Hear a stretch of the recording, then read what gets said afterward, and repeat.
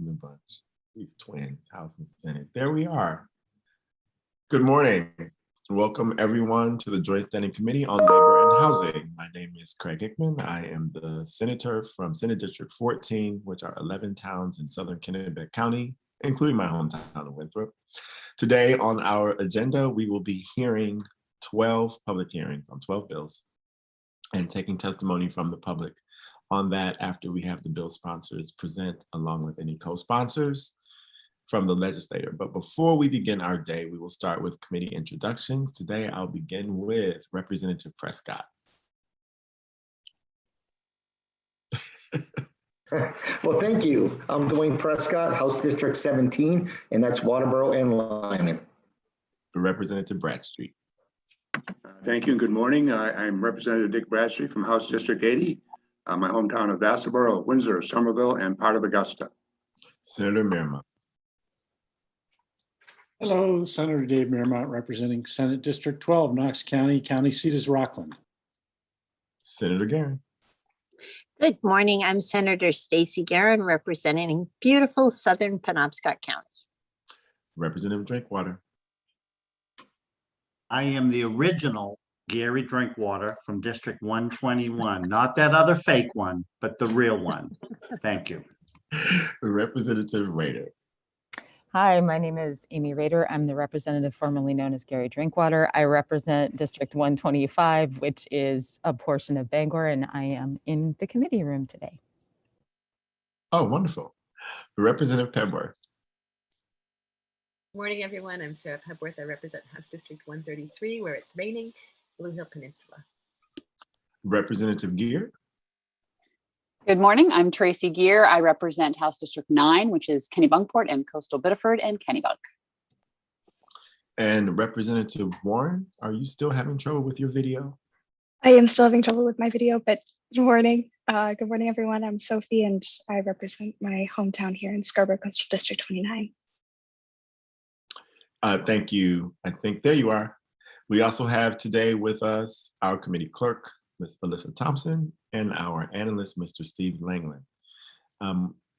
With that, the order of the day will be as follows. LD 1002,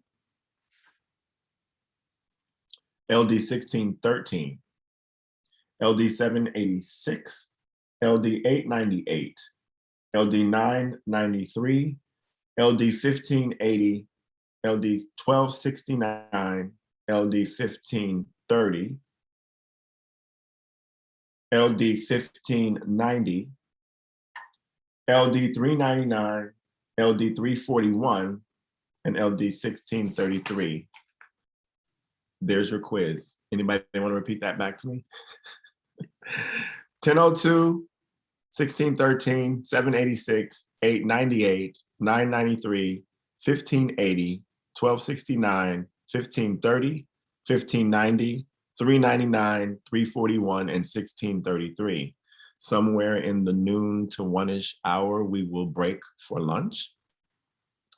And with that, we will get right to it. And I will open up the public hearing on LD 10,002, an act regarding the availability of health insurance coverage for dependents of certain state employees, presented by Representative Allison Hepler of Woolwich.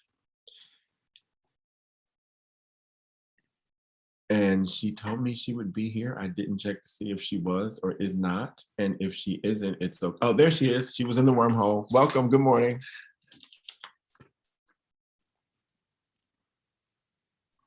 I have to double click the video. It sounds like that worked earlier, but if it doesn't, we will make you a co-host so that you can, there we are, so you can show up. Well, you can hear me. We can hear you, and we, Okay. All right. So try your video one more time. there we go. Good morning. Good morning. Thank you for, I'm in my office. I finaled this morning and at UMaine Farmington, and thanks for letting me go first on this lengthy list here. And hopefully this will be easy for you. So Senator Hickman, representatives of Labor and Housing Committee. I'm Allison Hepler of Woolwich. I represent Aroustic, Georgetown, Phippsburg, Dresden, and a small part of Richmond, in addition to Woolwich. And I actually come before you today to vote ought not to pass on LD 1002, hopefully make your day a little shorter. A constituent asked me for clarification on the health insurance options available for state employees who had retired and then were rehired for the same position. As a result of not getting clarification, I submitted this bill and had hoped for said clarification before the bill came before you. There has since been clarification, sorry to overuse the word, and now there's no need for this bill, and so I respectfully ask you to vote ought not to pass. Thanks. Thank you, Representative Hepler. We will take you up on that offer later in the day. And since I see no one else here to testify on this bill, we will close the public hearing on LD 1002. Have a great day. You too. Thank you. I will now open the public hearing on LD 1613. Resolve, directing the Department of Economic and Community Development, the Department of Labor, and the Department of Transportation to develop partnerships with businesses, unions, and educational programs and institutions to provide training and transportation for workers, presented by Representative Colleen Madigan of Waterville.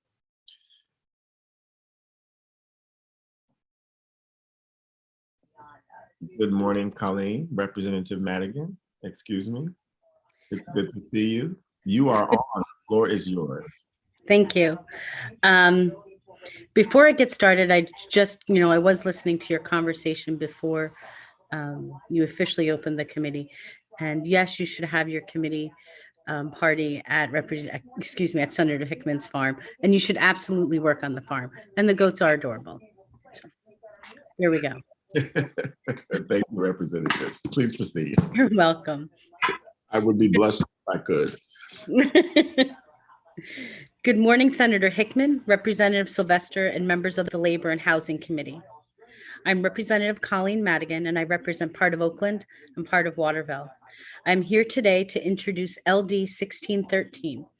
Resolve, directing the Department of Economic and Community Development, the Department of Labor, and the Department of Transportation to develop partnerships with businesses, unions, and educational programs and institutions to provide training and transportation for workers. This bill comes out of the concerns of the people of Waterville. I want to tell you a little bit about the city of Waterville. Like many cities in Maine, Waterville used to have mills that provided solid middle-class jobs. We had the Scott Paper Mill in Winslow. We had the Hathaway Shirt Factory. Both of these have been closed for 20 years, over 20 years. Young people in the Waterville area do not have the same access to good paying jobs that their parents or grandparents did. You are going to hear stories from people today about that lack of opportunity. They want to have the same chances that their parents and grandparents had. They want jobs that provide a pathway to the middle class, jobs with benefits, jobs that allow them to buy a home and start a family, maybe even take a vacation. In my work before I came to the legislature, I usually worked with teenagers. What I heard from a lot of them was that they wanted a good job. Many did not want to go to college and get a 4-year degree, but they wanted the same things that we all want: a decent vehicle, a home to call their own, a family. They knew that a few part-time jobs in local restaurants would not get them there. And most had a desire to gain the skills that would lead to a good job. If you've read the news at all in the past few years, you'll likely have heard about the need for tradespeople in Maine. BIW advertises on the radio now for workers. And I don't know if you've needed a plumber recently, but I did this past winter. It was nearly impossible to find a plumber to come to my home to fix a pipe. I am not alone in this. We need HVAC professionals. We need electricians. These are all good jobs. A person who wants one of these jobs, however, needs training and/or an apprenticeship. Transportation is often the barrier to getting that training, apprenticeship, or even a job interview. You see, you need a good job to be able to pay for a car, registration, and insurance. Often, as in the case of jobs at BIW, once you have the job, other transportation options open up. Rideshare programs or commuter vans are available. What I have heard from the people of Waterville is that transportation is the key for people getting these good jobs in the first place. This bill addresses that gap. And talking with people about this bill, I have found that people from many various groups recognize that transportation is often a barrier in a rural state like Maine. Many of our communities lack any public transportation. I can't tell you how many people I have worked with as a social worker or talked to that said that transportation was the biggest barrier to participating in school or training programs.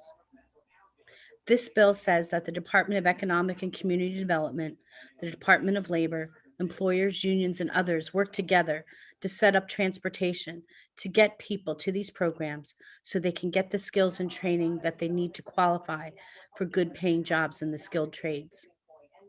I want the young people of my area and other areas of the state to get good jobs. I want them to buy homes in my town and remain my neighbors. This bill helps them, and it helps all of us. We need these skilled workers. So when you need a pipe fixed, a plumber will be there. And when the hospital in your area needs HVAC people to fix their heat, someone is there. I want the young people of my area to have the same opportunities that their parents and grandparents had. When this happens, improves the tax base in our state. It strengthens our towns. Having more solidly middle-class residents helps us all.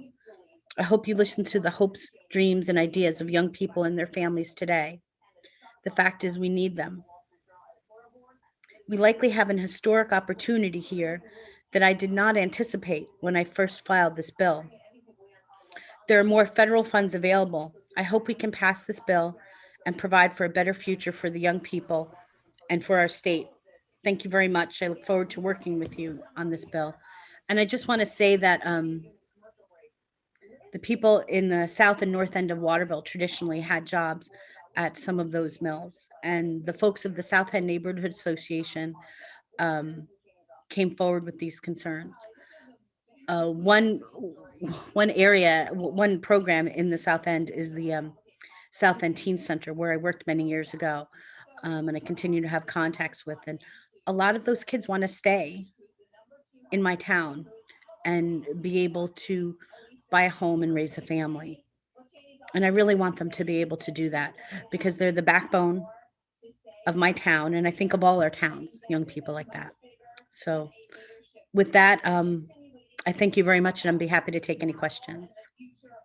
Thank you, Representative Madigan, for being here today and for putting the bill in. We will go to questions from the committee, but first I will allow Chairman Sylvester to introduce himself. If he is here. He's here. Thank you. I am here, but I'm unable to start my video. It keeps telling me that I can't start it. So I think I need to be made a host, but I am Representative Mike Sylvester. I am the representative from District 39, which is a part of Portland. Welcome. Try clicking on your camera twice, and in lieu of that, then Ms. Thompson will make you a co-host, which you should be anyway. So there you are. Representative Drinkwater has a question for the bill sponsor. Thank you, Mr. Chair. Very important is education for our young people to get the type of jobs you're talking about. And as one that just came off of education, we fought very hard for training for the trades.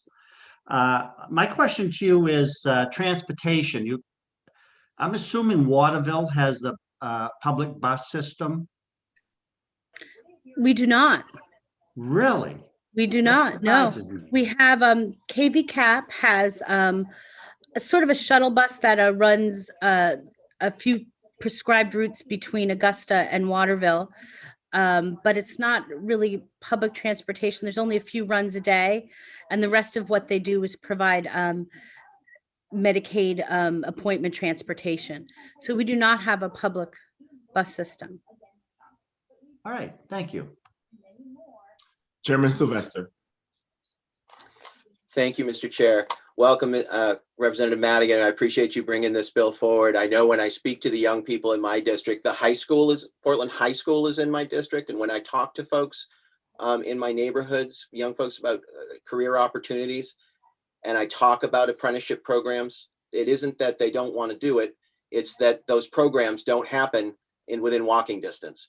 So what I'm wondering, and so they feel like left out of that. And so I wonder whether or not you envision something that is statewide travel. For example, we used to have the main share van that would go up and down the state. If you see something that employers where there's some sort of private public partnership, I guess I wondered what you imagined the solution would be.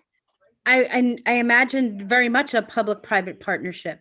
I think, sort of like a one-stop shopping that that public and private entities could work together so that if someone signs up to get into an apprenticeship program or a training program, we could get them to that training. It's really critical because it's things, I mean, in my testimony, I mentioned that I had a pipe problem. I literally could not find a plumber. I'm not the only one. And, there's, I know a number of young people in my town who would like to apply for those jobs at BIW that they're advertising on the radio, but they have no way to get there, to get the training that would qualify them for that. And it just seems to me so important. I have a constituent who about a year and a half ago, got a job doing HVAC work at Maine General Hospital in Augusta, and he lives in Waterville. But they've had a ton of openings because they've had some deaths and retirements, and it's tough filling those jobs. And, we have training programs at our community colleges. KVCC, which is, right up the road, next town up from Waterville and Fairfield, has training programs for electricians and other things, but people can't get there. It's the biggest barrier I have heard from constituents, from clients in my work as a social worker towards getting that training to getting a better job. And that's what we know. We need those tradespeople. Quick follow-up, Mr. Chair. You may proceed. And I think the other piece of this is that once you get out of the classroom, there is the toilet that you mentioned that needs to be fixed is not in the classroom. It's in somebody's home. And so would you see, I mean, I can see both large private employers. There are some public funded apprenticeships. There are, are you envisioning all of those sort of saying, hey, we need a van, or we need an ability to get these 6 people from here to here? Is it that simple? Yes, it is that simple. It is that simple. It's just getting there, because once they have that job, once they have that completed apprenticeship or training program in their hand and they have a good paying job, then they're going to be able to have a reliable vehicle to get them to a job, and then they can start their own business as a plumber. God, wouldn't it be great if I had a surplus of plumbers in Waterville, or any town, that would be great. Thank you so much. Thank you. Representative here has a question. Thank you, Mr. Chair. And I can't seem to turn on my video as well, so I apologize. Thanks for bringing this bill, Representative Madigan.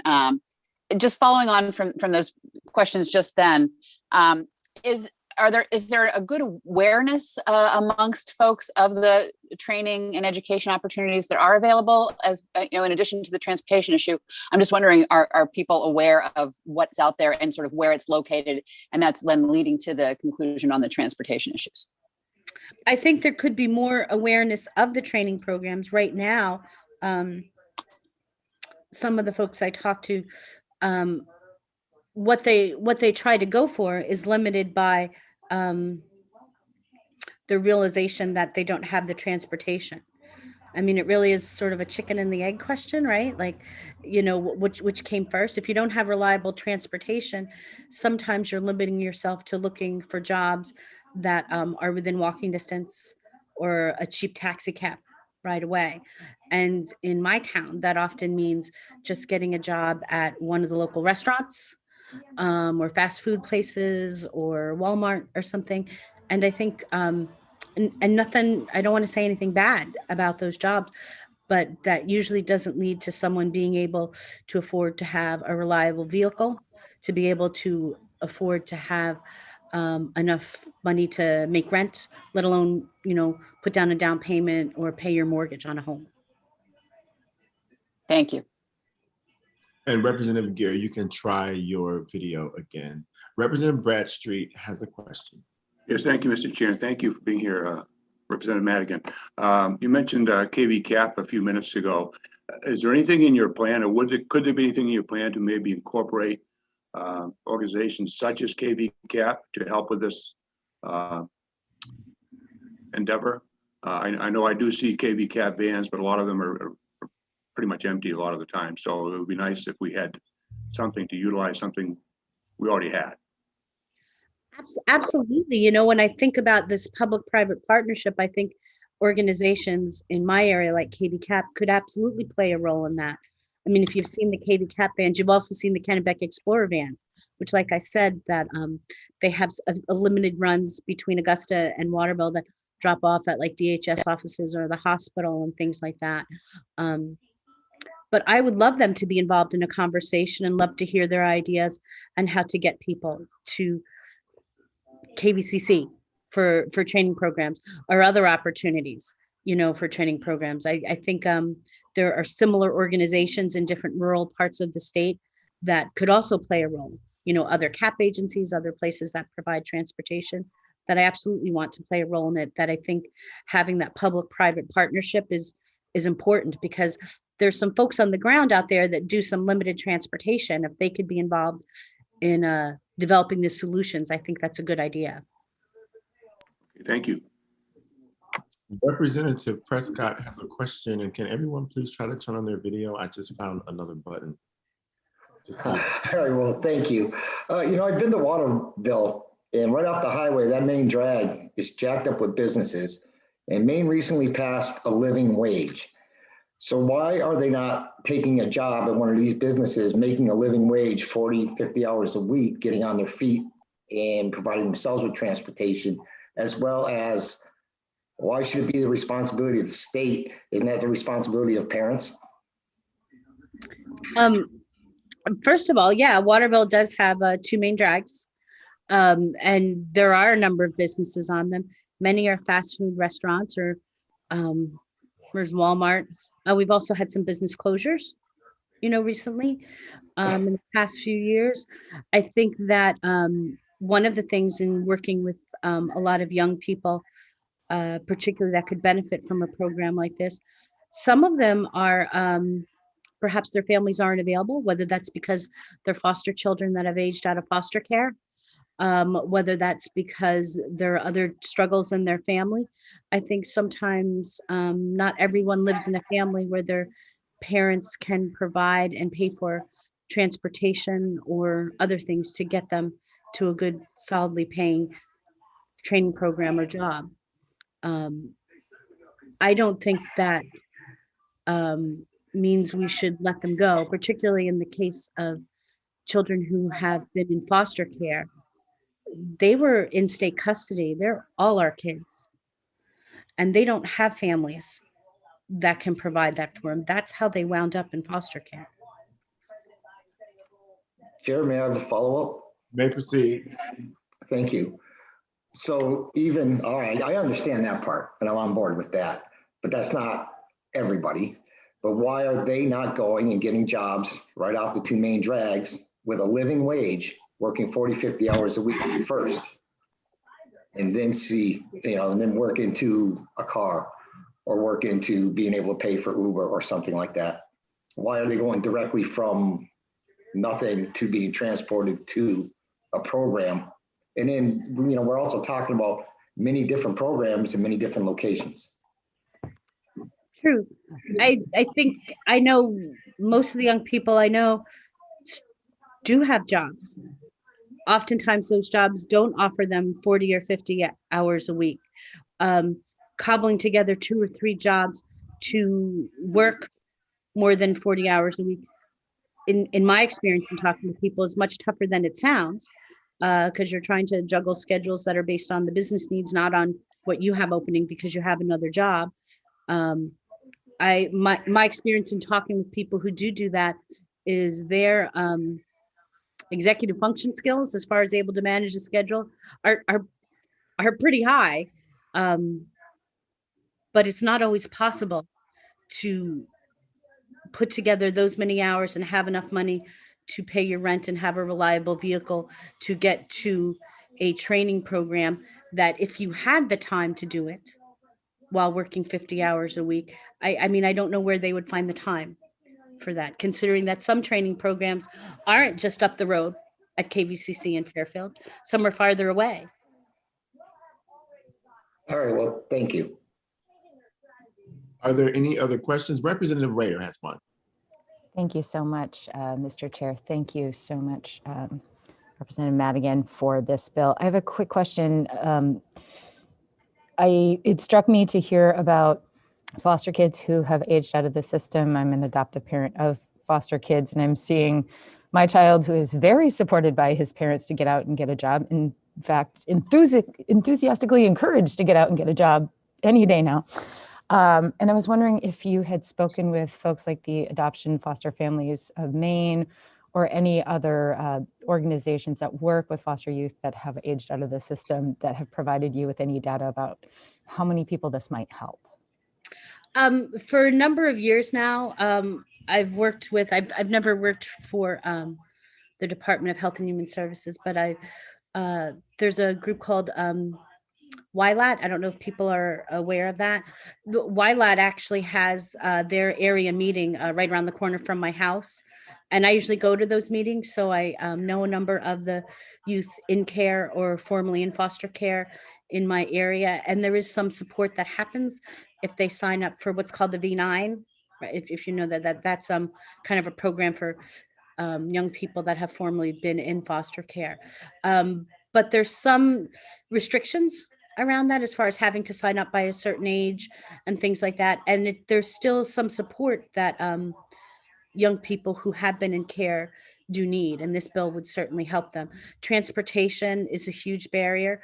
One of the things that consistently comes up in YLAT groups is the support just involving getting a driver's license. I think people who don't know, youth who have formerly been in foster care or in foster care, know that there's a whole host of things that parents do as far as paying for driving school, setting aside the time to help teach them to drive, put them on their car insurance so that they actually have a vehicle to drive. That's often difficult for youth that have been in foster care. So that's another reason this would help them, because that often doesn't happen for them. Sometimes they graduate from high school and are trying to get into their workforce and they don't have a driver's license yet. Great, thank you so much. I appreciate it. Yeah, thank you. Representative Warren has a question. Thank you very much for bringing this bill forward and for your testimony today. I wanted to ask you, there's two big issues that I think we hear a lot in our committee. One about a long-term workforce shortage in a variety of areas, keeping young people in the state as well. And I'm wondering if you see this bill as part of maybe connecting already different incentives and ways that we try to invest in the state to keep young people here and meet long-term workforce shortage needs.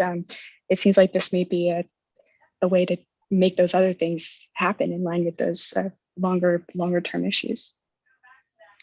That's a great question, Representative Warren. And actually, when I thought about this bill, that was one of the things I was thinking about. And you actually put it much better than I did in my testimony, is that I think it does address some of the long-term workforce shortages. So I think it's a good fit in that way. It helps the individuals that I'm talking about, certainly the young people in my town and other towns, but it also addresses the needs of our state as a whole for those skilled workers. So thank you for that question.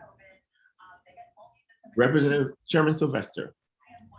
Thank you, Mr. Chair. Just a quick follow-up question. You had in your testimony talked about federal money coming in, and it seems to me, and a lot of that is going to workforce development, and it seems to me that the big cost here is the initial infrastructure cost to be able to buy the actual transportation, whether that's vans or whatever. Do you envision that initial cost hopefully coming out of federal money, and then the private partnerships we talked about, public partnerships we talked about, sort of the maintaining of that? Yes, thank you. That's also a very good question. Thank you, Representative Sylvester. Yes, when I initially filed this bill, like I said, it came out of the concerns of people in Waterville.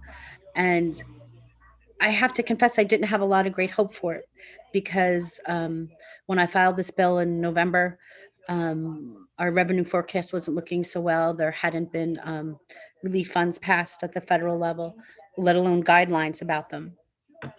But since that time, I've really come to be hopeful that some of that money could be used for that, that to kind of set up that infrastructure that then can be maintained by those public-private partnerships. So yes, exactly.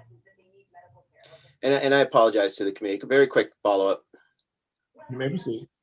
Thank you. And just in some of the discussion, as I was listening to it, I envision this as a short-term gap between the point where somebody needs a start to get to the job and the point where those first sort of paychecks start coming in, and they're able to sort of either pool together or find a ride in some other way. Not as some sort of long-term 5-year ride to the job every day. Are you envisioning it the same way, just to make sure that I'm not mistaken? Yeah, no, absolutely. That's exactly it. When I think of, I talked about the city of Waterville, the neighborhood of the South End or the neighborhoods of the North End used to be able to walk to those jobs at the Scott Paper Mill or the Hathaway Shirt Factory. The fact of the matter is those skilled trades jobs are not within walking distance anymore. I mean, Maine has changed a lot in a couple generations. And so I think kind of just giving that assistance to get people to those training programs so that then they can get that job and get that paycheck. And then once they get that paycheck, they can start building their life and they don't need that transportation help anymore. It's really just that bridge to get them to the good job that gets them a solid middle-class job and, their own transportation, and whether they buy a kick-ass vehicle or whether they, hop on the commuter van to BIW, great. Not my business anymore. Thank you so much. Representative Prescott has another question. Well, thank you, Chair. This is more of, I'd like to add to the bill, something sponsor should think about for the workshop, is I know that some public school systems do charter runs. They already have the buses in place and whatnot. So you might want to, for the workshop, consider adding them to the circle of people who would try and join in on this program. Thank you for that, Representative Prescott. That's a great idea. I mean, when I thought about just kind of everyone working together, school systems, if they have the capability, either because of vehicles they have or the time they have or funds, that's great. They want the folks that graduate from our high schools to be successful too. Thank you. We'll see you at the workshop. Are there any other questions from the committee? Seeing none, we will now turn to take testimony from the general public. Representative Chairman Sylvester, will you give your spiel, please, on the timekeeping for people testifying today? Well, yes, I will. So for folks who are testifying, if you would set your view to gallery, you'll be able to see the fine faces of all of my colleagues and those folks who are waiting to testify. And you'll also be able to see when I hold up my phone, which I will time you at 3 minutes, which is the limit for folks from the public talking. And at 30 seconds, I'll hold it up again and then gently nudge you when it's your time. Thank you, Chairman. And so with that, I will ask Ms. Thompson to promote to our panelist room for public testimony, Reen Finch from Waterville. It's the only person I have signed up. If there is anyone in the attendee list who wishes to testify on this bill, you may raise your hand and we will call you accordingly. So with that, I welcome Reen Finch. Hello, everyone. Before I get started, I just want to say, I know I'm not a member of the committee here, but if there's a baby goat party, I would like an invite. I am Reen Finch. I am from Waterville, Maine. It's raining right now. So a little bit about me. About 7 years ago, I got involved with the South End Neighborhood Association, which is a community organization here in the South End. I primarily got involved to help revitalize a park in the South End that the city has been neglecting.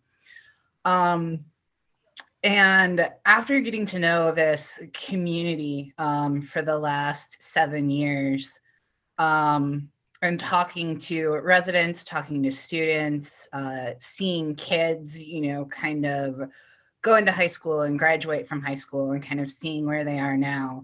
I had some conversations with Rep. Madigan and asked if there was any way that we could, put a bill in that would kind of address the needs of getting primarily these young adults to good quality jobs. And the biggest issue, as Rep. Madigan said, is transportation. These are kids who want to work. They very much want to work. They can't get transportation. And the big issue, that actual issue that sponsored, that led me to Rep. Madigan, was that BIW needs workers, and there are a lot of young adults in the South End who would gladly go work. And there is a carpool that leaves from right off of 95, and it's a carpool of workers that go down to BIW. They leave at 5 in the morning, they come back at night, all of that. That these kids theoretically could take advantage of. However, they can't, because the training facility for BIW is not in the same city.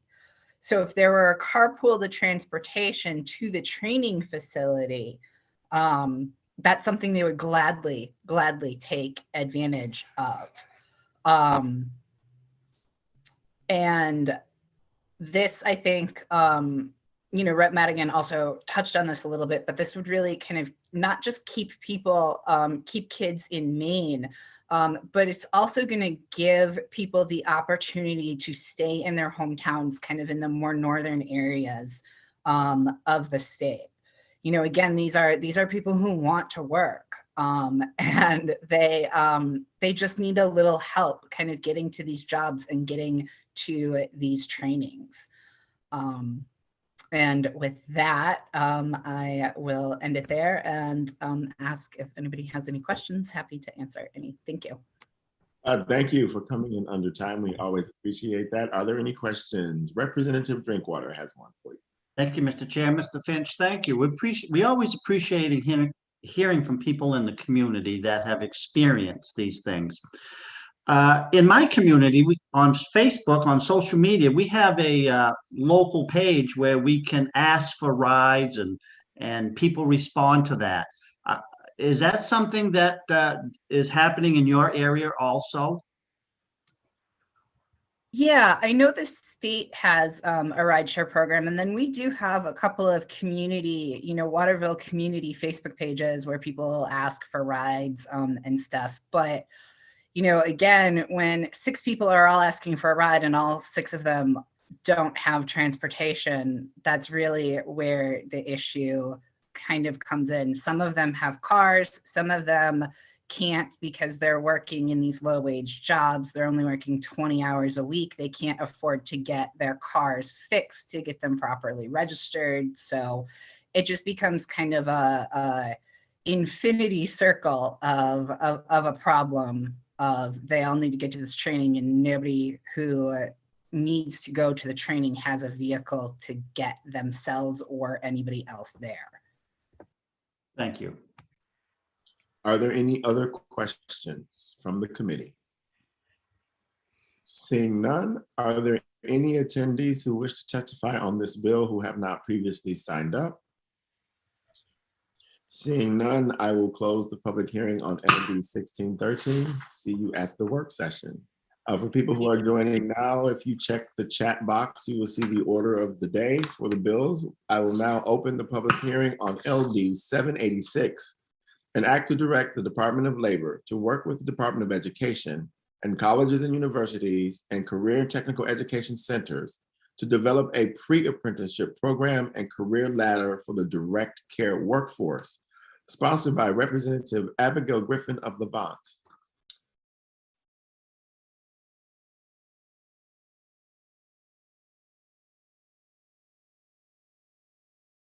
I know I saw her in the attendee room. She may be on her way to us through that long journey into the light.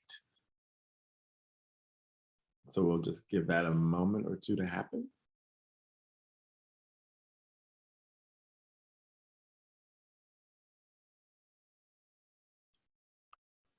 We do thank the rain for being here again today. Hopefully people are not losing power over it. I don't have any wind here in Winthrop. Anyone else have any wind? Yeah, didn't think so. I don't like wind. Ms. Thompson, was Representative Griffin here? She was. It took me a few tries to try and promote her, but then she never popped up on our side. So I'm wondering if it kicked her out. Okay. I can try giving her a call. If you don't mind, that would be great. I can Yeah, certainly no move problem. on to Bill, but I know that people schedule their day around the order of the day. And so if it's just a technical issue, we'll just wait a few minutes and be at ease until we get that solved.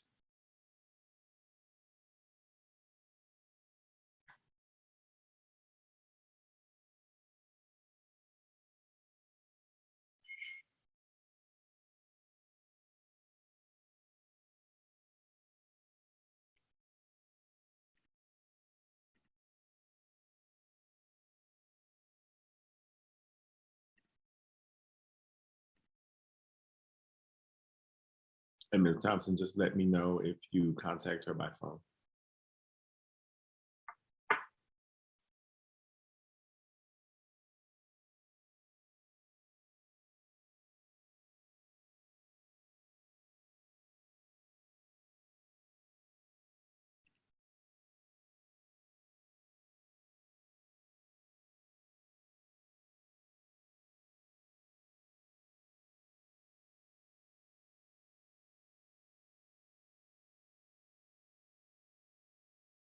So here's what we're going to do. There is one person who has signed up to testify on this bill. And that is Jess Morrow of the Maine Council on Aging. I don't see anyone else sign up to testify on this bill. So what I'll do is the public hearing is open. I will ask Ms. Thompson to promote Jess Morrow here. And maybe by the time we hear that testimony, Representative Griffin will be back. If not, we'll hold the public hearing open and we'll move on to the next public hearing. So with that, if you could promote Jess Morrow, that'd be great.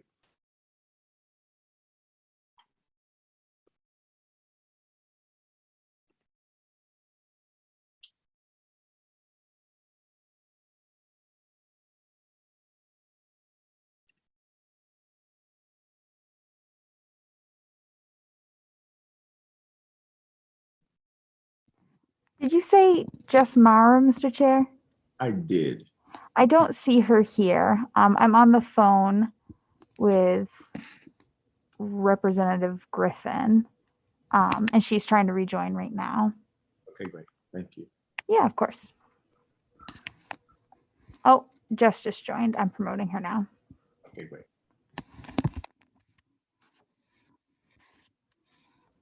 Public hearings in the age of Zoom. Good morning.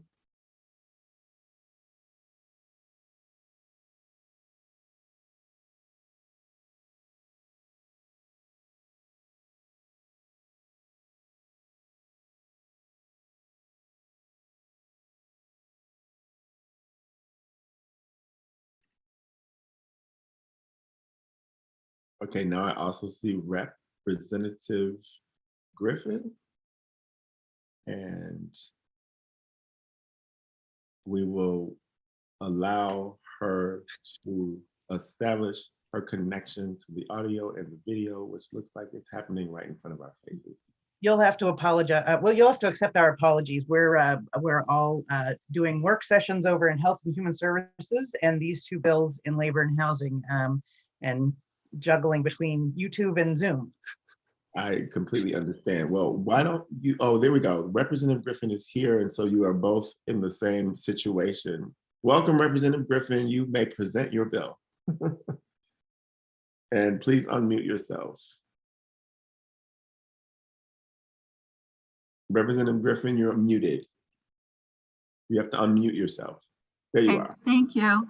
I'll get it yet. Okay, good morning, Senator Hickman, Representative Sylvester, and distinguished members of the Joint Standing Committee of Labor and Housing. My name is Abigail Griffin, and I represent House District 102, which includes the towns of Glenburn, Kenduskeag, and Levant. Today, I am introducing an act to direct the Department of Labor to work with the Department of Education and colleges and universities and career and technical education centers to develop a pre-apprenticeship program and career ladder for direct care workers. You should have received an amended language, which is entitled Resolve, requiring the Departments of Labor and Education to create an education program for direct care workers. To be honest, I'm surprised this bill has been referenced to the Labor and Housing Committee and not the Education Committee, as this bill is in regard to creating and developing educational programs for individuals to become direct care workers. Last session, I served on the commission to study long-term care workforce issues under the leadership of the Honorable Aaron Erbrick and the Representative Jessica Fay. This commission made the recommendation that the Department of Labor and the Department of Education work together to develop an education and certification program for direct care workers in high school vocational programs, as well as career and technical education centers. Direct care workers are special individuals that have a heart for the people who need one-on-one care. These special individuals should benefit from programs such as pre-apprenticeship programs and Earn as You Learn apprenticeship programs. An educational opportunity for individuals in high school and career and technical education centers would help solve the problem of a shortage of direct care workers. These workers should be able to advance in their careers by earning certification and training as they work. The opportunity would motivate individuals to continue in this field of work. In 2010, Nadine Idris of the Muskie School of Public Service presented a training program called the Maine Direct Service Worker Training Program. This was a competency-based program. It was piloted by several providers, but the curriculum was never used. Jillian Jolicoeur of Assistance Plus, a member of the commission, spoke very highly of this program. The Division of Licensing and Certification reported to the commission of a curriculum they are updating. At the present, Office of Age and Disability Service has reactivated the curriculum project under the HRSA grant and is working with DLC. They are seeking assistance from the Muskie School, and COVID has made the timeline unclear.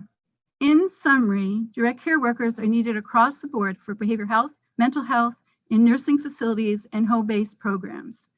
To have programs to train and educate such workers in technical and career training centers will give an opportunity for individuals to access such programs. This would be a significant benefit to those providers who need these skilled workers. Thank you for your time and consideration. I'd be happy to answer any questions you may have if I can. Thank you. Thank you, Representative Griffin, for presenting the bill and giving us your amendment. Just to sort of answer your question, I would imagine that the bill came to this committee because it was a concept draft directing the Department of Labor to do something. And so without further details, this was the best place to start your bill. But we do appreciate you presenting the resolve language so that there's a collaboration in building this program. Are there any questions from the committee for the good representative from the back? Representative Bradstreet. Thank you, Mr. Chair, and thank you, Representative, for being here this morning. Good to see you. I'm wondering how many programs there are, or how many career centers there are out there who would be covered by this. It's probably not a question for you. Maybe the department could have that available for us for the work session, so we know the scope of what we're talking about. That would be great. Thank you, Representative Bradstreet. Mr. Langland, please take that note for the work session. Are there any questions for the bill sponsor from the committee? Seeing none, Chairman Sylvester has one.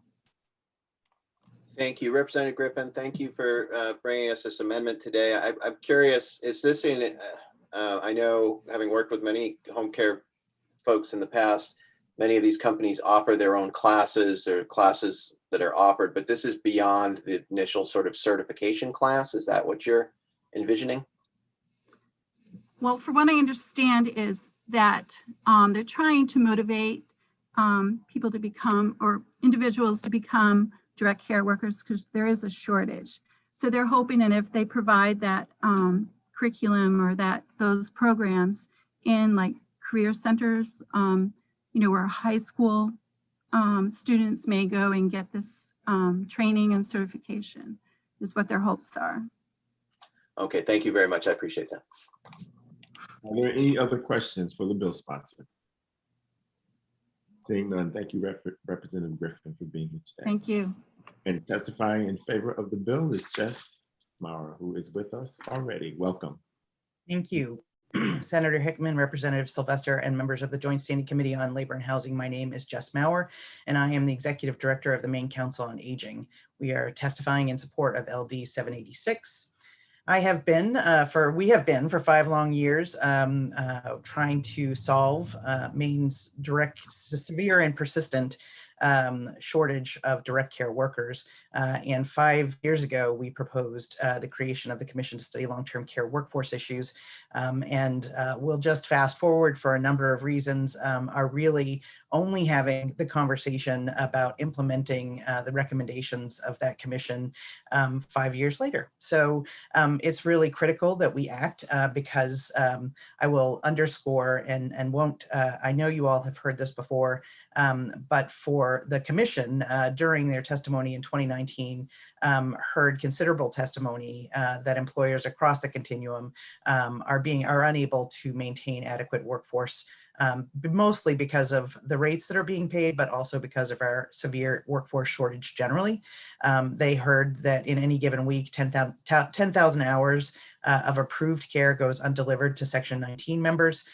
They heard that in the last 90 days, 60% facilities and nursing homes declined a new admission because of staffing shortages. And they heard that older people are experiencing unnecessarily long stays in hospitals, filling critically needed beds because they can't be discharged to home or facilities.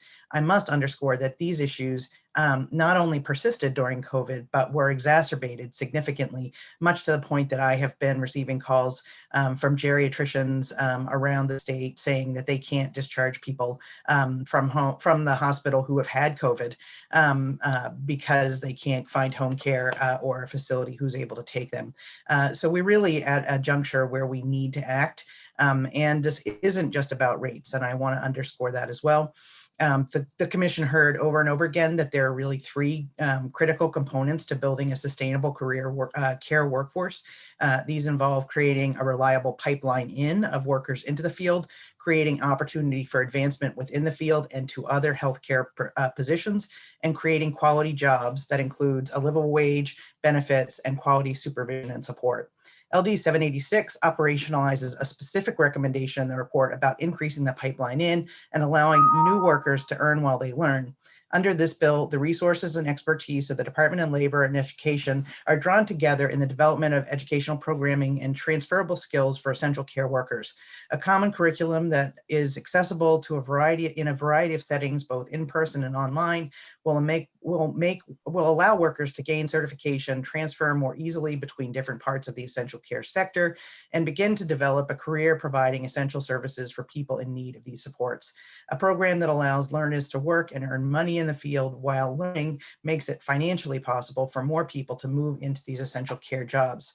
I would like to note that the Maine Community College testimony is a little bit concerning to us, only in that it could appear to the committee that things are on track to solve this challenge. I just want to underscore that personal support specialists, direct support professionals, behavioral health professionals, and homemakers are also what are called essential care workers or direct care workers, and they are often left out of any formal career ladder that leads to healthcare jobs, and they have not been prioritized for education. And this bill very specifically is intending to address those workforce shortages. CNAs are also a very important specific type of essential care worker that works in a facility. And those workers have been routinely tied to the healthcare professional career ladder, as well as provided training opportunities. So we're really focused, in addition to CNAs, on these other kinds of direct support professionals. This strategy alone is not the entire answer to growing our solution to our direct care workforce shortage, but it's an important part of the solution. Unless we attract new workers to the field and educate them where they are and help to retain them and advance their careers, more and more of Maine's most vulnerable people will be unable to get the support and care they need. Just as to underscore, this problem is not going away. More than 300,000 people in Maine are over 65, and a quarter of them will need 1 year of paid support over the remainder of their lifetime. Many people with disabilities, both old and young, need help with assistance of daily activities of daily living, and to remain productive as workers, in caring for grandkids and in volunteering to help others. So investing in this workforce now ensures that Mainers are able to be as productive as they can be for as long as they can be, despite their need for care. We urge you to vote in favor of LD 786. Thank you, Ms. Mauer. Are there any questions from the committee? Chairman Sylvester. First of all, thank you, Ms. Mauer, for your work on this committee, and thank you to both Representative Griffin and yourself. You know, the commission's report was very thorough, and we appreciated all of the steps. I think that, to me, the ladder that you mentioned, the career ladder, seems to be the key to making the pathway in work. That sort of movable credential that we heard about in another bill earlier and I think I was hoping that this was that bill. Is there a bill to do such a thing? Because the way that this bill is crafted right now, without a lot of support from the Department of Labor and Department of Education and the community colleges, it seems difficult without being able to point them towards that. So this bill does not do that. I will say that I know, and we could certainly ask for an update from the Department of Labor and the Department of Health and Human Services, that they have been actively working on this. And we understand that they are including the bottom rung of the career ladder, that they are working on to be the lowest rung jobs, PSS, DSPs, BHPs. And so I think that the reason it hasn't been included is that they're doing it, so we don't want to require them to do something they're doing. And Muskie had, and this came up over and over again during the commission, had created a really solid training program for sort of the whole group of folks, and had sort of an electronic career ladder as part of that. And as I understand it, and again, I haven't had an update from the department for a while, they're trying to bring that back, and it actually helps people navigate through the process. So making these educational opportunities available, including, you know, sort of locally and online, and helping folks connect to the availability of these jobs and get into education is critical, while the component of sort of helping them move through the career ladder, I think, is being developed, and we could certainly ask for an update on that. And just again, I just want to frame that there is no bigger supporter of this group of people than myself, but I, except maybe you, Ms. Marr. but when we organized these folks back when I was back at MSEA, and we brought, you know, and we created an apprenticeship for leadership program that really only gave $1. It was the professionalization of the job that brought people in, and their commitment and those sorts of things. I think you're right about the rates, but I can't see how the pipeline in works, what the pitch is. So I'm asking you to help me. What is the pitch to bring people into these low wage jobs without much support or help? Well, I will just take one little step back to say, I think we were challenged, and you'll hear from the commission's chair, Jess Fay, on the next bill, Representative Fay, on the next bill that you'll hear. We were challenged to understand whether we should put an omnibus bill together that really began to attack all of these issues, or whether to, sort of parse these issues out. And I think the decision was made to parse them out.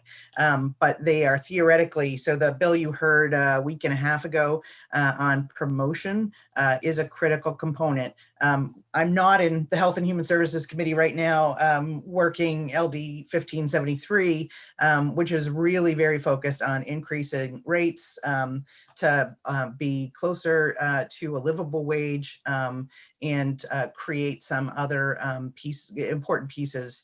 And then there is the educational component. And then the next piece, actually, the next bill you'll hear, which we're also testifying in favor of, is really starting to pilot the issue related to the benefits cliff, which is we've seen often, which is that people are working in this field and receiving benefits, but they can only work so many hours, or they'll lose their benefits, and they often are struggling with so many other issues of life that the next bill really creates an infrastructure that helps to potentially connect them with more resources and a career pathway forward. So, I mean, this isn't an easy solution, other than we know that it's a complex problem, that it has to be solved across many ways. And the pipeline in piece theoretically will be supported by increased wages, promotion of the work ultimately, and then easy access to training, education, and career advancement.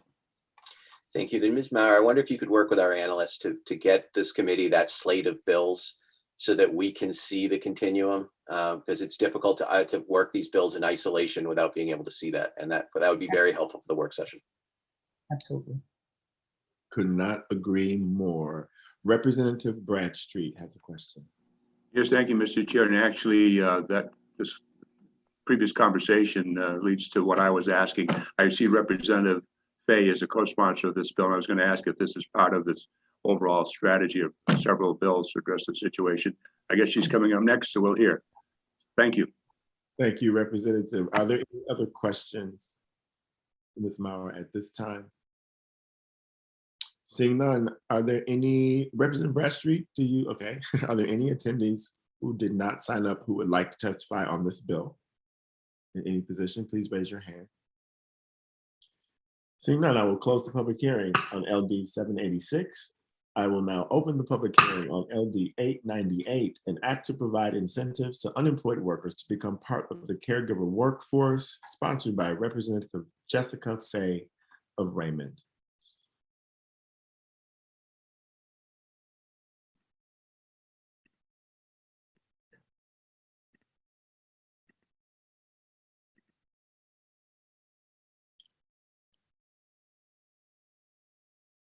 Time travel.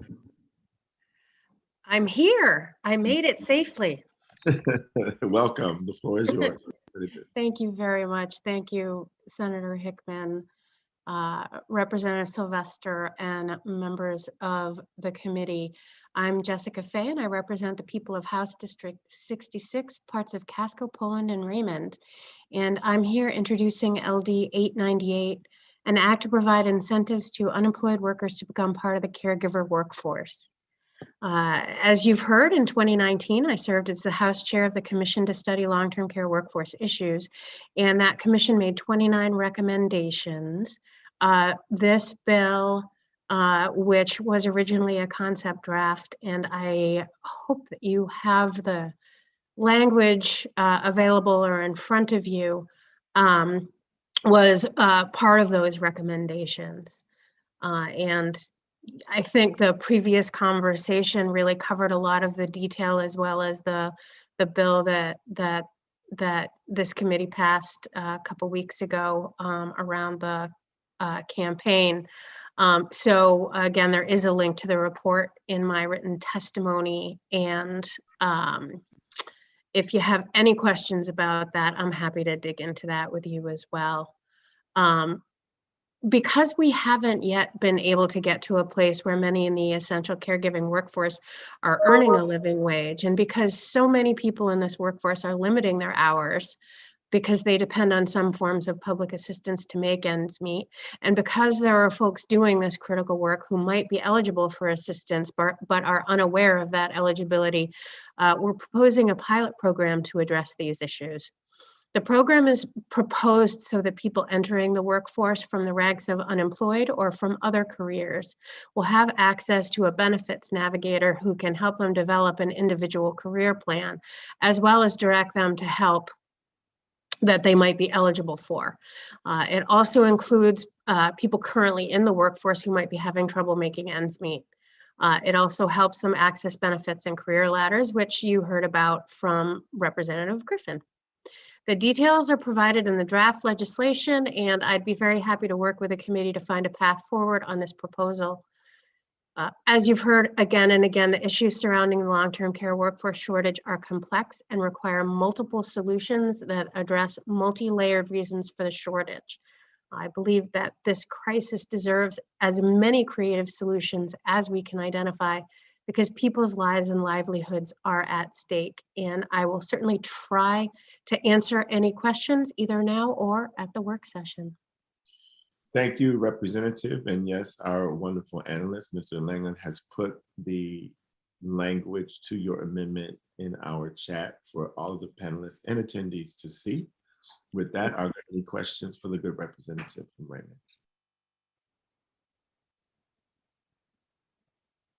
Seeing none, thank you for being here today and for all of your work on this, especially as chair of the commission.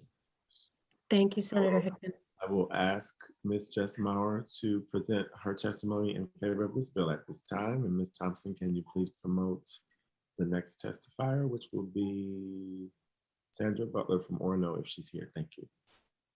The floor is yours, Ms. Maurer. Thank you, Senator Hickman, Representative Sylvester, and members of the Joint Standing Committee on Labor and Housing. I'm still Jess Maurer and still the Executive Director of the Maine Council, and testifying in favor of LD 898. I will assume we can dispense with other formalities in relation to the testimony we just provided. We'll just dig right into this bill. LD 898 responds directly to the issues and concerns raised in the report of the Commission to study long-term care workforce issues specifically related to workers who are receiving public benefits or who are low-wage earners. It responds with an innovative, multi-layered, and targeted pilot program to support the career development and economic stability of individuals moving into the home care field. The details of this pilot program will be designed through joint work of the Department of Labor and Department of Health and Human Services, and with assistance of a working group of home care workers, agencies, and organizations with relevant workforce experience. Three components of the bill combine to create real opportunity for growth, both with the individual participating and for the home care workforce, meaning that more people there will be more people dedicated and available to care for people in need of care. First, each participant will be supported in designing an individualized career pathway with a focus on long-term career ladder opportunities. People will not only be able to get a job, but also move toward continuing career development. Second, each participant will be supported to connect with economic stabilization services, enabling them to be food secure, to receive needed childcare, live in safe, affordable housing, and access financial supports. So people will be secure enough to devote their attention to both their learning and then developing their skills as a home care provider. Finally, tiered reimbursement strategies will provide incentives to create more supportive workplaces for people, so people will be encouraged to stay in the home care industry. This section is modeled on the attached 5 pillars of direct care job quality as recommended by PHI, an international direct care workforce policy organization. LD 898 represents a well-designed pilot program with accountability. The program leverages existing subsidies and incentives available to other workers in other programs. The program includes a control group of similar individuals who do not participate in the program, thereby allowing a comparative analysis, including analysis on return on investment and evidence of improvement in quality of care delivered. The evaluation process is conducted by an independent, nonpartisan reviewer with annual reports of to the Legislative Committee of Labor and Housing and Health and Human Services. As the benefits of the program are documented, consideration can be given to expanding to other areas of the essential care workforce. This strategy alone, again, will not solve the growing problems with our essential care workforce shortage, but it has great potential to help build the workforce, provide engaging and growing jobs for individual workers, and improve care for people who need in-home support. We urge you to vote in favor of LD 898. I'm happy to answer any questions. Thank you. Thank you, Ms. Maurer, for your testimony. Are there any questions from the committee? Representative Bradstreet. Thank you, Mr. Chair, and thank you again for being here. You talked about the pilot program that has accountability. Are there any preset criteria for determining whether or not the pilot program will be successful? Well, no, because the pilot program hasn't been created. It would be created in partnership again with folks from DOL and HHS to really leverage existing. We spent months talking about this, but really leveraging existing programs and subsidies and supports that are available to other workers and other folks who are receiving benefits, but essentially to wrap in these home care workers in the pilot. So we haven't set up the metrics yet because the program hasn't been developed, but we will have a neutral person help us figure out what the measurement metrics need to be. Are there any other questions from the committee? Seeing none, thank you for being here today and for all your hard work on this very important issue. Next up, Ms. Sandra Butler from Orono. Welcome. Thank you. Good morning, Senator Hickman, Representative Sylvester, and honorable members of the Labor and Housing Committee. My name is Sandy Butler. I live in Orono and am a professor of social work at the University of Maine. This testimony is provided in support of LD 898, which implements a number of recommendations made in the January 2020 report from the Commission to study long-term care workforce issues. I had the good fortune to sit on that commission, and I believe the report's recommendations were well considered and important as we continue to address the severe shortage in direct care workers in Maine. Shortages that will only get worse as our population ages unless we act now. Home care aides provide help to individuals who need assistance with activities such as bathing, dressing, cooking, and cleaning in order to stay in their homes and communities. The need for personal assistance services is expected to grow in tandem with the aging of the US population. In Maine, personal care jobs make up one of the fastest growing occupational groups, but sadly, due to low wages and little chance for an advancement, it is not a job many can afford to take. 12 years ago, I carried out a longitudinal study related to turnover of home care aides, and these are the ones that Jess Maurer was talking about, the personal support specialists, the lower rung. I was studying personal support specialists in Maine, and the study involved 261 home care workers from across the state, all 16 counties. And over an 18-month period, more than 1/3 of the research participants left their job terminated. Many to take higher paying work they were really less drawn to than caring for their consumers. In interviews, they told us they were forced to look for other work because they could not make ends meet. More recently, I conducted another study, I lost my thing here, on the experiences of home care aides in Maine. The story of one research participant I'll call Mary illustrates the potential benefits of LD 898. Mary had worked in residential and home care for 34 years at the time I interviewed her. She had never been able to move out of poverty as a single parent of 2 children. She loved her clients and being a caregiver, but she was physically and emotionally exhausted from the work and her unsuccessful efforts to achieve adequate income. At age 54, Mary was deciding to leave the work, to leave Maine, to live with her daughter in the DC area and search for another kind of employment. She said, quote, I really love my job. I love helping people. I wish it paid the bills, end quote. The pilot programs proposed in LD 898 would have helped increase Mary's income and would have allowed her to reach her career goal of becoming a registered nurse. She had started a nursing program earlier in her life, but had been unable to complete it given the demands of single parenting and full-time employment. LD 898 will assist people like Mary to either begin or continue to work as home care aides and to pursue further education. Thank you, Senator Hickman, Representative Sylvester, members of the committee for allowing me to present this testimony. I urge you to support LD 898. It represents an important step forward in valuing the crucial work of the low-wage workers who provide care to vulnerable members of our community. And Thank you. Thank you for being here and for all of your work on this important issue. Are there any questions from the committee? Seeing none. Thank you again. Thank you. Person signed up for this bill. If there's anyone in attendance who would like to testify on this who hasn't signed up, please raise your hand. Seeing none, I will close the public hearing on LD 898.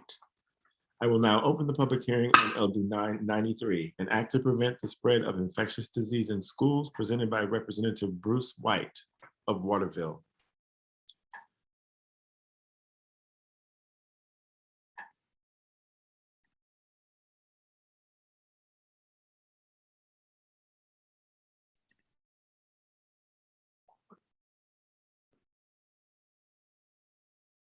Welcome, Representative.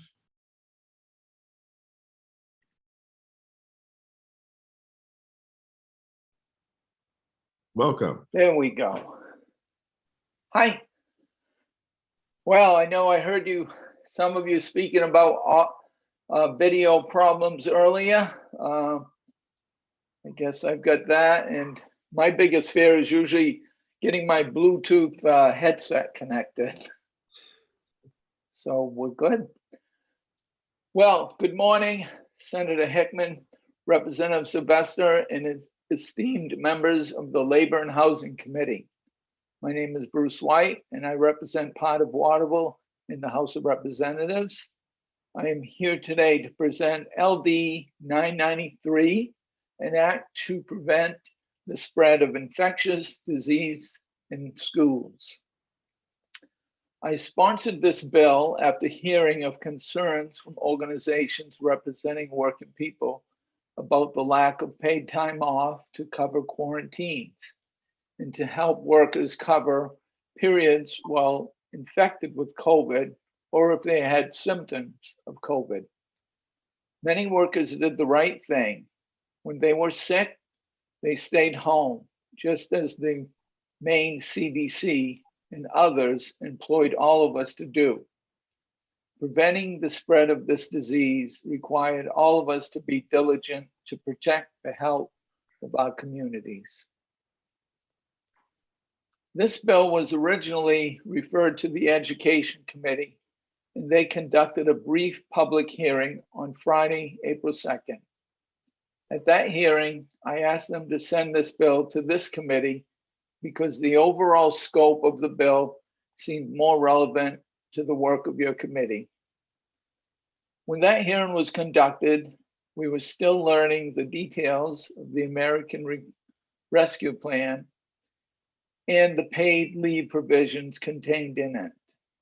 The American Rescue Plan includes a provision that provides tax credits for employers, both public and private, if those employers provide paid leave to employees for quarantines or if they have COVID or COVID symptoms.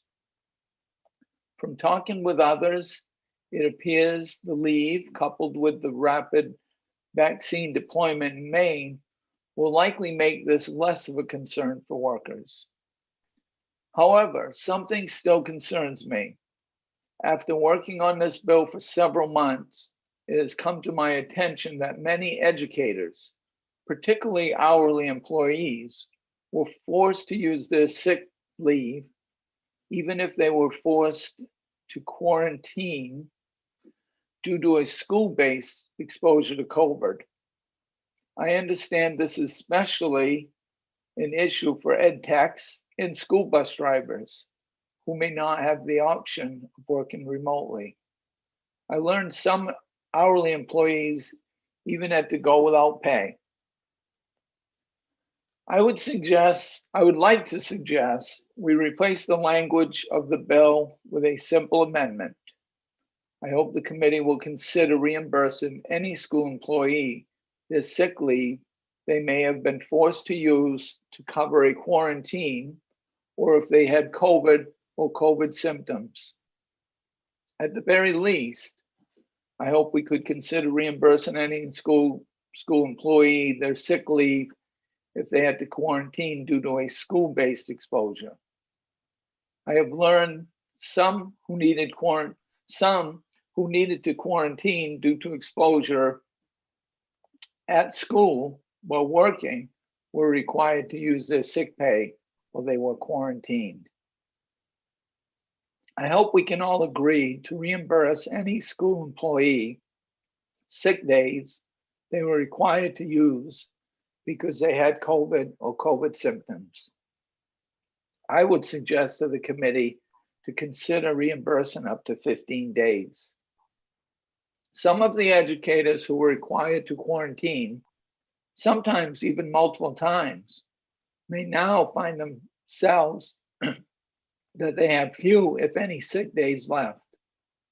It would be unfortunate for any staff who falls ill during the next school year to be facing few or no sick days at all.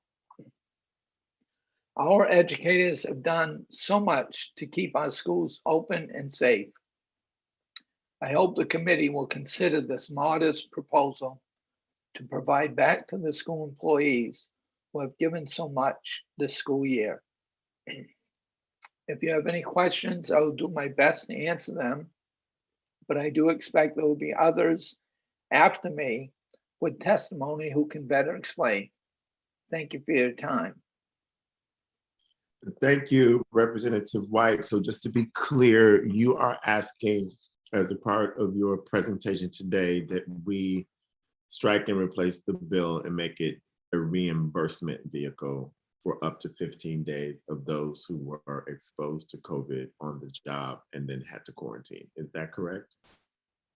Yes, that would be correct. And that would be school employees only. Thank you. And again,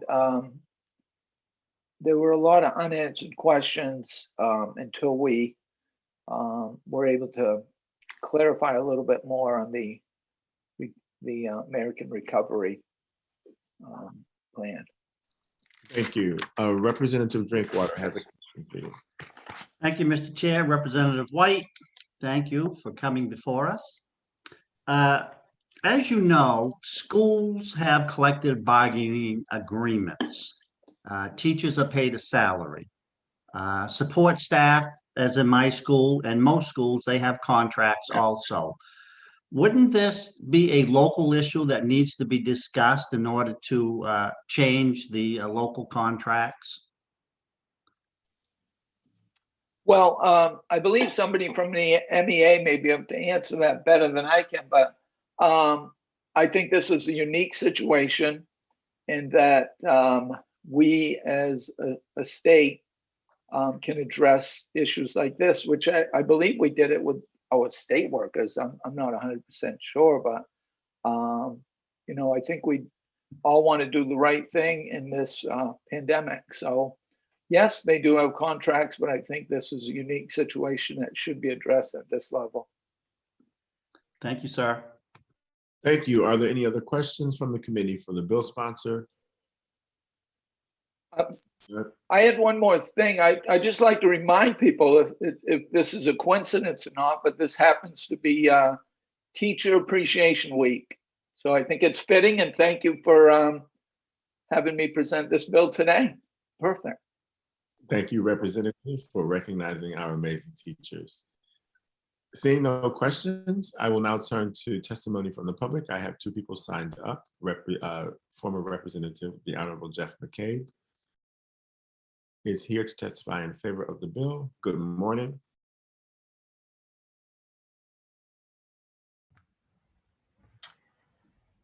Thank you, Mr. Chair. I was in the wormhole there, so I believe you called on me. I did. Excellent. Thank you, Chair Hickman, Chair Sylvester, members of the Labor and Housing Committee. My name is Jeff McCabe. I serve as the Legislative and Political Director for Maine Service Employees Association. We represent 13,000 employees, workers, and retirees statewide.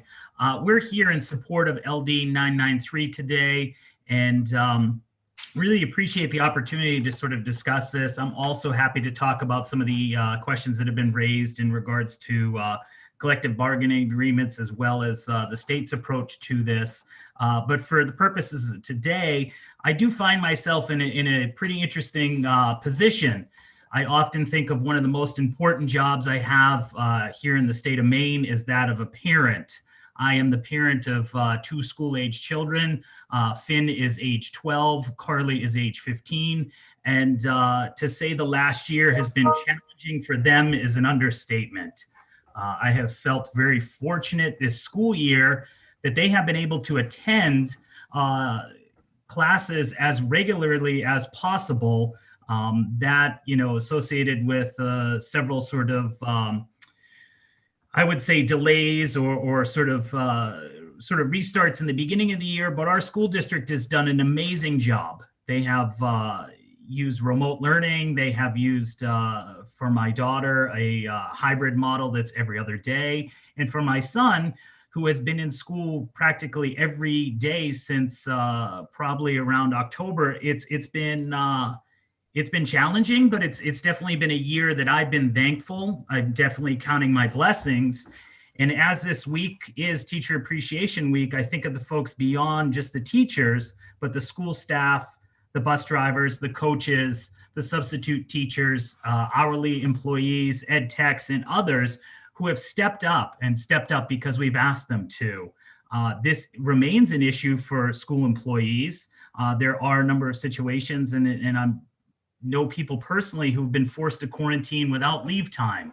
They've been exposed as substitute teachers, as hourly staff, and then forced to quarantine, losing salary, and just what a hardship that is.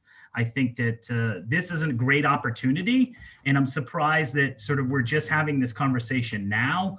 I think when it comes to issues of paid leave associated with COVID, when it comes to issues of hazard pay, the state right now has received an immense amount of federal funding, and these are 2 issues that should probably be at the top of the list. I think that if we look to other states, there's other states who've done creative ways of paying hazard pay, where people are applying directly to the state for reimbursement.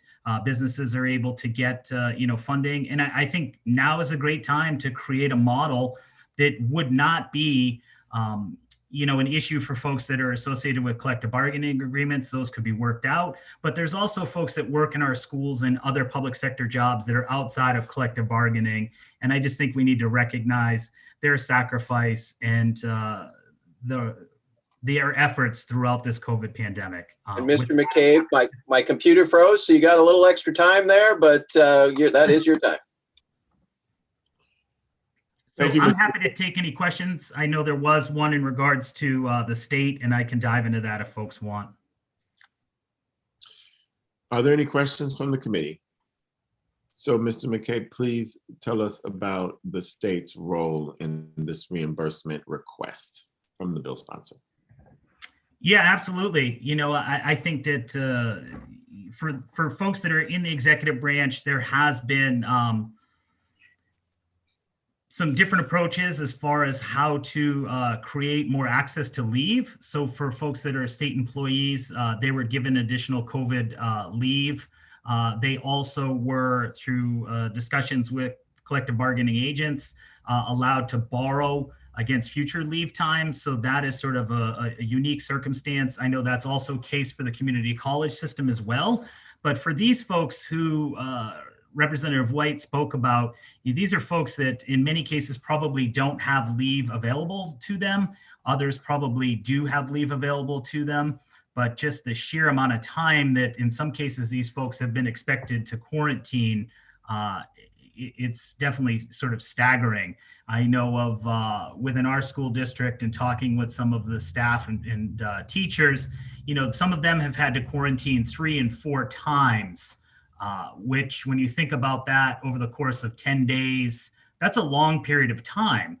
So, I think there's an opportunity here where the state, I don't know if it's Department of Labor, I don't know if it's Economic and Community Development, but there seems to be, to me, a way to create a system for folks to apply for some sort of reimbursement for that time. I'm well aware of folks that do have time as part of their contract, but I also know folks that might be part-time or in that substitute role who, might have prorated leave time, or they might not have any leave time at all. I just think, these are folks that have truly stepped up during this pandemic. We've had substitute bus drivers There was a week where my son's class was, all his teachers were quarantined and they had substitute teachers in the classroom, and the teachers themselves were Zooming in. So, I just think where there's a will, there's a way. And I think there's a way we can figure this one out. Thank you, Mr. McCabe. Are there any other questions from the committee?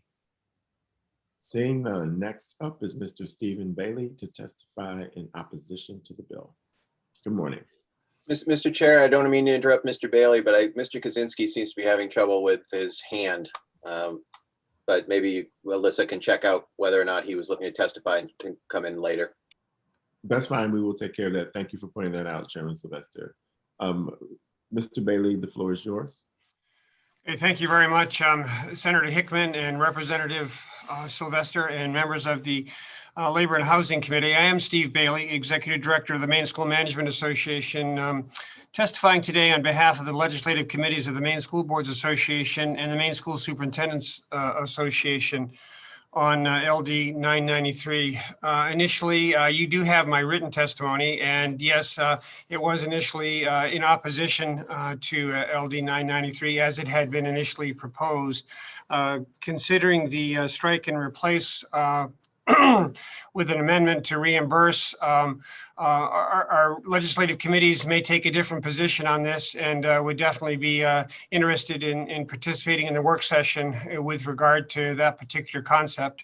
I would add, in terms of our testimony, that in many cases, I won't say all, because we have heard of some situations as described by Mr. McCabe, as well as sponsor Representative White, that there were cases that we know of where individuals were asked to use, personal leave. But in other cases, many districts made provisions for leave being provided to workers who had contracted COVID in their line of duty, either where it was handled locally, yes, through the collective bargaining association agreements that had been in place.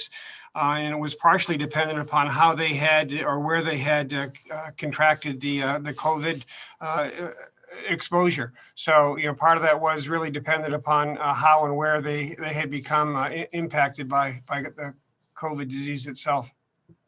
So we would be interested in participating in a work session with regard to this, considering the amendment to reimburse employees who had to use sick leave due to exposure, especially if school related, and whether or not that would be up to 15 days or what have you, given some of the relief funds that might be able to be made available, that could be an interesting consideration given this particular impact of staff having to leave their classrooms this particular year. So thanks very much for the opportunity to testify. Again, we'd like to be available for the work session. Thank you, Mr. Bailey. We intend to schedule this work session for Monday. Okay. Representative Drinkwater has a question. Thank you, Mr. Chair. Mr. Bailey, nice to see you again, as Good always. to see you again, Representative. Let's talk about teachers and being salaried workers. If they leave, and we know of instances where there's been teachers leave on maternity leave, don't they continue to receive pay for the year? Teachers who are out, yes, as long as they have not exhausted their sick leave. So yes, as long as they have sick leave available to them or some other leave available, then they would continue to receive their pay. And so what we're really talking about here is the hourly workers who would not get a salary, obviously, because they're hourly workers, and they perhaps need to be reimbursed if they had to take leave of absence. So are we really talking about the hourly workers? Thanks for the question. In many cases, not all, but in most cases, those hourly workers also have collective bargaining agreements that do have sick leave afforded to them. And they also, in many cases, have sick banks that also can be utilized given the approval of the association. So in those instances as well, it would be at the discretion of the district whether or not they would be required to use their sick leave on a COVID-related illness. And if they exhausted their sick leave, then yes, they would be without pay for that particular period of time.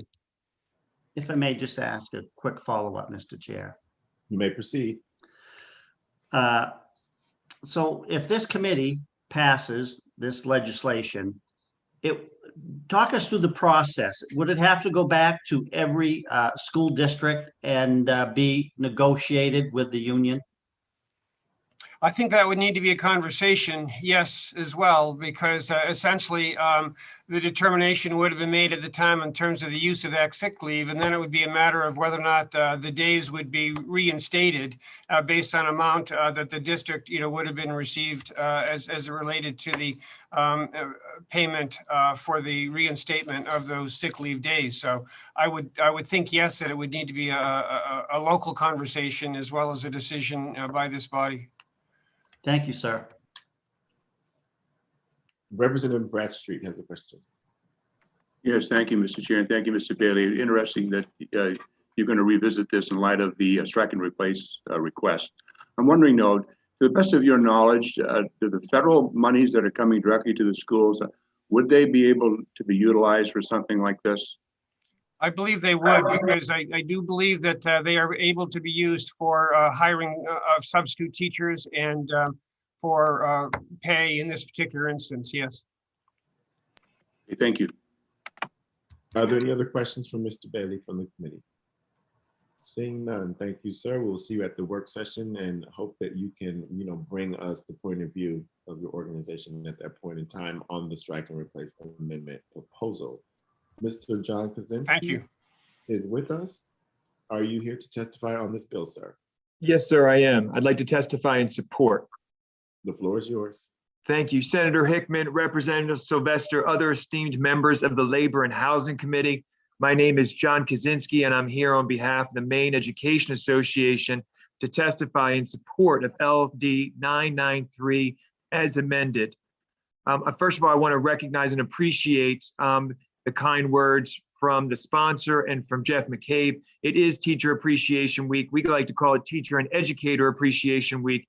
And now more than ever, our educators have gone above and beyond this year and done Herculean work to try to keep kids and schools moving in the right direction. And we are so proud of the work that they have done.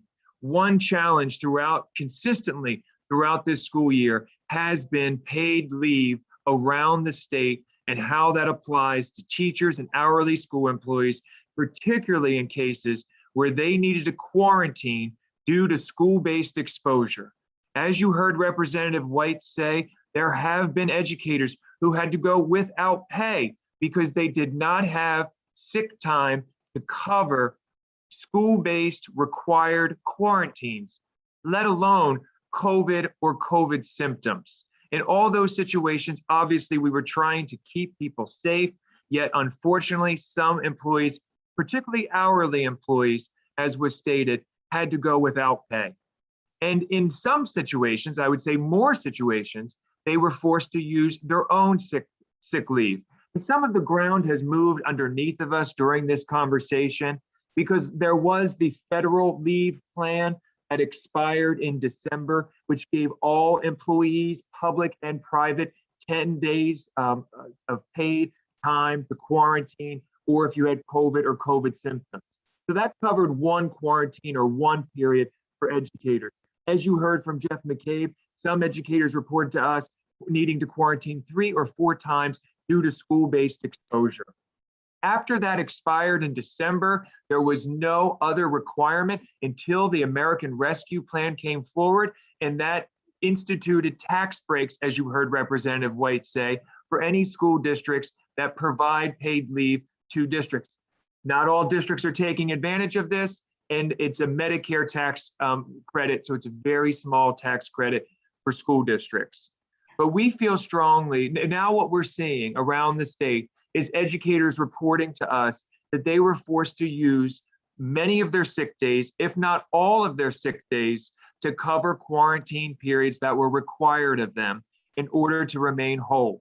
And just to be clear, what I heard Representative White say was not a financial reimbursement of those educators, but simply reimbursing them for the sick days that they were required to use due to quarantine, at school-based exposure, or COVID symptoms. We think this is a basic, modest proposal. I heard Representative White suggest capping it at a maximum of 15 days. I would argue there's no fiscal cost to this. I believe my time has expired if I'm reading Representative Sylvester correctly, but I'm happy to answer any questions and appreciate your service to the state of Maine. Thank you, Mr. Kaczynski. Senator Miramont has a question for you. Thank you, Mr. Chair. Mr. Kaczynski, thanks for being here. Thank you, Why sir. isn't this a workers' comp issue, since this is something that happened at work and put them out? And do their representatives have a case going for this? Because it seems it's already covered. It seems like they're protected. And how could it be that we need to pass another bill for that? Thank you.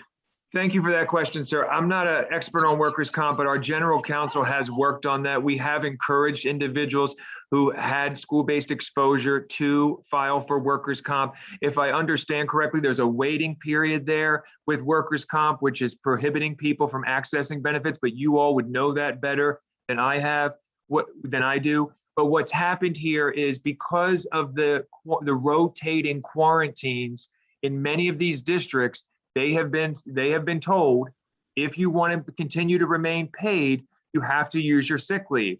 And we're coming up against a situation now where if you used a lot of your sick days to cover your quarantines or to cover your exposures this school year, heaven forbid you get sick next year.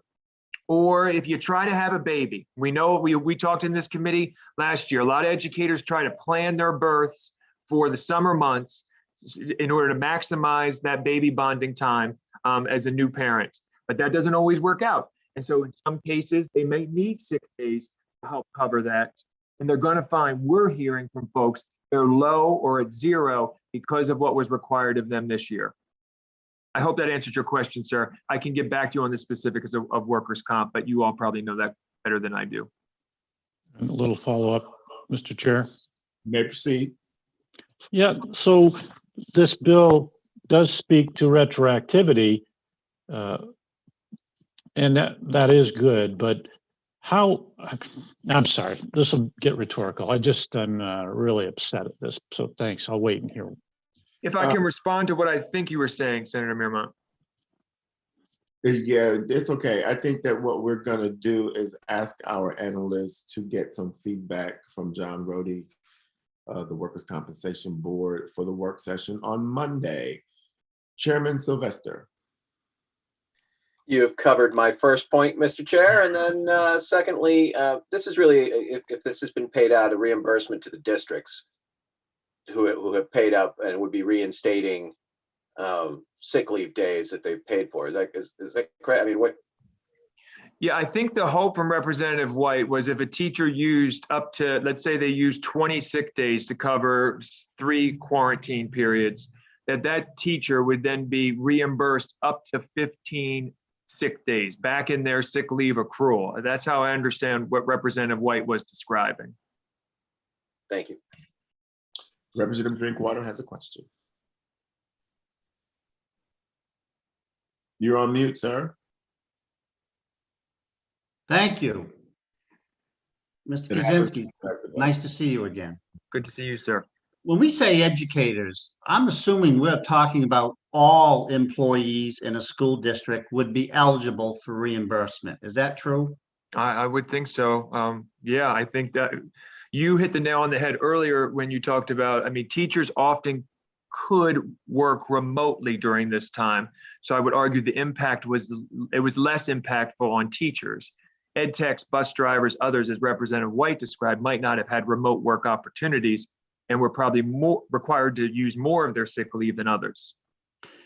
And if this passes, I'm assuming that the MEA would send an advisory opinion that you need to ask the reopened contracts to negotiate this? I don't know. It depends on how the language is written, sir, but I don't know what there would be to negotiate.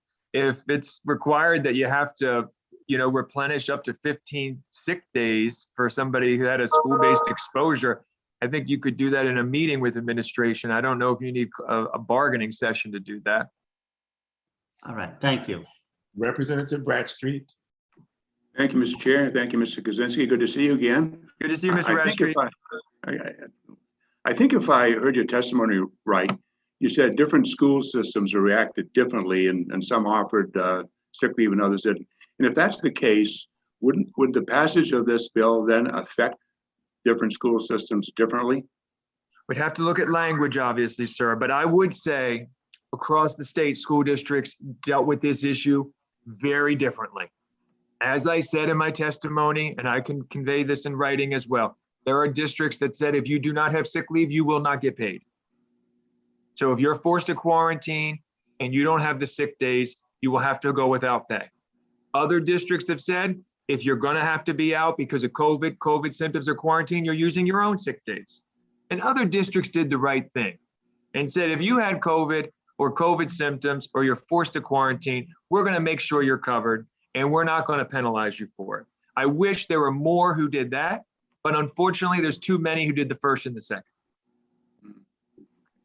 Thank you. Senator Miramont probably has now conceived of a question. Okay. Yeah, they'll probably keep coming up. This is just amazing. Why, I'm looking at why would there be a limit? You know, they're out there saying you got to get vaccinated, you got to do this or that. To what end? It's still a rolling process of even when you do, then you got to do this. Even when you do, you got to do this. So this is going to go on without end. This 80-hour limit is nothing. There should be no limit. If you keep an employee from working and you ever tell them that they can't get paid after you made them not able to work, then you better be paying. And anything else is coming up short, and I won't support coming up short on this issue. I appreciate that, Senator Miramont. If I could add, Senator Hickman, I hear a question in there, which was that this has gotten better. I will say this has gotten better, and it's gotten better because of vaccine deployment, because more teachers are getting vaccinated. And once you're vaccinated and fully vaccinated, you no longer have to quarantine. So that in particular is really helping. The vaccine deployment, President Biden prioritizing educators for vaccine deployment has meant less quarantining for teachers. And therefore, partly the reason I think when Representative White knows this, he's in and out of schools. He worked in plenty of schools. I think this is now, in 6 months ago, this was a much bigger issue with no end in sight, where teachers were being forced, educators were being forced to quarantine, maybe not being paid, maybe using their own sick leave. But with vaccine deployment happening so rapidly, we're seeing that this issue is starting to tip down. But this will be the long tail of this issue next school year, when we have educators who have 0 sick days or 5 sick days or 6 sick days. And now they have to cover somehow, if heaven forbid, they get sick or other things happen in their lives where they're going to need access to some kind of paid leave. Thanks for knowing my question. I tried my best. Thank you, sir. Are there any other questions for Mr. Kaczynski at this time? Seeing none, is there anyone else in attendance who wishes to testify on this bill who has not previously signed up?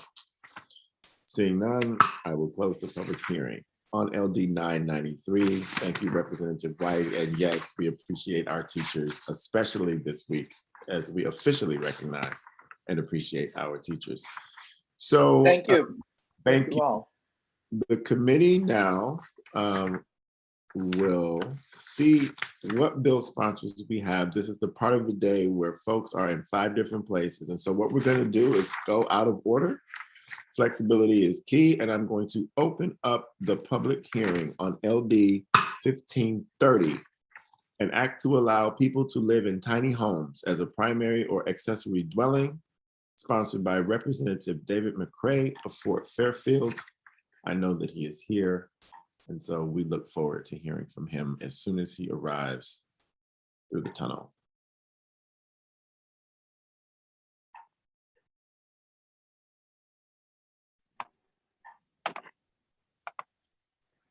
There. Representative? Yes. Floor is yours, sir. Good to see you. Thank you very much. I always go right into a panic because when they bring you in from the waiting room, it says rejoining, and I'm thinking, oh, I hope it's joining the right committee. Anyway, thank you very much. It's good to see everyone. Good morning, Senator Hickman. It's good to see you back in the saddle again. And Representative Sylvester and honorable members of the Joint Standing Committee on Labor and Housing. I'm Representative Dave McCray, and I represent the 9 communities of House District 148 up here in the central part of the county. I'm a lifelong resident of Fort Fairfield, and I'm very pleased to present LD 1530, an act to allow people to live in tiny homes as a primary or accessory dwelling. We have all heard of the need for new housing, whether it comes in the form of affordable, low-cost units or more stylish little homes. I am pleased to present LD 1530. Like many of us, I am intrigued with nearly everything concerning tiny homes. The industry appears to be developing, and LD 1530 is a significant and hopefully prudent step forward. LD 1530 provides that a municipality shall allow a tiny home to be placed as a primary structure on developed or undeveloped house lots. The tiny home may consist of not more than 400 square feet of floor space, thus the tiny home. They may be connected to utilities, and if they are connected to water, they must also be connected to a suitable wastewater system. The municipality in which they exist may inspect the tiny home. It must be placed on a stable surface.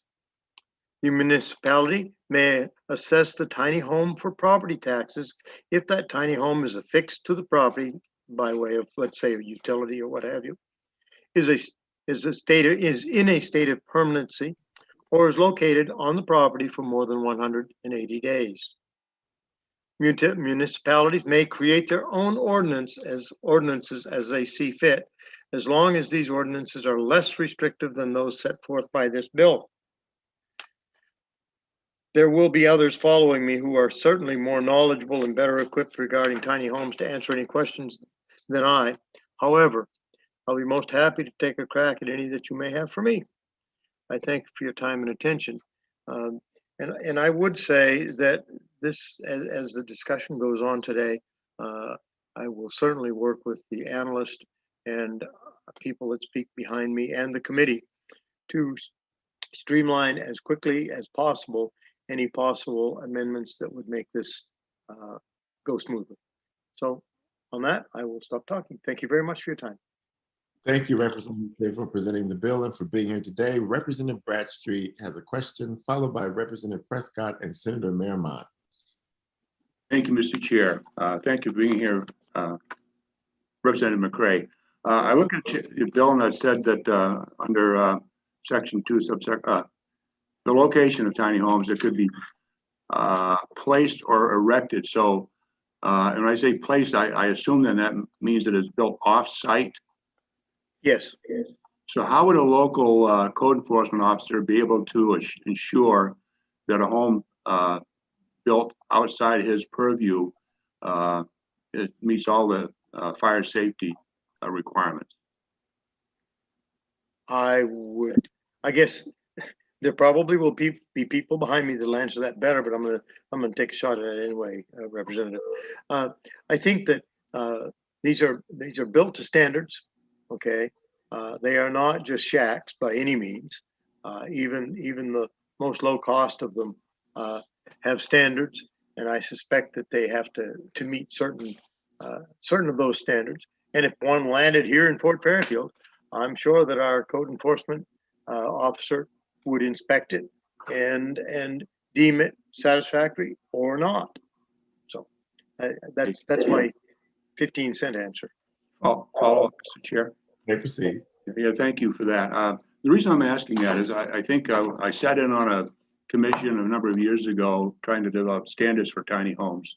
And back then, the local code enforcement people were in strong opposition to them because they were expected to put their signature on a home that was safe when they weren't able to inspect it. And I don't know if any of them are coming after to testify today or not. That's why I brought that up. Thank you. So do I. So, thank you, sir.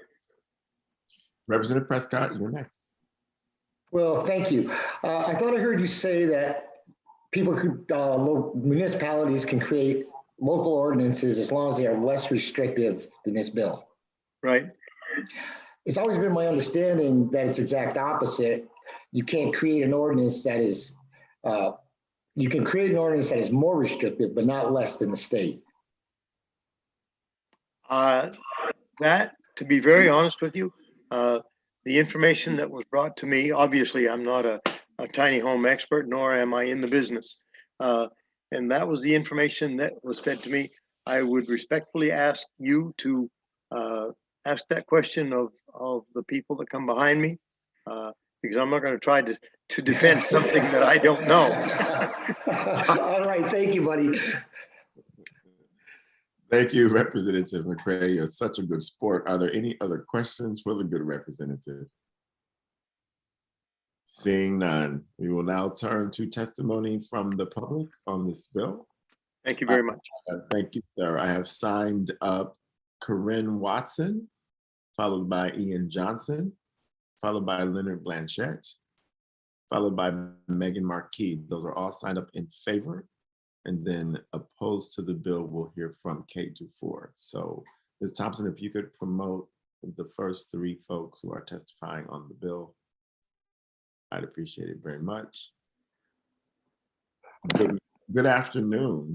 Good noon. We are at the top of the hour, ladies and gentlemen. Corinne Watson, the floor is yours. Hello, thank you.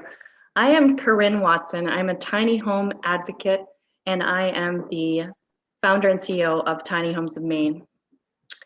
Senator Hinkman, Representative Sylvester, and distinguished members of the Joint Standing Committee on Labor and Housing. I am here in strong support of LD 1530, an act to allow people to live in tiny homes as a primary or accessory dwelling. My business began in 2016 building tiny homes. We experienced growth almost immediately as the demand for affordable housing options have soared here in Maine and across the nation. For our clients, the flexibility and affordability of owning their own tiny home has been an opportunity. These people are able to meet their immediate housing needs and maintain their job here in Maine. For many clients, we are also seeing that these affordable housing options allow them to maintain a lifestyle that not only contributes to our local economy, but offers them the flexibility to give back to their community. This is an important aspect of our business. Not only do we pride ourselves in providing exceptionally safe products to live in, we absolutely pride ourselves in creating a housing option that gives our clients the financial flexibility and security that they may not otherwise have should they be forced into traditional housing. Since the coronavirus pandemic began in March of 2020, we have seen the demand in tiny homes nearly double. We have helped place over 20 tiny homes in Maine communities just in the past year. The biggest hurdle of our clients trying to navigate local codes and zoning as it pertains to tiny home placement. This bill gives municipalities the framework to include tiny homes as another affordable housing option. The language proposed in LD 1530 references the definition of tiny home found in Title 29A, which we had passed in the last May to support the solution that allows more housing choice. Thank you very much for your time, and I'm happy to answer any questions. Thank you, Ms. Watson. Did you submit your testimony in writing? I did. Perfect, because there was a little bit of a breakup there. I couldn't quite hear all of it, but I certainly will read it, and we have some questions, so maybe that will help clear up some things. Representative Bradstreet is first. Yes, thank you, Mr. Chair. Thank you for being here. I appreciate your testimony. Everybody knows that tiny homes are very popular, but I do have a couple of questions. One of them is related to what I asked Representative McCray. If a home is built off-site and placed in another community, how are we to ensure that the life safety standards are inspected and built and inspected like we do for every other type of housing? And the second question I have is, why would it be limited to 400 square feet? Sure, I'd be happy to answer that. So through this legislative process, I was Ms. Watson, able to meet with several. Can you hear me? Yes. I'm gonna ask you to turn off your video Yeah. and then start all over again, and maybe that will help. Okay. Thank you. Is that better? We'll find out. Okay. I was saying that going through this process in the last legislative session, I was able to meet with many stakeholders, including code enforcement. And also after we had the definition passed, I met with Rich McCarthy, which oversees building code enforcement, and also he met with the attorney, the state's district attorney. So the result of having the definition pass does take it out of the local code enforcement. So we have standards that we meet from a third-party inspector, and since we get a title from the Secretary of State, it's a state certified tiny home. So that title, basically says that it meets the definition of a tiny home, which follows certain standards. So that's the first question. The second one is there's an industry standard happening nationwide, and that calls out the 400 square feet. Thank you. Chairman Sylvester has a question. Thank you, Ms. Watson. Are many of these manufactured homes, are they custom built? So the reason that we had a definition passed into Maine law is because they do not fit any other definition. So they do not meet manufactured housing, they do not meet mobile home, just because of the size. So that was causing the confusion, and that's why we had an actual tiny home, which I have included. It is in Maine law now, but I also included that definition in Title 29A in my testimony as well at the end. So it doesn't fit nicely into any category, and that's why it's its own.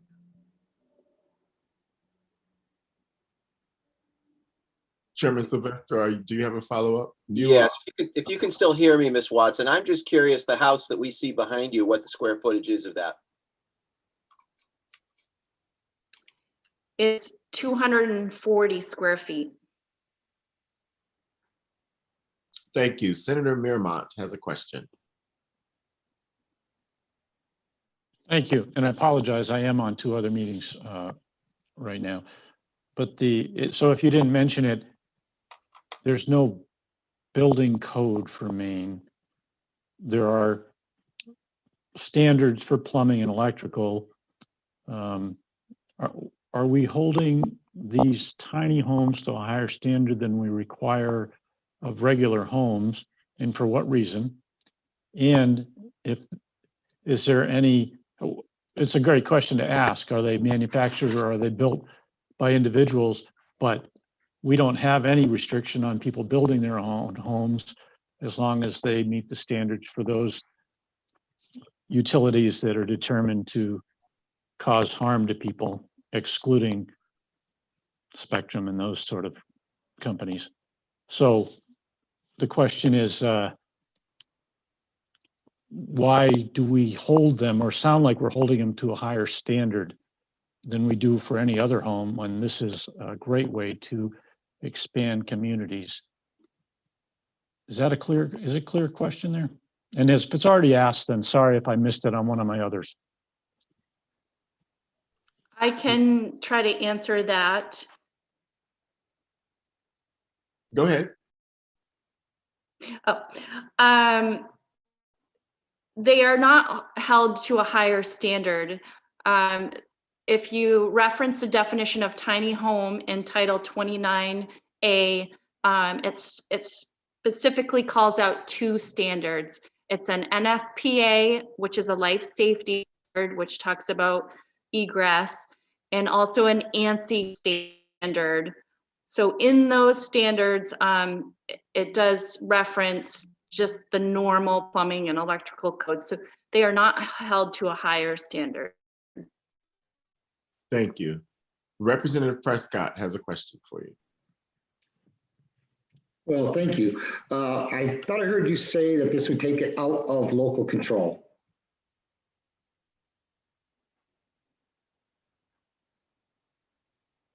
If that question is directed towards me,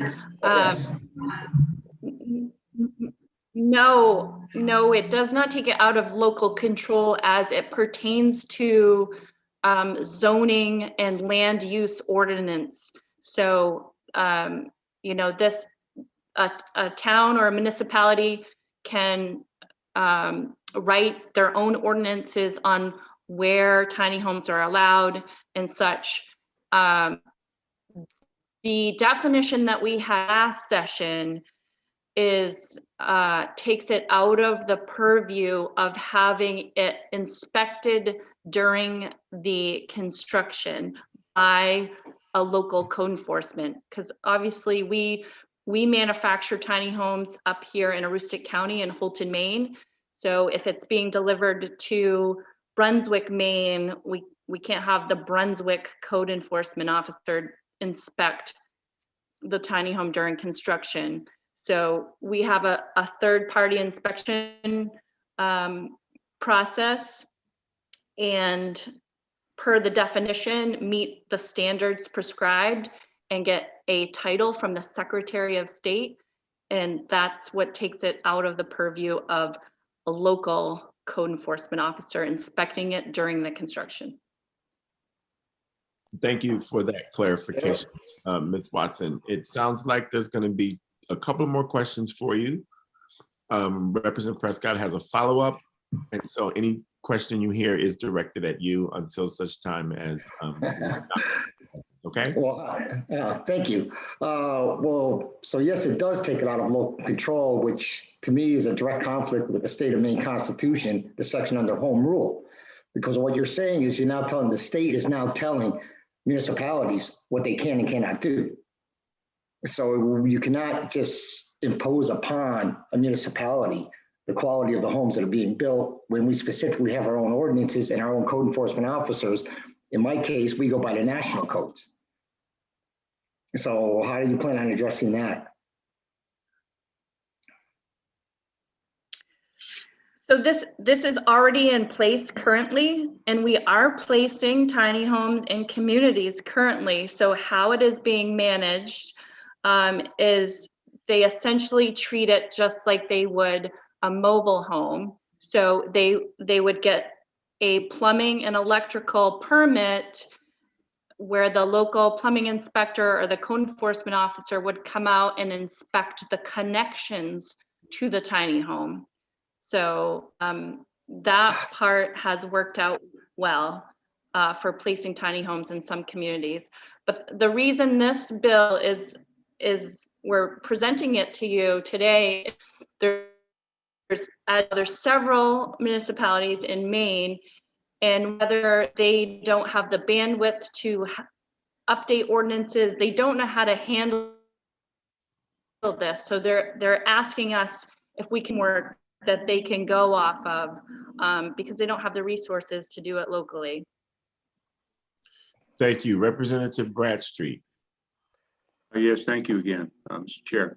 Yeah, I know for all the larger communities and many smaller communities, there is a uniform building code. It's called MUBEC, the Maine Uniform Building and Energy Code. So I assume some of your tiny homes would go into towns with MUBEC and others without MUBEC. Do you differentiate between the two? And secondly, I would point out too that there's a little bit of a difference in mobile homes and the tiny homes. And what you're proposing is that mobile homes cannot be, manufactured homes cannot be placed on any place without utilities on them. So there is a difference. Ms. Watson, would you care to answer the question before the comment?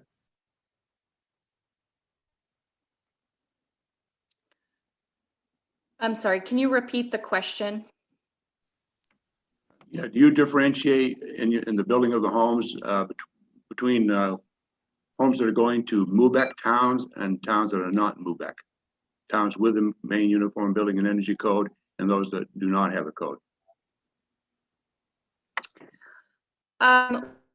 We have placed in both. I'm very familiar with MUBEC and whether a tiny home is placed in a town currently, right now, is at the hands of the local code enforcement. So it's how they wish to interpret any type of ordinance or rules that are in place or lack of them. So it is up to them if they say yes and they make up a process on the fly, or they'll say no. So it doesn't really matter if a town enforces that. It's in our experience placing tiny homes in Maine, it's up to the code enforcement for the authority of local rule and their interpretation of what they have to go from, whether they say yes or no to someone wanting to live in a tiny home. Thank you. Any other questions from the committee? I just have one for you. If you know the answer, fine. If not, I'll ask it later from someone else. Are the construction of mobile homes required to be signed off by a code enforcement officer in a municipality? No, they are not. Thank you. Seeing no further questions, we appreciate you being here today and your expertise on this, and good luck going forward. I will now call upon, I'm gonna go out of order again, and I see that the Honorable Nancy Smith is here. Are you testifying in favor of this bill? Or neither? Yes, GrowSmart Maine is in support of this bill.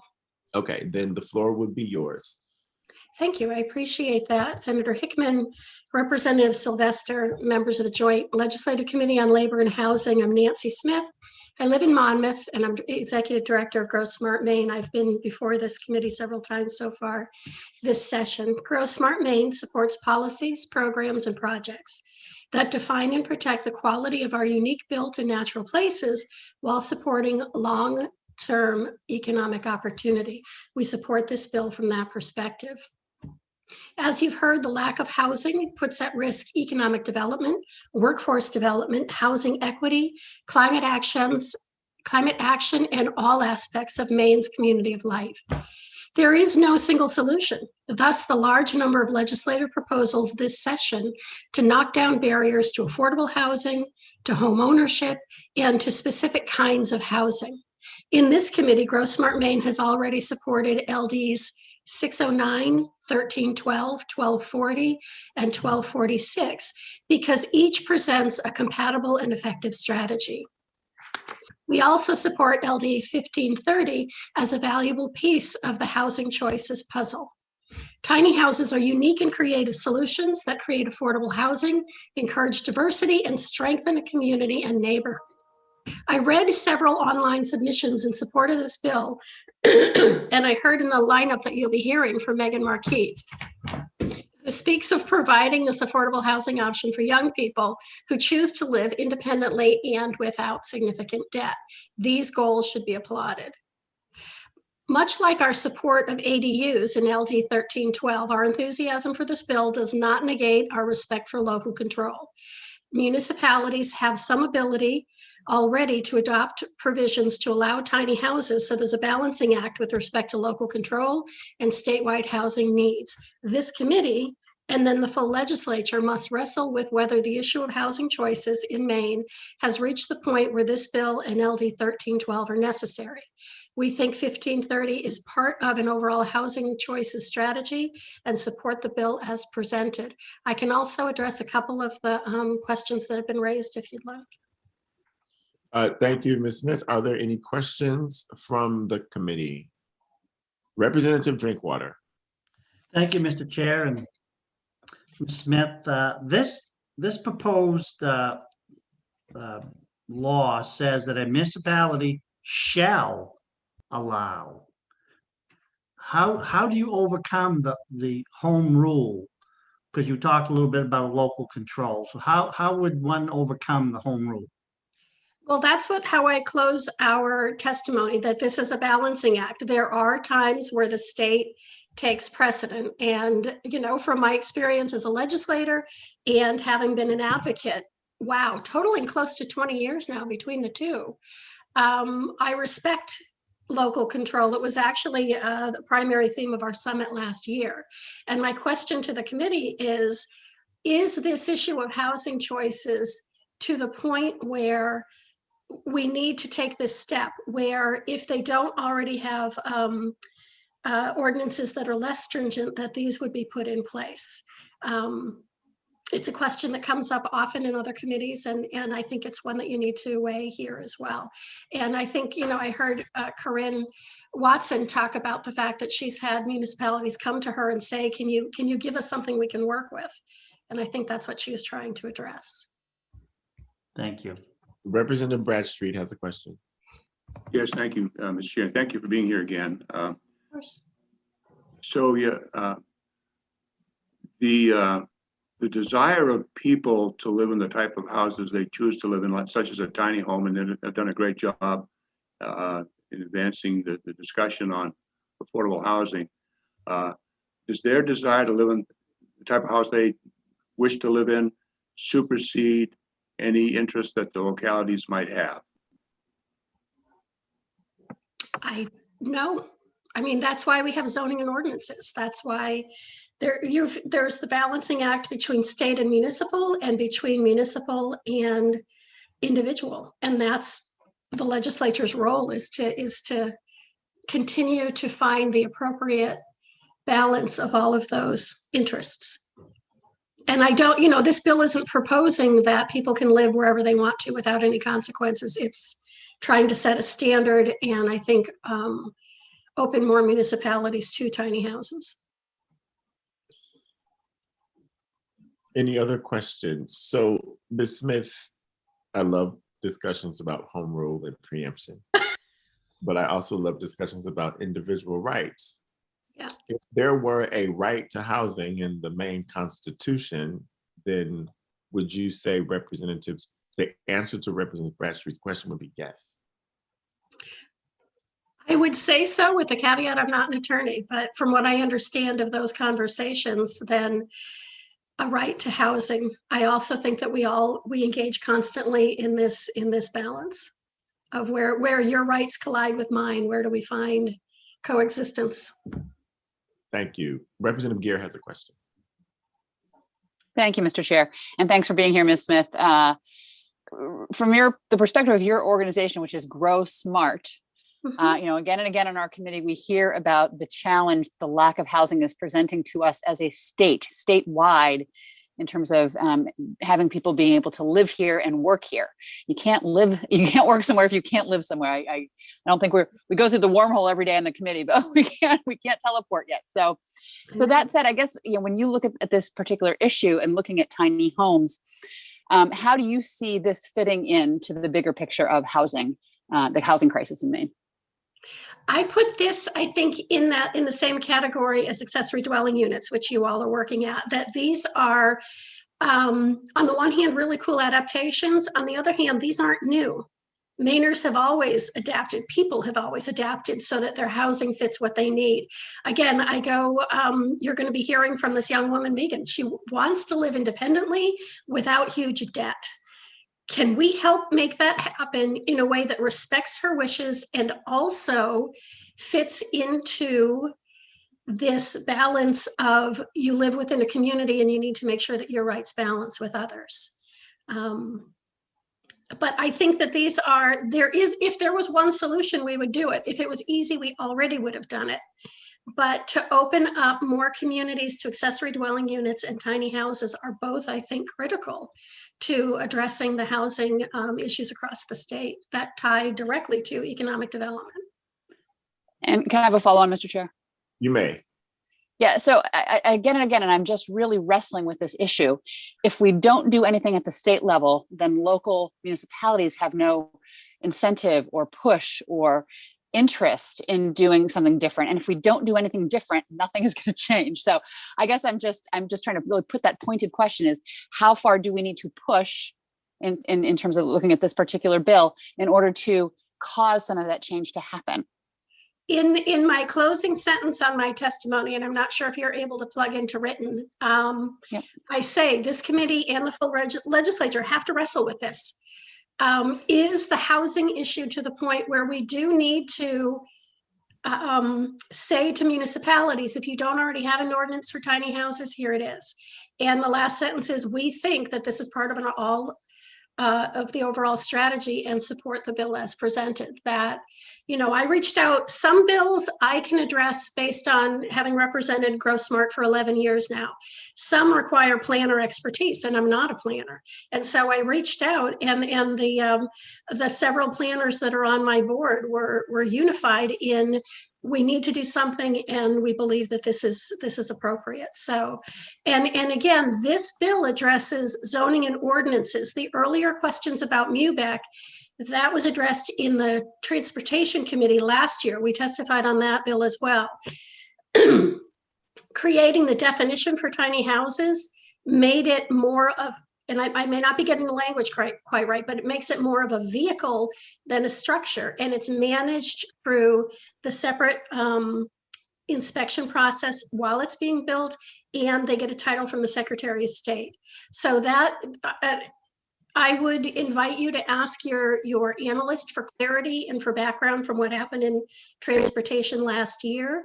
But this is about zoning and ordinances, not about the actual inspection process. And the other question that I had heard was, isn't it the norm that communities are allowed to be more stringent, not less? And so I texted one of my planner board members, Jeff Levine, who he's testified for us on one bill. I forget if it was here or state and local government. He says, I'd say that state laws tend to allow communities to be less stringent, not more stringent. Exceptions for this would be shoreland zoning, where the opposite may apply. And the opposite also, thank you. The opposite also applies with food sovereignty. And speaking of local control and preemption, the state sometimes has a compelling interest to control the space. So to the celebration of some and to the chagrin of others, you may recall, Ms. Smith, that currently the state's gun laws apply only. You cannot have a municipal ordinance around gun laws. Is that correct? I don't know. I have lots of conversations with people about gun rights. I own a gun, but I do not know the answer to that question. Thank you. Are there any other questions for Ms. Smith from the committee? Seeing none, next up, thank you. Good to see you. Thank you. Representative Guerrero, you said, or was that a hand up from before? You're on mute now. I just wanted to say, if we could, for the work session, have some of the background on the MUBEC regulations, that would be helpful. Thank you. Mr. Langland probably heard you loud and clear. Next up, we'll have Mr. Leonard Blanchett.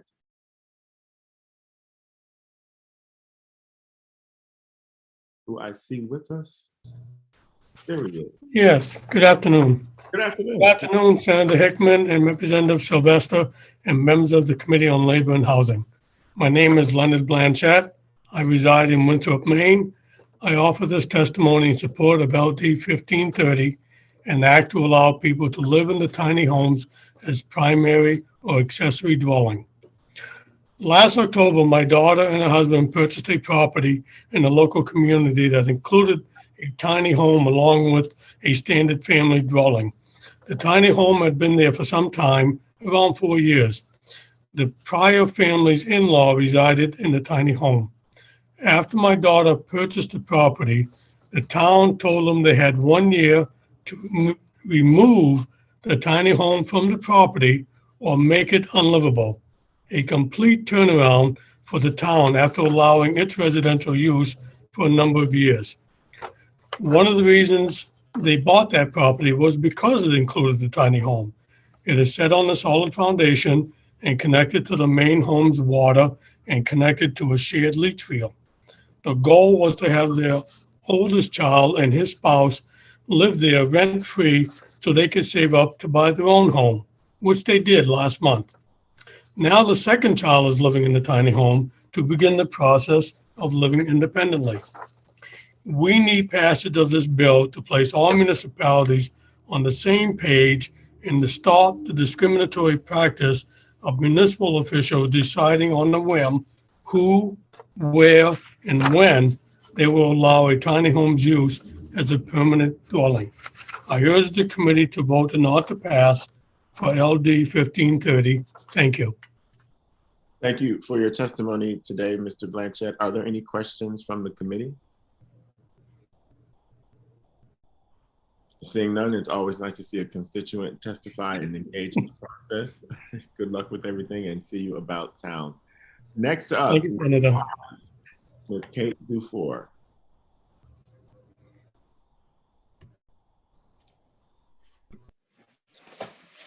Good afternoon. Good afternoon, Senator Hickman, Representative Sylvester, and members of the Labor Committee.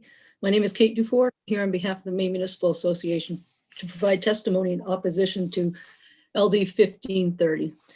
I just want to focus my attention, my testimony on 2 points. One is with respect to the preemption of home rule, which is very concerning for our members. I mean, it nearly feels dismissive of municipal government as partners with the state. I mean, without municipal government, many of the policies that the legislature forward wouldn't get implemented. And we are asking that our voices get heard in this discussion, because as I said before, there's not one solution that's going to apply in every community. So we agree with you. We have an affordable and workforce problem, a housing problem in the state. But you can't just say, municipalities, you will do this. Because at the end of the day, you know, we've heard some comments with respect to the municipality. It's not the 3, 5, 7 members of a board or council. It's the residents that really have a say in what their communities look like. So whatever we do and when we move forward, we have to make sure that communities have options. Yes, the state should set the statewide standard. This is what we want to achieve. But communities, here are a dozen opportunities to achieve that goal.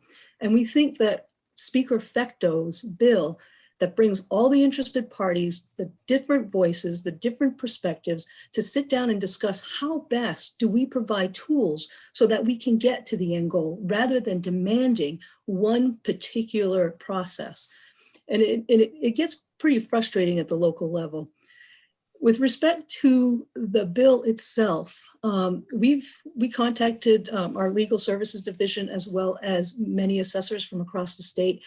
And there's a bunch of unintended consequences that are associated with the bill as it's presented. And I'm just going to go through a few of them. One is unequal treatment.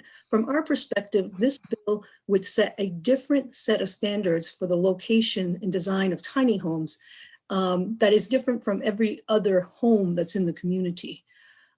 We've heard there's a perception of local control here, that a community can establish an ordinance that's less restrictive. The problem is that the bill itself has no guidance whatsoever. So anything a community would do would be perceived as more restrictive and thereby not allowable under the law. We believe the bill as presented conflicts with minimum shoreline zoning requirements, MUBEC, subsurface wastewater, and it also conflicts with the constitutional provision of equal assessment of property. And it basically provides a path to avoid paying for public services that you receive. Because what you can do is you can put your tiny home somewhere for 179 days, move it off property, return it 2 days later, and you will have avoided paying for the property tax. So for many reasons, municipal officials are asking you to maybe slow down and just let the study group do its work in order to develop those solutions that can be implemented across the state. We want to be your partners. We want to help you achieve your goals, but we also want to be heard at the same time. So I thank you for your time and consideration, and we'll answer any questions you might have. Thank you, Mr. Ford. Representative Gear has a question for you. Thank you, Mr. Chair. And thanks for being here, Mr. Ford. Good to see you. I'm again processing a lot of the different bills we've been hearing and putting this one in context.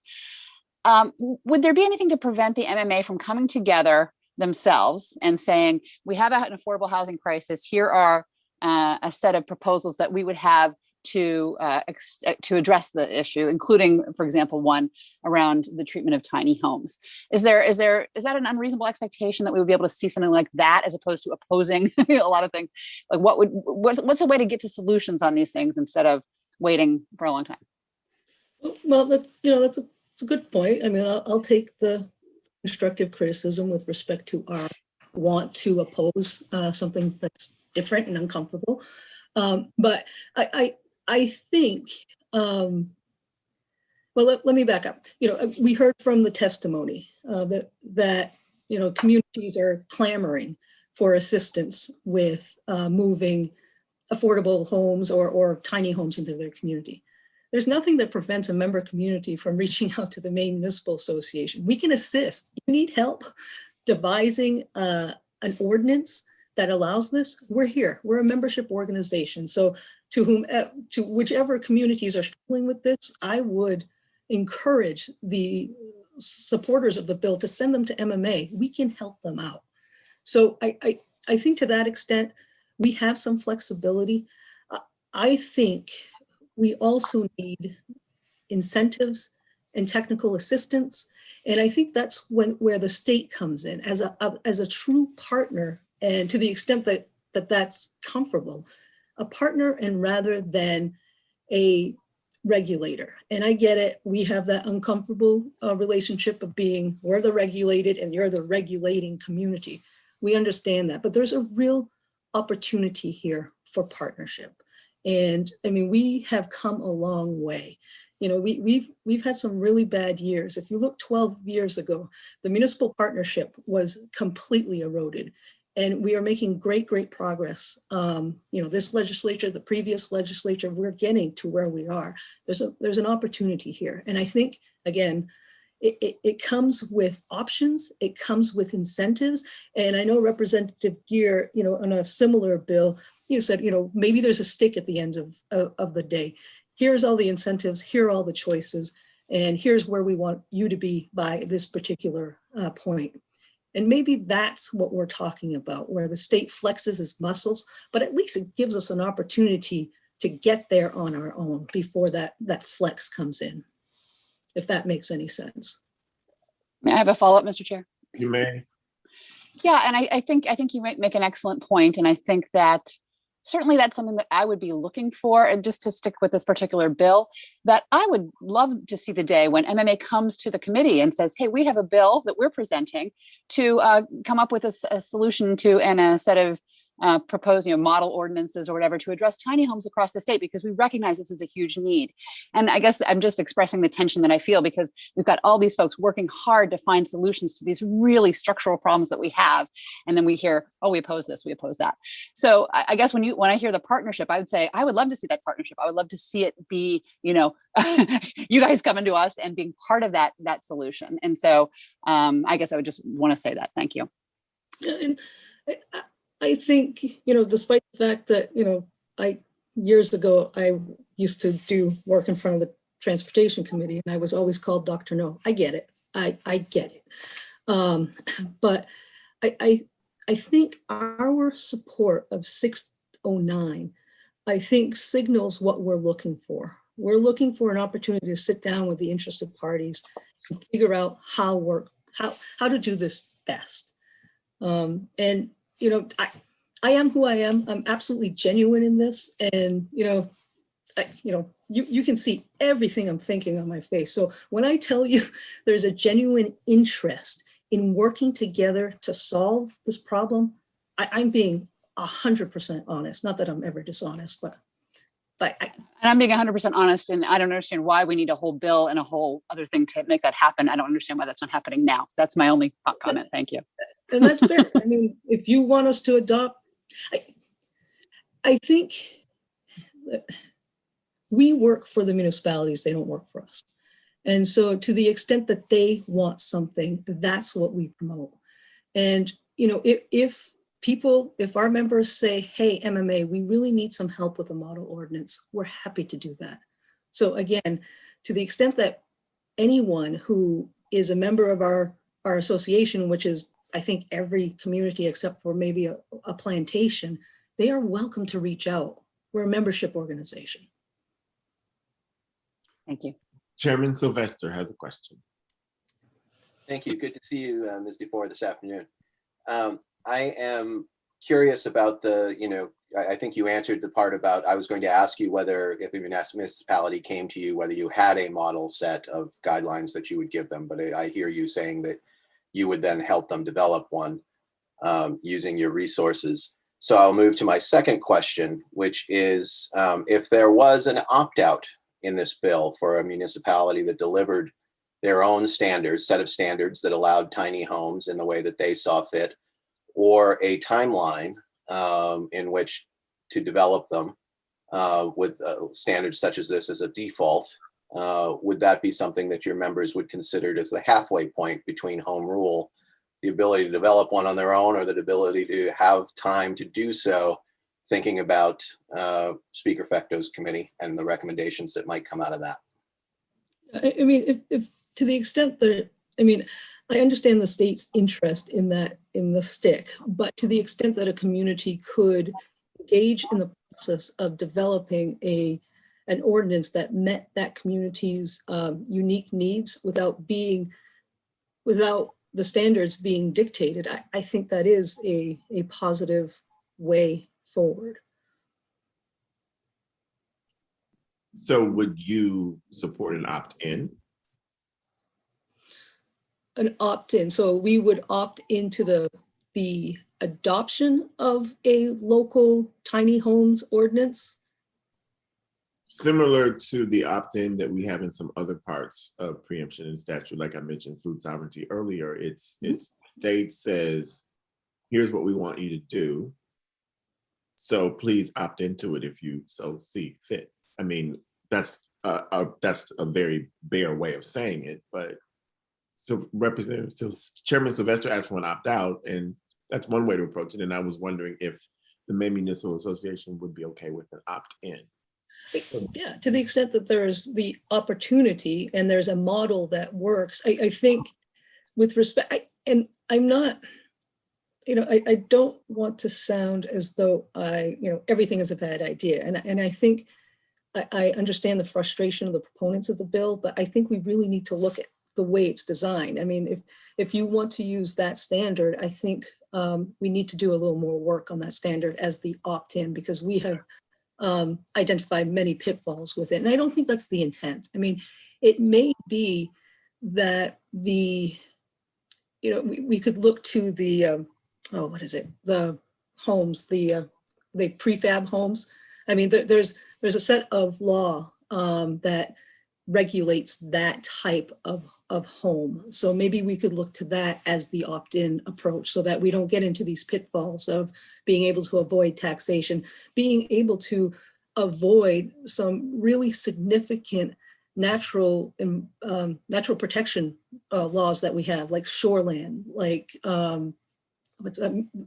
I mean, these are in place, and we wouldn't want whatever we opt into be able to circumvent that. I think the goal at the end of the day is to ensure that in as many communities as possible, different types of housing can be brought on board. I appreciate that. And so I will ask you, as the representative of MMA, following up on the line of question that Representative Gear, or the concern she had, is we are all aware of the housing crisis in the state. We all know something must be done about it. And since the Maine Municipal Association is right there on the front lines dealing with these issues at the local level, can I ask you to go back to your policy organization groups and figure out a way forward? How do we solve the housing crisis? So if we are in fact in partnership, state and municipalities, then you are actively bringing ideas to the table that aren't necessarily just a part of a stakeholder group, but that are something that you would help us solve, because this is a big problem, and the MMA has a lot of power. And I hope that in good faith, you can talk amongst yourselves about what are we going to do about it, so that it's not just Dr. No. So if I may, my question or clarifying question is, are you, and I mean this in a very positive way, are you challenging me to come back with respect to this particular legislation or any legislation? Basically, the issue is housing, affordable housing, homelessness, all of it. Mhm. I'm asking you to consider not just coming back on this legislation, but coming back with solutions to this housing crisis that the MA would support. I can do that. Thank you. Representative Drinkwater has a question. Thank you, Mr. Chair. Solving the housing crisis is a very complicated issue. It has to do with so many different faucets that for reasons that people cannot afford housing. To get back to this subject, I want to pick up on what you said about paying a fair share of property taxes. I know as a former selectman that I heard from a lot of people in my town that people that live in a mobile home park, because they're required to be in a mobile home park, don't pay their fair share when it comes to educating their children. So am I hearing you correctly that you said that they could pick up their mobile home on March? My memory is April 1st is the deadline for assessment purposes, that they could pick up and hook onto their tiny home, move it out on March 31st, come back on April the 2nd, and they would not be responsible for property taxes on the tiny home? No, so there are two different things.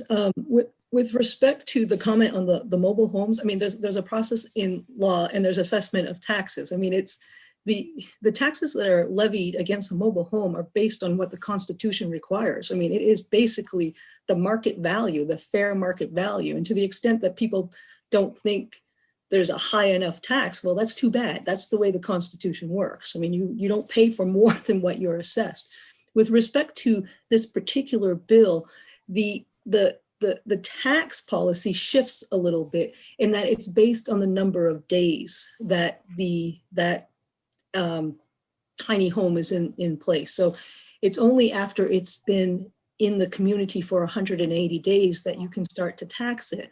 So somebody's going to have to keep track of when that 180 days starts and when it ends. And so, you know, the concern is that you could have somebody that says, okay, I've been here 179 days. I'm going to move my tiny home out of the community for a couple of days and then return. And you would have avoided the tax liability. Thank you for that explanation. Representative Warren has a question.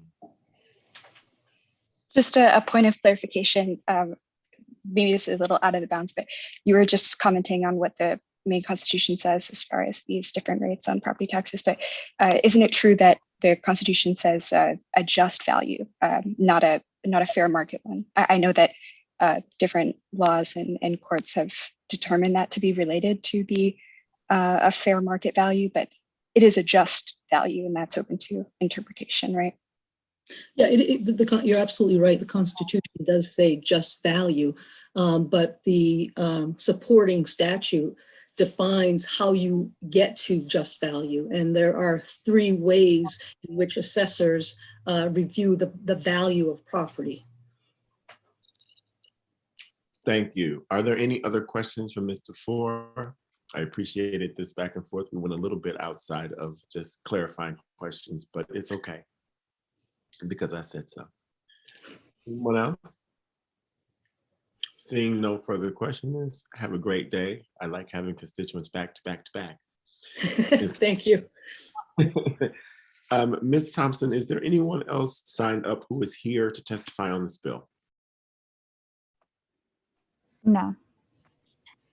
So with that, I will ask if there's anyone attending who would like to testify on this bill who has not previously signed up.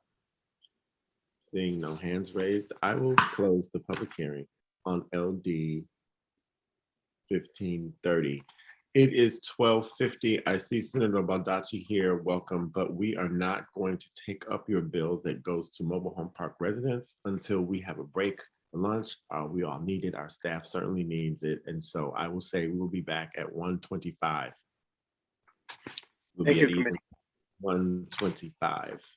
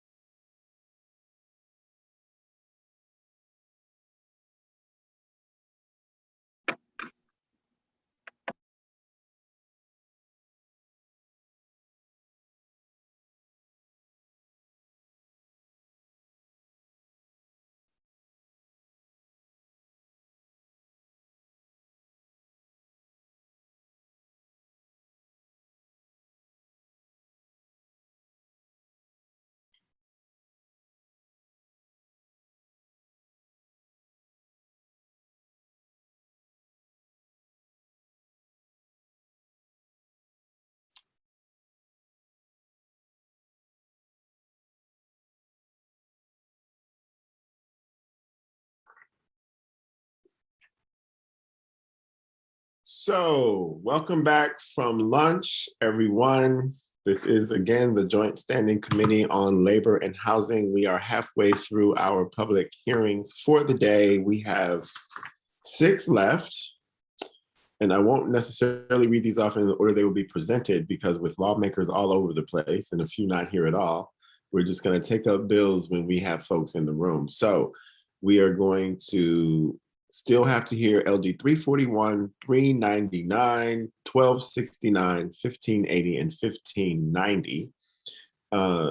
Ms. Thompson, are you here? Are you back with us? Yes, I am. Great. You can put up a placard for please LD 1590 is what we're going to do next. And then if you could reach out to the bill sponsors of 1269, 1580, 399, since I know that those 3 are at least with us today, and we'll hear from them when we do. We may go to 341 after we do LD 1590. So with that, I will open the public hearing on LD 1590, an act to define commercial and non-commercial purveyors of accommodations for short-term rental, presented by our very own Chairman Mike Sylvester of Portland. The floor is yours, sir. Thank you, Mr. Chair. Welcome, everyone. I'm Representative Mike Sylvester. I'm here to present LD 1590, an act to define commercial and non-commercial purveyors of accommodations for short-term rentals. Senator Hickman, Chair, myself, and fellow esteemed colleagues of the Joint Committee on Labor and Housing, this bill is exquisitely simple. It creates a definition defining which short-term rentals should be considered commercial entities for the purpose of regulation by entities which wish to do so, and which should be considered non-commercial.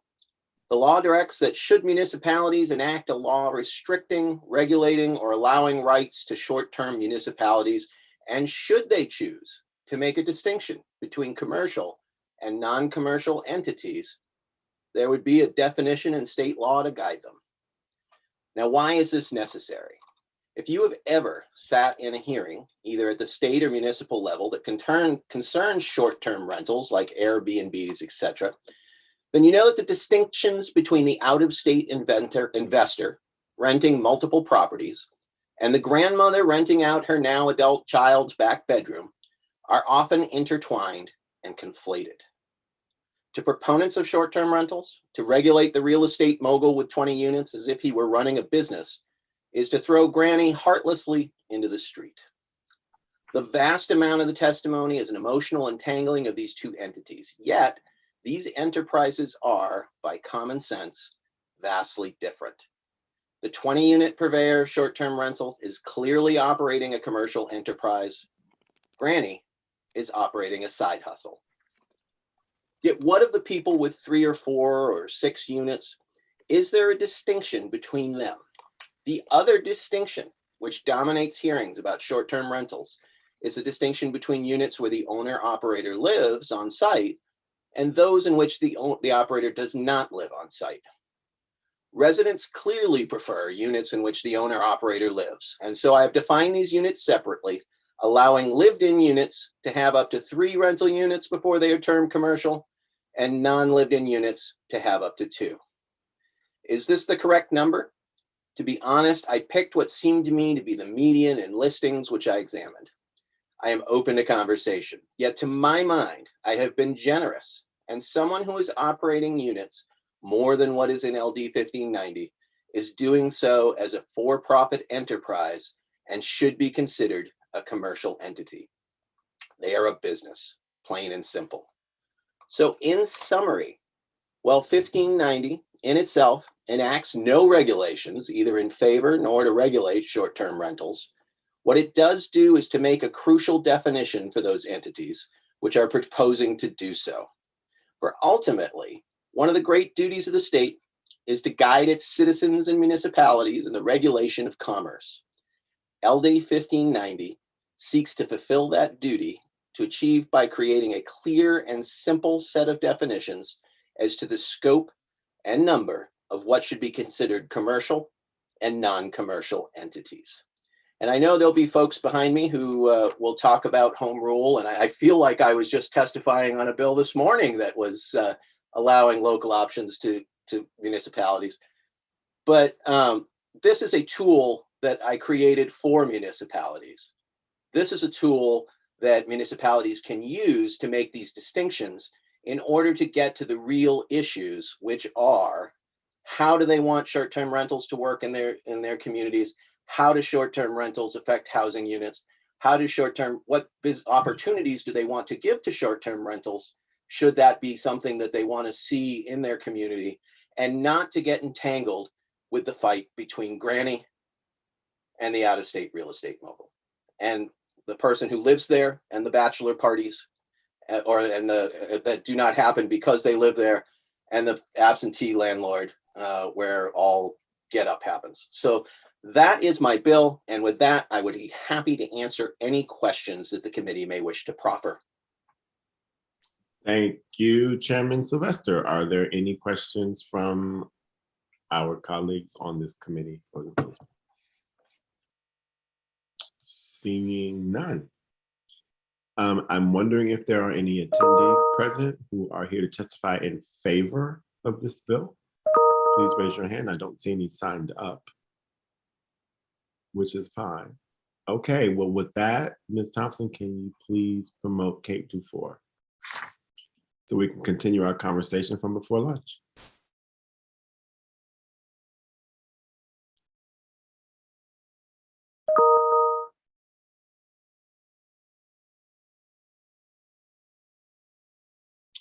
Welcome back. The floor is yours. Thank you, Senator Hickman, Representative Sylvester, and members of the Labor Committee. I wish you had run the one bill that I'm neither for nor against, except, but I'm opposed to this one. And, you know, our opposition is with respect to the one right way. The way Representative Sylvester just described his proposal makes sense to me. But I think it would be in a better form if it was provided to municipalities as guidance. So you're thinking about adopting an ordinance that regulates short-term rentals. Here are some things that you should take into consideration. There's the granny versus the mogul argument. And I think those are valid arguments, but we would prefer to see that information presented to municipalities as an opportunity, as a here's what you might want to consider when you're adopting ordinances, because ordinances are, you know, they're unique to each community. And so we would like to have the authority to decide how best to include those types of definitions and distinctions in our ordinances. So I hope that's constructive with respect to, it's not an outright no, but definitely making it available to communities as a resource. And I thank you for your time and consideration. Thank you, Mr. Ford. It looks like we've got a couple of questions for you. Representative Pebworth. Thank you, Mr. Chair. Thank you, Mr. Ford, for returning. Can you give me an example of a local ordinance that would be outside of these definitions, or where these definitions would be problematic? I don't think so, but I think it would be a better tool. I mean, I had never, you know, we just went through the process of enacting our own short-term rental ordinance, and it was a lot of give and take between folks that rent out rooms in their homes and the two B&Bs that are established in the community. And we work those nuances out with respect to, you know, where one stops and where the other starts, and the types of licensing or responsibilities they would have to meet. We did that locally. And to the extent that we had that document, those definitions to think about when we incorporated or we adopted our ordinances in that frame where this is a document that could be used by a municipality to inform the process, rather than a mandate that we must use it. Sorry about that. Representative Pepper, you good? Representative Gear. Thank you, Mr. Chair. And I will only partially go down the road we were on earlier this morning, Ms. Dufour. Do you and does the MMA see a fundamental distinction between commercial property or a commercial business operated using rental as the mode of business, and a sort of side hustle as Representative Sylvester described it? Yes. So generally the MMA would say there's a difference between are you operating a rental business as a business, or is it something you're doing out of your home? Right, because I mean, there's state licensing that comes into play. So there are different levels of operation, and those different levels of operation come with a different set of responsibilities. And could I have a follow-on, Mr. Chair? You may. And one of the things, again, I'm wrestling with a lot of these questions, but one of the things is that a citizen in Maine, depending on which town they live on, would have a varying degree of protection. And I will use this term intentionally, protection against this kind of situation. So for example, I live on a little dead end street. Someone flipped the house at the end of the street. No one ever lives there. It is no one's residence. It is not a residence at all, but it's just a Airbnb place. So we had to stand out in front of my house with to protect it, to tell the people to stop driving up our street at 60 miles an hour because there are little kids running around. So I guess I say a citizen in one town that would have an ordinance that would guard against this sort of thing would be protected, and a citizen in another town would not. So do you think there's any role for, again, equal protection of citizens regardless of where they live? Maybe I misunderstood the intent of the legislation. I thought it was in the process of adopting a short-term rental ordinance that these definitions would be included. I don't think Representative Sylvester is saying this for anybody out there who's operating a short-term rental, whether or not you have an authorizing or regulatory ordinance in the community. It's not state statute saying what these are. It's to the extent that a municipality adopts an ordinance, here are the new definitions. So in the scenario you just explained, I think it would be, putting pressure on the community to adopt an ordinance that protects the interest of that neighborhood. Thank you. Representative Warren. Thank you. And thank you for your testimony. I am curious about another dynamic in the way that Representative Gear sort of referenced. My understanding of this is to protect a very small business owner, almost, or very small, a person, that grandmother that's just kind of renting out a room and not maybe, or trying to consider that they shouldn't have maybe all the same regulations and overhead as a bigger out-of-state company. And so I'm just thinking that it kind of is trying to protect the very small business owner, and so I'm wondering, is that a dynamic that you've observed at all, that there's been a concern where the smaller ones have been not protected and have actually had more regulation, and this would be a way to have less sort of restriction there? Well, so I'll go back. I'll answer it in two steps. The first step is, unless the community adopts a regulatory ordinance, that protection doesn't exist. So it would require the adoption of an ordinance to regulate that activity. And I think what I'm saying is we would like Representative Sylvester's testimony was very compelling with respect to, this is why we should make distinctions between a commercial operation and a cottage business. So, just a neighborhood business. And so we understand that. The point would be that's what communities like. They like that information. And so when they're adopting their own ordinances, they can make that distinction. So that's I believe the intent of Representative Sylvester's bill. The only place where we differ is this would become a mandatory state definition that would have to be included in all. I assume it's retroactive as well, but at least prospectively included in any future short-term rental ordinance that's adopted. So can I ask a follow-up question? Oh, I'm sorry. Oh, well, I was just going to answer. We think it should be voluntary. Here's an example. You asked another question. Oh, I can only tell you what the city of Hollowell has done, and we made that distinction between here's what commercial is, and from our perspective, commercial is you're a business entity, and you have to have a DHHS license. If you're not that, there was a different set of standards applied. Parking. What else was one of them?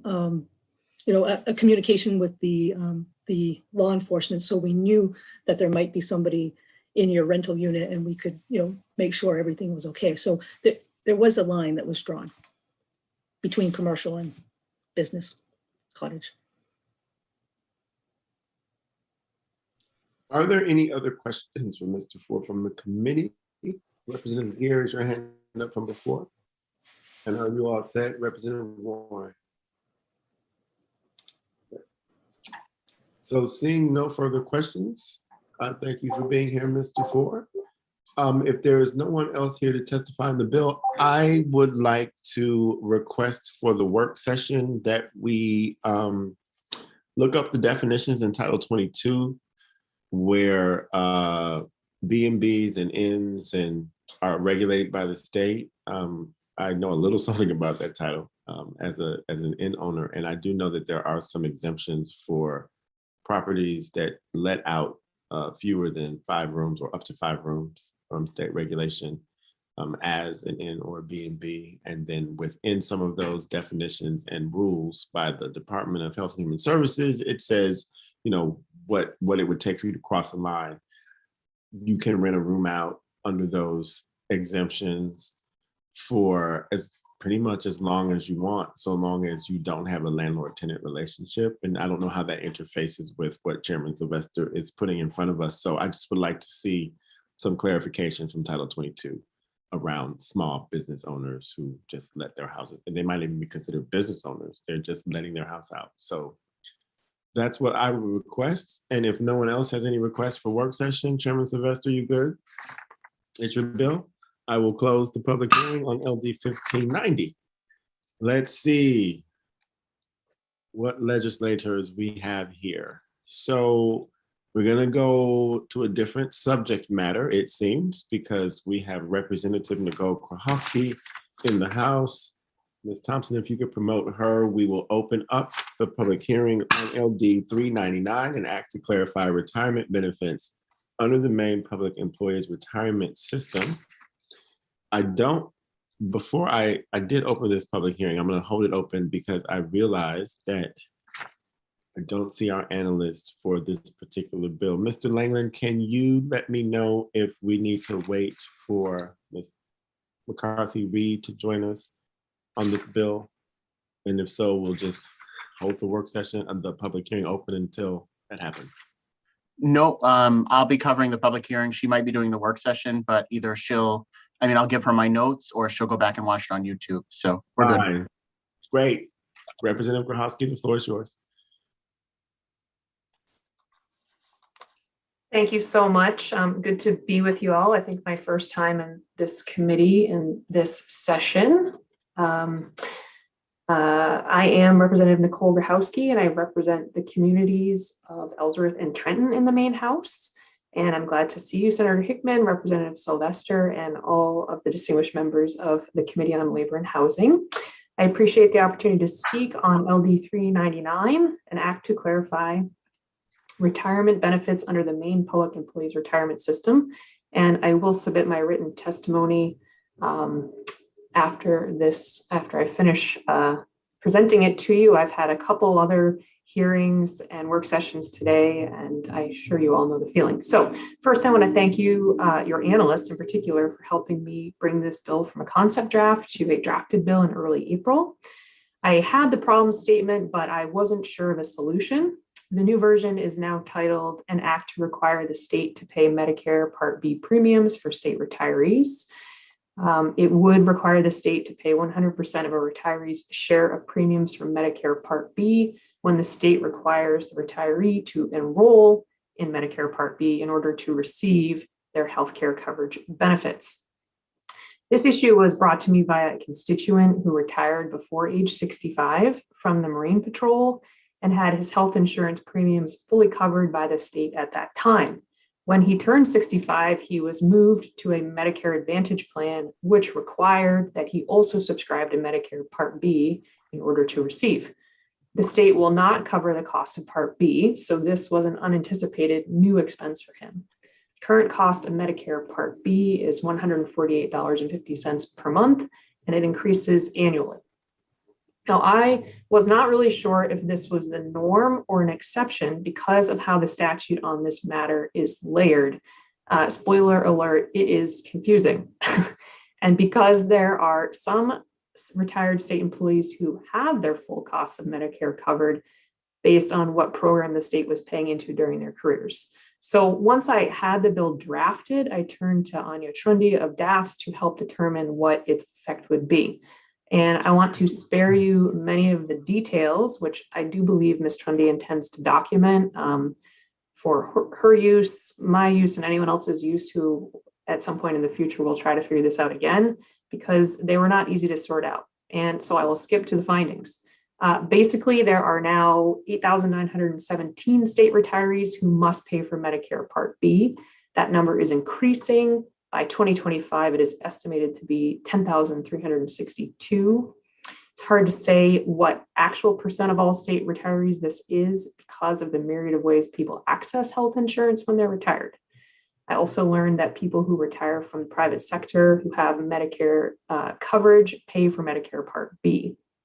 So now that I know more, what seemed questionably unfair at first now seems a bit more reasonable. Covering the full cost of Medicare Advantage and Part B plans as this bill is drafted will cost the state a bit over $15 million in fiscal year 21, and this number does increase thereafter. So while I can understand the challenging financial position my constituent faced when he became obligated to pay insurance premiums well into his retirement, I recognize this is also, I'm sure, a circumstance shared by others who have served our state in special capacities and retired early. But it does not seem to be unfair treatment in the bigger picture now that I can see the bigger picture. And therefore, I do not expect that this would be a priority for this committee to act upon favorably. So I just wanted to share this information with you all because quite literally it was hard enough to untangle that Ms. Trundy and I did not have our minds fully wrapped around it until this weekend. So I appreciate you taking some time to learn a little bit more of what I've learned, and I'd be happy to try to answer any questions on this topic at this time. Thank you.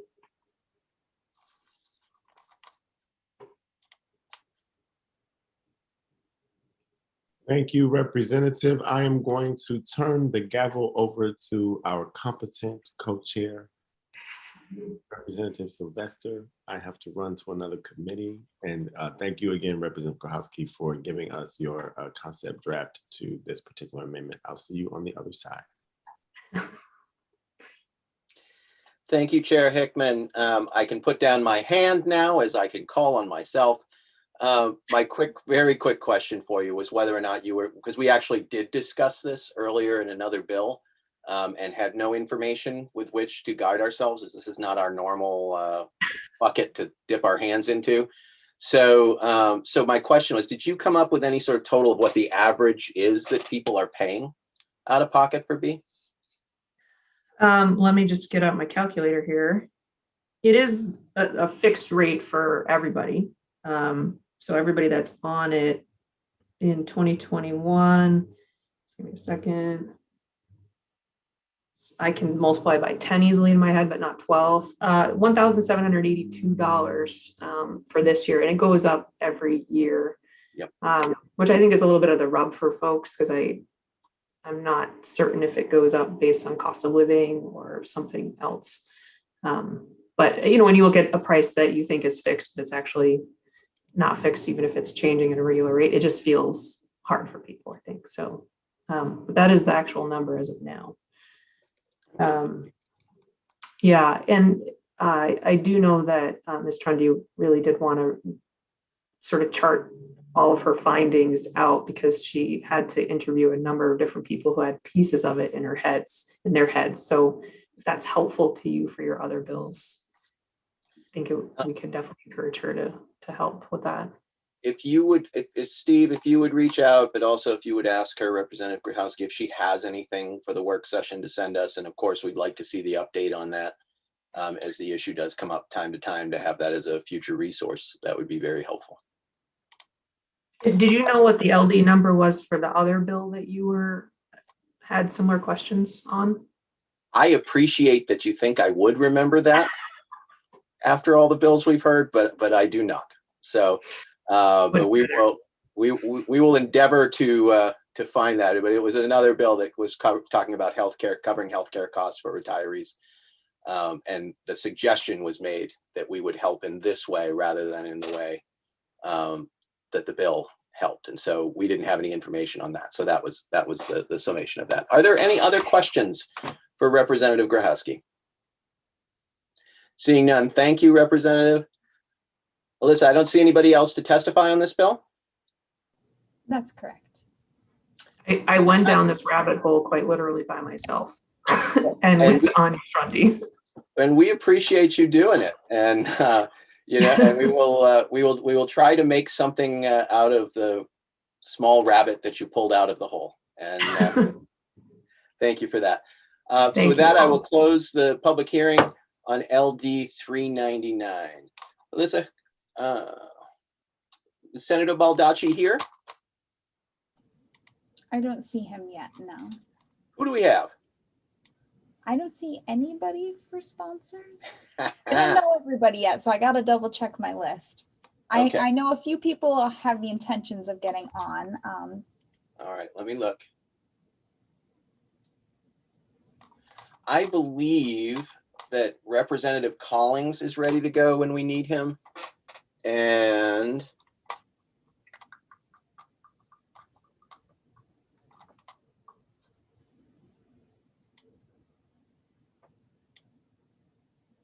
heard those. I am reading the testimony of Trey Stewart, which I will hope is sitting there, which it is. So let's go ahead and move to LD, open the public hearing on LD 341, an act to address the windfall elimination provision before the Joint Standing Committee on Labor and Housing. I'm going to read Senator Stewart's testimony, as we were asked to do. Senator Hickman, Representative Sylvester, and members of the Joint Standing Committee on Labor and Housing, I'm reading on behalf of Senator Trey Stewart, and he has the honor of representing 51 communities in Aroostook and Penobscot counties. I am before you today to present testimony on LD 341, an act to address the windfall elimination provision. The windfall elimination impacts teachers, police officers, and other state employees that pay into Maine's public employee retirement system. I am sure many of you have heard about this elimination, as legislation and joint resolutions have been submitted in the past to eliminate this provision, which penalizes state employees for their public service work. No doubt, we have all had constituents contact us about this issue, not realizing that at its heart, it is one that can only be addressed in DC. If you're anything like me, you get frustrated when we have to regrettably explain that there isn't anything we as state lawmakers can do to remedy this painful situation. And if you're like me, you want to get creative in finding other possible solutions other than passing the buck on to Congress. LD 341 is that possible solution. While the federal government's involvement is critical, I am proposing that the committee adopt the proposed amendment, which is a resolve to establish the committee to study the government pension offset and windfall elimination provision. The bipartisan committee would be comprised of 11 members, would examine the impact that Mainers subject to the government pension offset and windfall elimination currently face. I believe the first step in addressing this problem is understanding how detrimental it really is to our constituents and Maine people. The other goal of this amendment is to create an interstate compact with the other 13 or so states that are impacted by this problem, to convene and petition the federal government to correct this issue that impacts employees in numerous other states. I believe having that information will be beneficial and will help give a clearer picture for our congressional delegation on the need to fix this problem. With the change of administration in Washington, there is more hope now than ever that we may have a shot at solving a problem that has existed for longer than I have been alive. As a new generation shoulders the burden of the WEP in Maine and several other states, it's time that we take a different approach in how we work to resolve the issue and get creative in redoubling our efforts to send a clear message to DC. That message is simple. Maine's next generation of retirees shouldn't be penalized for a poor choice made over 30 years ago without any option for recourse. Please join me in supporting this effort so that we can demonstrate to our constituents that we aren't the broken system that DC has demonstrated itself as. We are Maine, we are different, and we can find a way. Thank you for your time and consideration of this important legislation.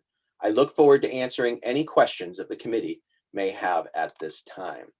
And since I am currently in the sponsor role, I will just say that this committee has obviously seen at least 2 bills to do the first part of this bill, which is to start the commission at MEPERS to look into the problem. But that most certainly the second piece of this, which is to start the interstate compact, is a new solution that we have not yet heard. And that I think would be very interesting to discuss. So with that, I probably have no more information than you do.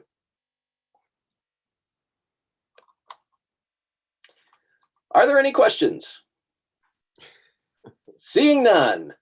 It looks like we have 3 speakers to speak in favor: Leonard Blanchette, John Kaczynski, and well, 2 speakers to speak in favor of. If we could let those folks into the room. Alyssa, if they're here. Mr. Chair? Yes. I was wondering if I might introduce myself while they're coming in. You may indeed. Welcome, Representative Cuddy. Oh, I spoiled it. Go ahead. You gave the whole thing away. My name is Scott Cuddy. I'm a representative from House District 98, which is Winterport, Frankfort, Searsport, and Swanville. Excellent. Thank you for that. And I see John Kaczynski in the room. John, if you would come forward. Hello, Senator Hickman, Representative Sylvester, other esteemed members of the Labor and Housing Committee. My name is John Kaczynski, here on behalf of the Maine Education Association to testify in support of LD 341. Appreciate Senator Stewart bringing this bill forward and appreciate him adding his voice to the many who are concerned about the windfall elimination provision and the government pension offset and how both of these adversely disadvantage educators, teachers, Ed Tech 2s and 3s who happen to be, who qualify both for Social Security and for Maine PERS benefits. You've heard me speak about this before, and Representative Sylvester mentioned this. You have some other bills before you, 1105 and LD 620.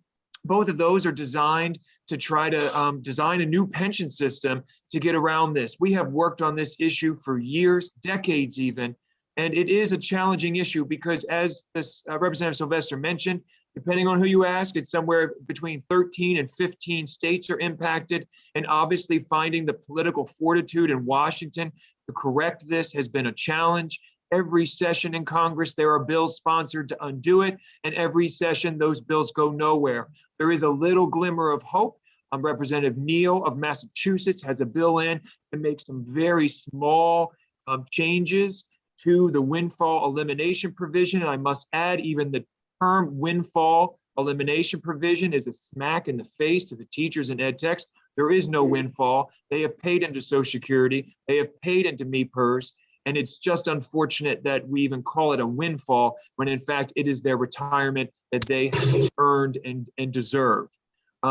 We support any efforts to help undo these. I will tell you, it's the #1 email I get from our members about GPO WEP. Why did this happen? And so many people don't know about it until they show up to the retirement office and start filling out their paperwork. And it's like they've learned about this for the first time. That's really just in terms of their attention and what they focus on. And when it starts to impact them, we start to see real concerns.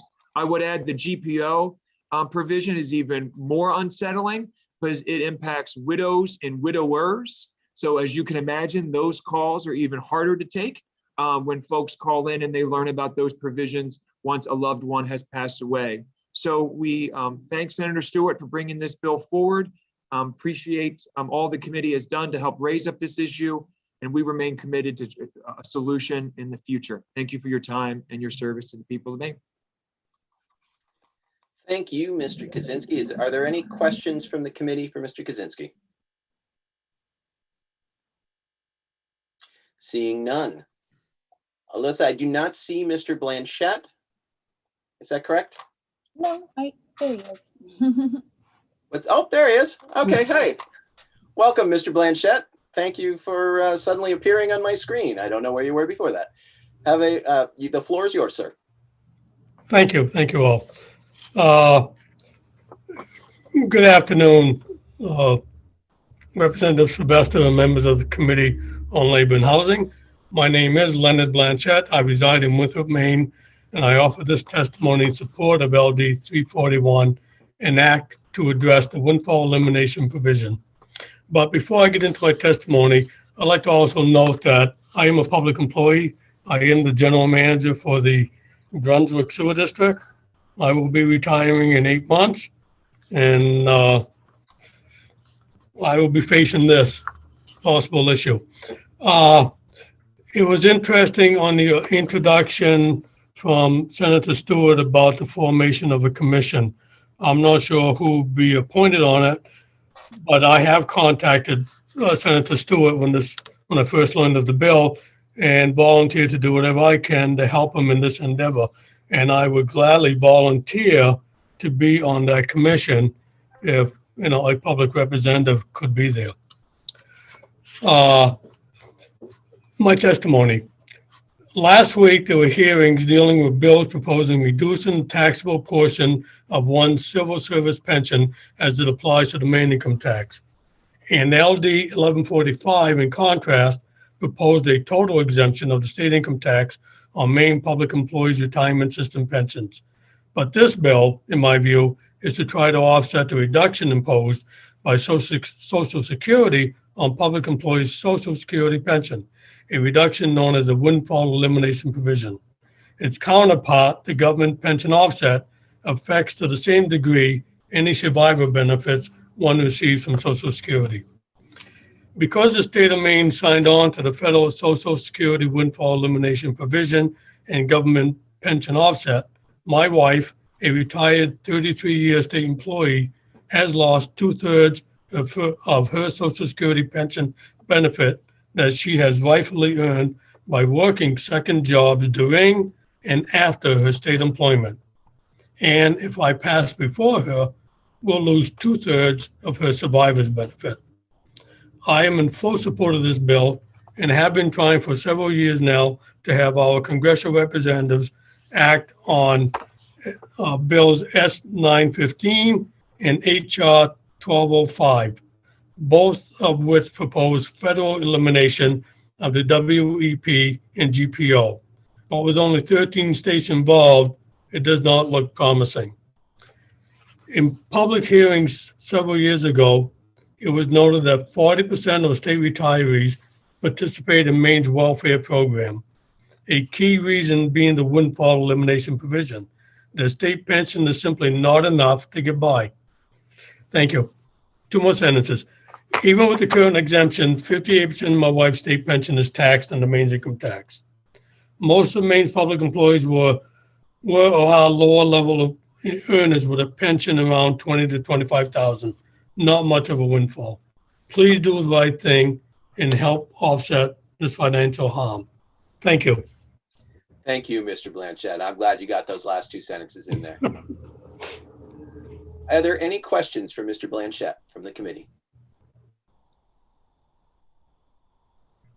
Seeing none, thank you, sir, and thank you for your public service. We appreciate both you and your wife. We appreciate you being here today.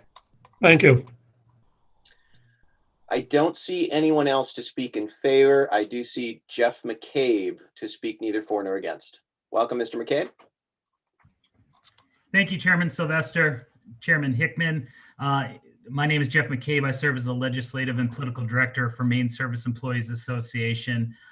This is an issue similar to what Mr. Kaczynski was referring to, that is probably the number one issue our retirees are facing. We also see similarly the fact that a number of state employees do not necessarily realize that this is an issue until well into their service, at which point in time they are really stuck in the Maine PERS system, and upon starting their careers or making it halfway through their careers, really just can't get out of the system and switch into a Social Security based system, and are folks that lose out. This is also something that probably I would say 3 times a week I hear from a retiree just, looking for an update on what the feds might be doing. I had signed up neither for nor against, sort of reading the concept draft, not 100% sure what the sponsor might be looking to do.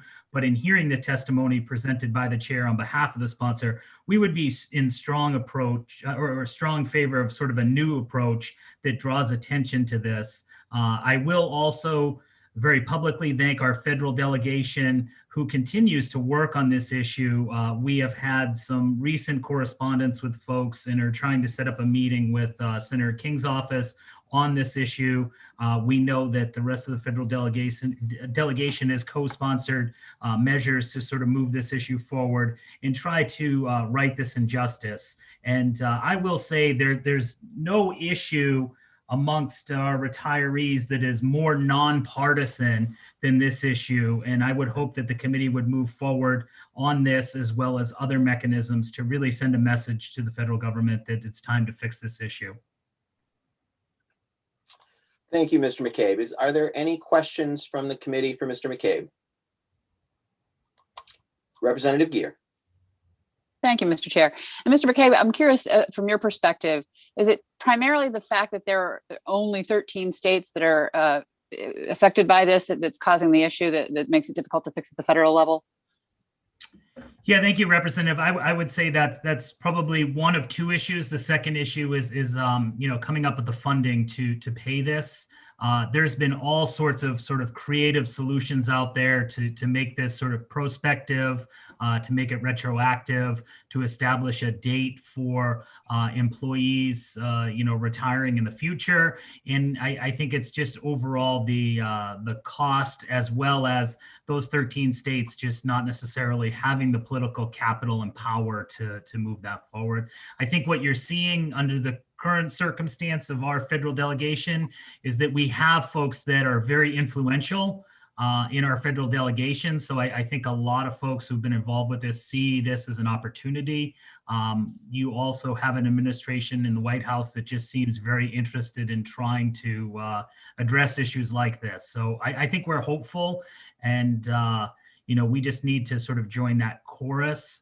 And at the end of the day, even if we could get something established and in place, we'd be much better off than we are. And I appreciate the person who shared their story. We could have filled this hearing today probably with members or some of the other bills. And it's just really hard to bring our retirees, along this ride and just see nothing happen for them. This is something that when I was a legislator, I know when I knocked doors or got letters, handwritten letters and phone calls, it was people were really struggling, and in the retirement that public sector workers here in Maine get is just not adequate. And people are living, below poverty because of it. It's sad to see. It's sad to, and I see some people reacting on the Zoom. I know everybody is hearing from folks, and it's something's got to be done. One of the first doors I knocked while I was a candidate. That's what I heard. Yeah. Thank you, Representative Gear. Thank you, Mr. McCabe. Are there any other questions for Mr. McCabe?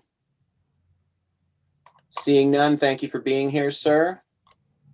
That is all the folks I see listed to testify. If there's anyone else in the attendees who would like to testify on behalf of this issue. Representative Collins, are you hoping to testify on this issue or on another issue? Or on your bill? Thank you. All right, then seeing none, I will close the hearing on LD 341. I see Chair Hickman here. Have we had any luck reaching Senator Baldacci? No, we haven't. And what I would like to do, I know that I saw Representative Collins' hand up. I know he's here to present his bill. However, if Representative Collins, you could be in a holding pattern. There is Senator Baldacci. We need to hear Senator Baldacci's bill first because there are some time-sensitive people who need to testify on that bill. They've been waiting all day. And so now that Senator Baldacci's here, I would suggest that you start with him, sir. Thank you, Mr. Chair. I would be more than happy to do that if we could let the good senator into the room.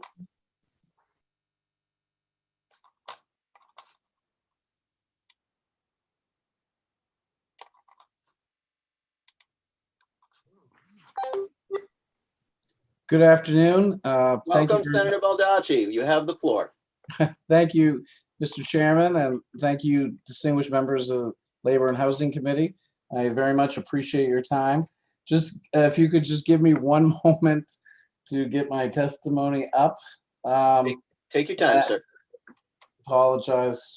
I'm going back and forth between different committees, as I'm sure many of you are. Okay. Good afternoon, Senator Hickman, Representative Sylvester, and distinguished members of the Joint Standing Committee on Labor and Housing. I'm Senator Joe Baldacci, and I represent Senate District 9, which is made up of the city of Bangor and the town of Hermit. I'm here today to present LD 1580, an act to provide protections for mobile home park residents. Probably more than 1,000 people in Bangor and Hermit reside in a mobile home park. The impetus for this bill came to me through a few meetings I had with Bangor City councilors, specifically Bangor City Councilor Sarah Nichols, whom you'll hear testimony from shortly after this, through discussion and visits to some local mobile home parks. It came to my attention that there is a tangible lack of rights granted to tenants of mobile homes currently in the state of Maine. The goal of the bill is to implement state laws that grant tenants of mobile homes some form of enforceable protection rights and above all else respect. Maine law provides mobile home tenants a quote implied warranty of habitability unquote. But unlike many other states, Maine law provides nothing, no real or concrete standards as to how that implied warranty of habitability should operate in a mobile home park, which gives Maine people living there some sort of meaningful input into how their neighborhood, their common infrastructure, how the park will be operating. This means that your landlord must promise that your home is safe and fit to live in, but does not have any specific guidelines or standards by which they are to live by. Despite this, from my visits with Councilor Nichols and discussion with Maureen Walsh, who's a current mobile home tenant and whose written testimony has been submitted and is available, it quickly came to my attention that we are really not doing enough for our fellow Mainers in this area.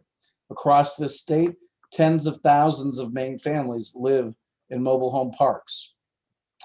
To give you some examples, some current issues I've been made aware of are frequent sale and transaction of mobile home parks, change of ownership several times in a year, absentee ownership. When a new owner takes over, it is not uncommon for them to change their monthly rate or add new charges such as water and sewage, among other utilities that they were not paying for previously. For a lot of the folks living in these parks, they are on fixed incomes, cannot afford these changes. I've also been made aware of several safety code violations that the owners of these parks are responsible for repairing, yet often do not address.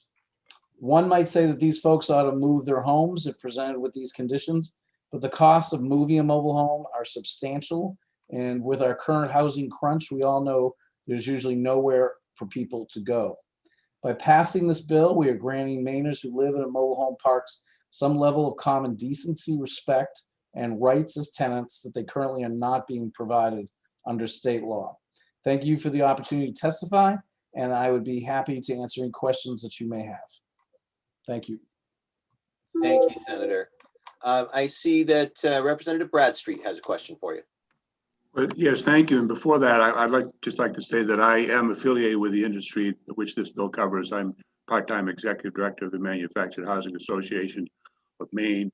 I don't know if the particular communities you're talking about are members of that, but we only have about 70 some odd community members out of over 500 communities I think there are in the Maine in the state. Senator, are you familiar with the Manufactured Housing Board? And you may not be aware that there is a regulatory agency in the state that covers not only the homes but also the communities. I didn't know if you were aware of that. I'm aware of the board, but and I'm aware that they have some enforcement, but I'm not aware that we have specific standards such as these that are in place. And I'm happy to review those standards, but I'm not aware from what state law that I looked at whether we have specific standards. The only legal standard we had was a statement that we have an implied warranty of habitability. And unlike some other states, Maine does not define what that means specifically. But I will certainly, before the work session, I'd be happy to review the Manufactured Housing Board's rules and what their guidelines are. Okay. Follow up, Mr. Chair. Yes, as soon as I unmute. Okay. Yeah, just for the work session, I think there are specific rules in statute. So if those could be available for the work session, I'd appreciate it. Also, I'm not sure who's coming behind you, sir. So I don't know what the conversation will be. But one of the things I looked at, and out of the bill calls for all people to be treated the same. And if they're not treated the same, there would be a rebuttable presumption that the rule has been unfair.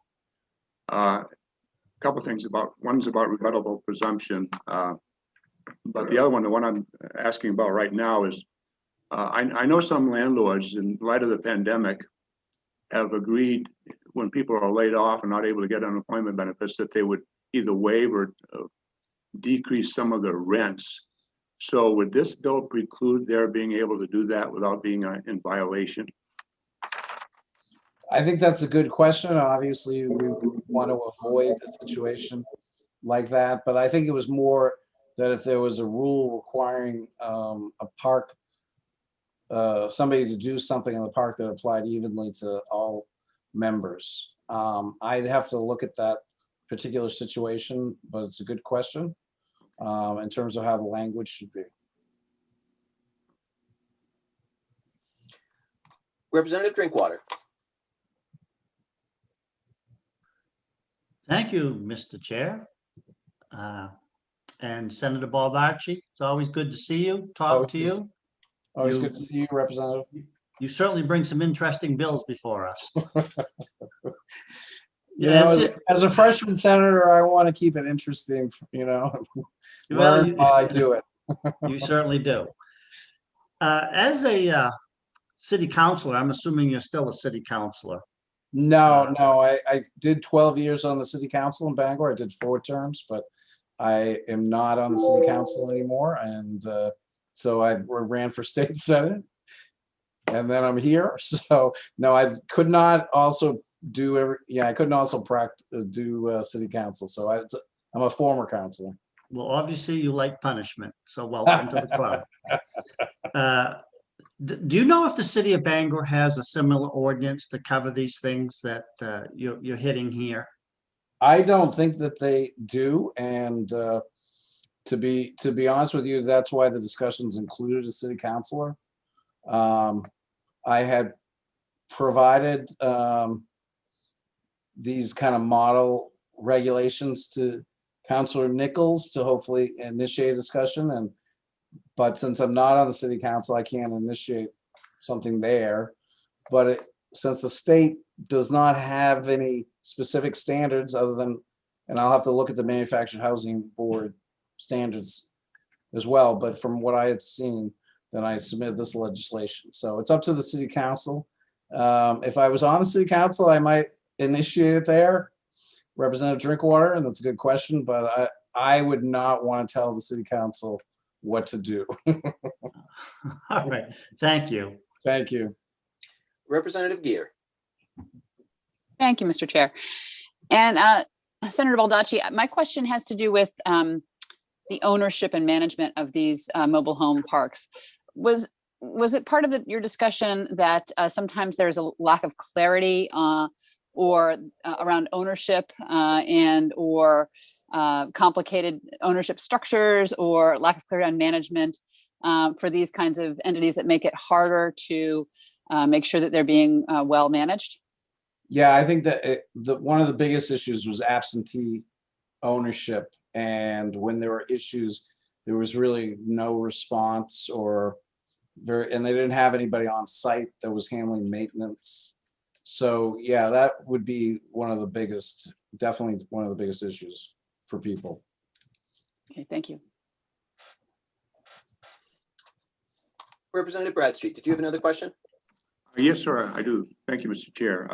I mentioned before, I alluded to a rebuttable presumption, which you have as part of the proposal. And we're running into a lot of that when it comes to workers' compensation.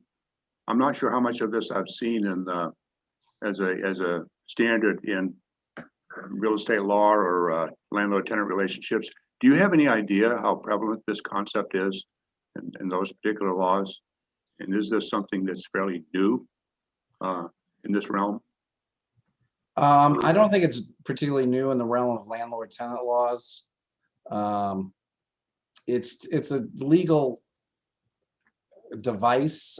Speaking as a lawyer, it's a legal device to allow the judge to deduce X from whatever set of facts are in front of him. But it is a legal device, and it's usually used in certain situations where we're trying to make sure certain laws are enforced or things are adequately done. So it's not something that's new. It's been used for decades.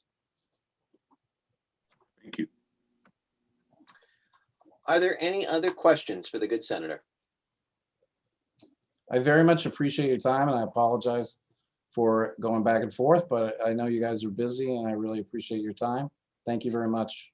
Senator Baldacci, we had to be here, so we're glad that you joined us. All right, be Thank you. well. All Have right, a good safe day. drive home. Thank you. All right, I see next Sarah Nichols is here to speak in support.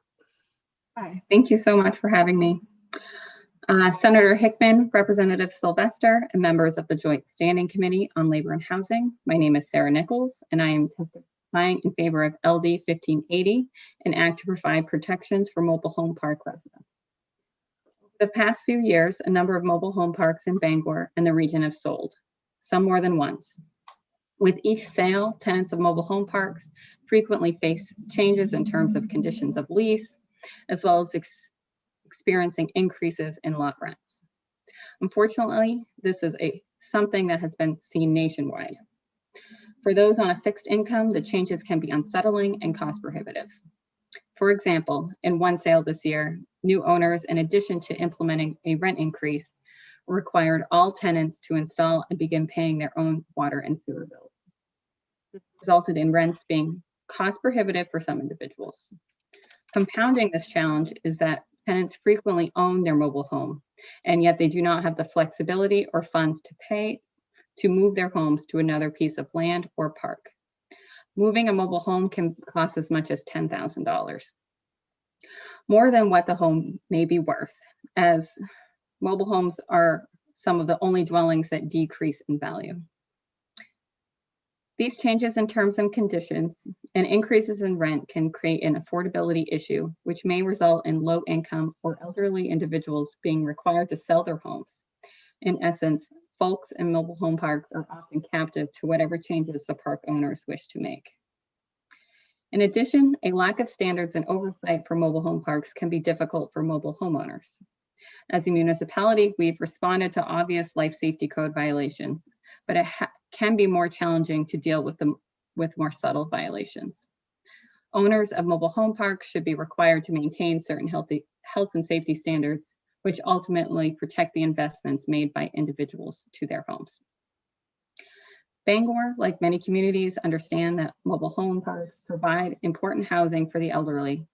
Living in a mobile home park is a big investment for individuals that often place tenants at the mercy of park owners who may not live in the state or even the country. The sudden sale of these parks, combined with a lack of consistent framework for regulating mobile home parks, has left tenants, often the elderly and individuals on a fixed income, with costly changes or upgrades required by mobile home park owners. Residents of mobile home parks deserve the same standard of living as everyone else, and we need the tools to protect them. Thank you for your time and attention, and I would be pleased to answer any questions.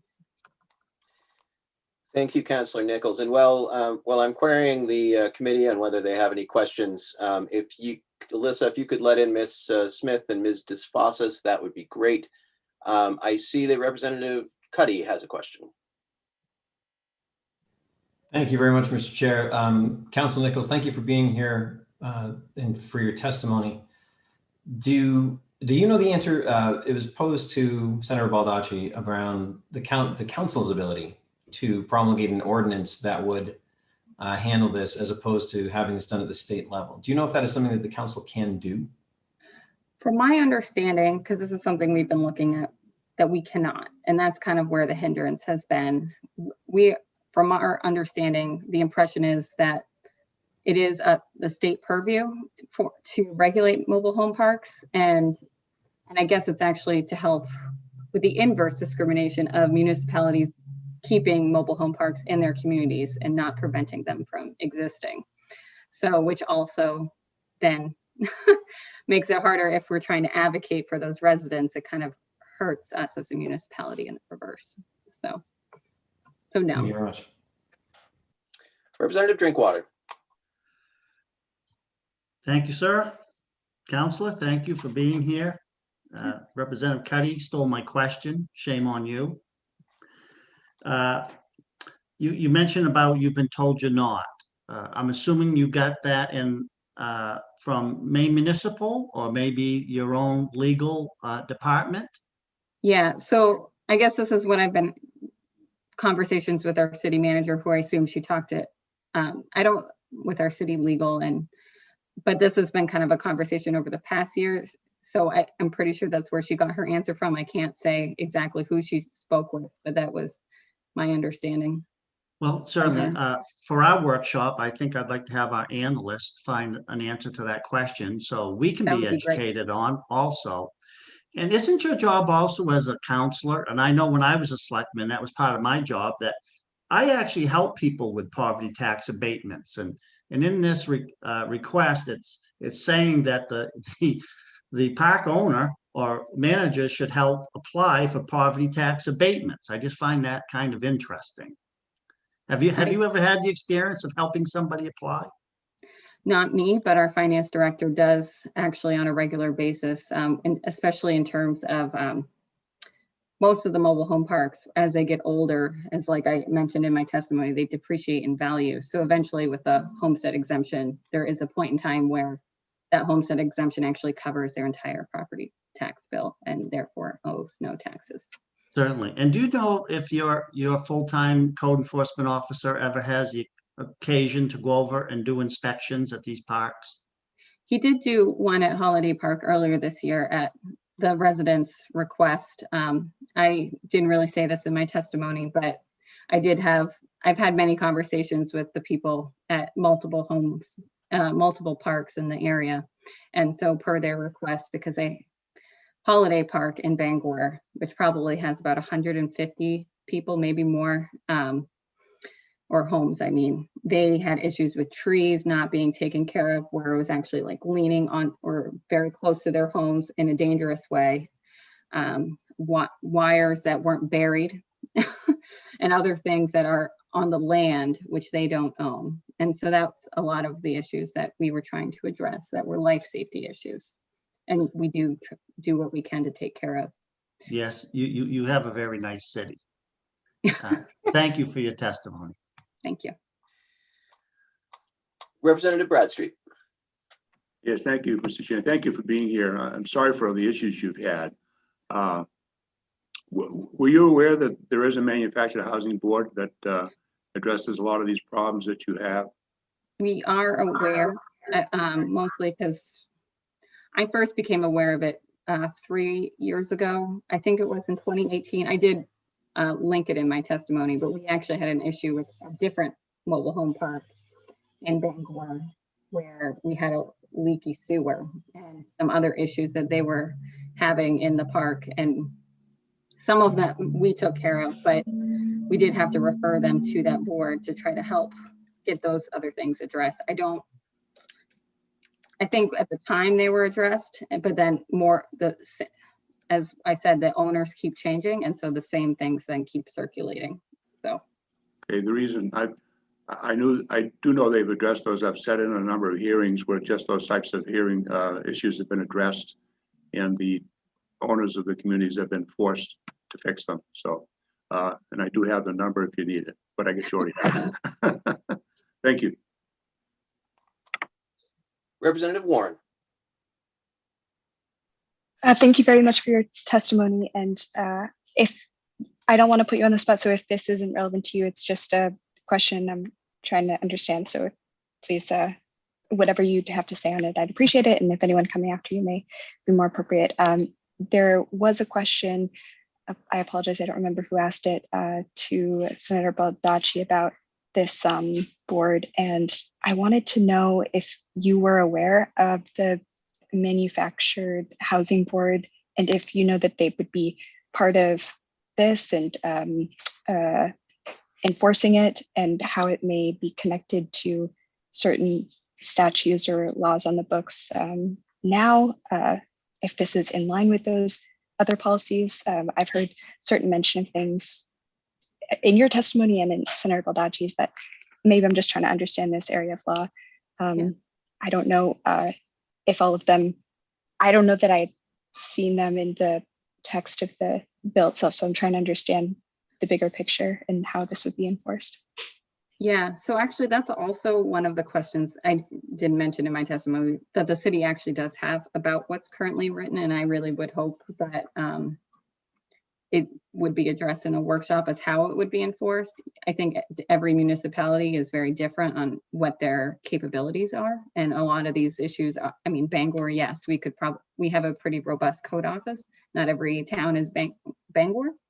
But I do think it would be helpful even for a city our size to even know what we're looking at, and can we have similar standards of what other homeowners and rental property tenants have. And I think, I don't really know where that fits into the statute, but I think who addresses or enforces it, I think is a question we would want answered, whether or not it is a municipality or if there is a way for it to be addressed at the state level. I think that obviously as a municipality, any work that doesn't get shifted to us is always good, but at the same time, we are bringing up the issue. So it's also, there is a system in place for a municipality generally to enforce those things.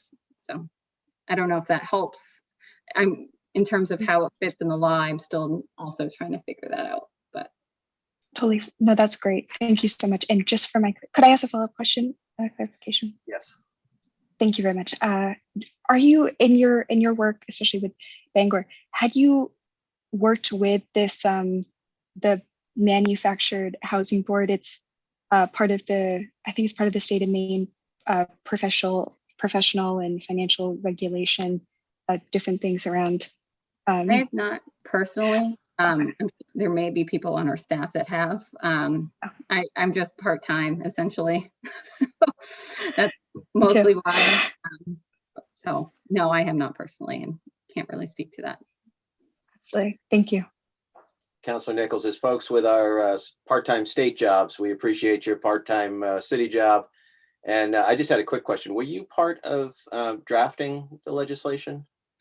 So I did bring it up to Senator Baldacci because this is something, and I think Maureen Walsh, who is kind of the impetus behind this, she's a constituent of mine and Senator Baldacci's, but this has been an issue for the past 5 years, since, or at least the entire time I've been on council, and I think we've been trying to figure out how to address it, because as a municipality, so I guess kind of the impetus behind it, but Okay, no, I was just curious where this model came from. That's why. And I should have asked Senator Baldacci, so Senator Baldacci did draft it on it. Yeah, so okay, great, thank you.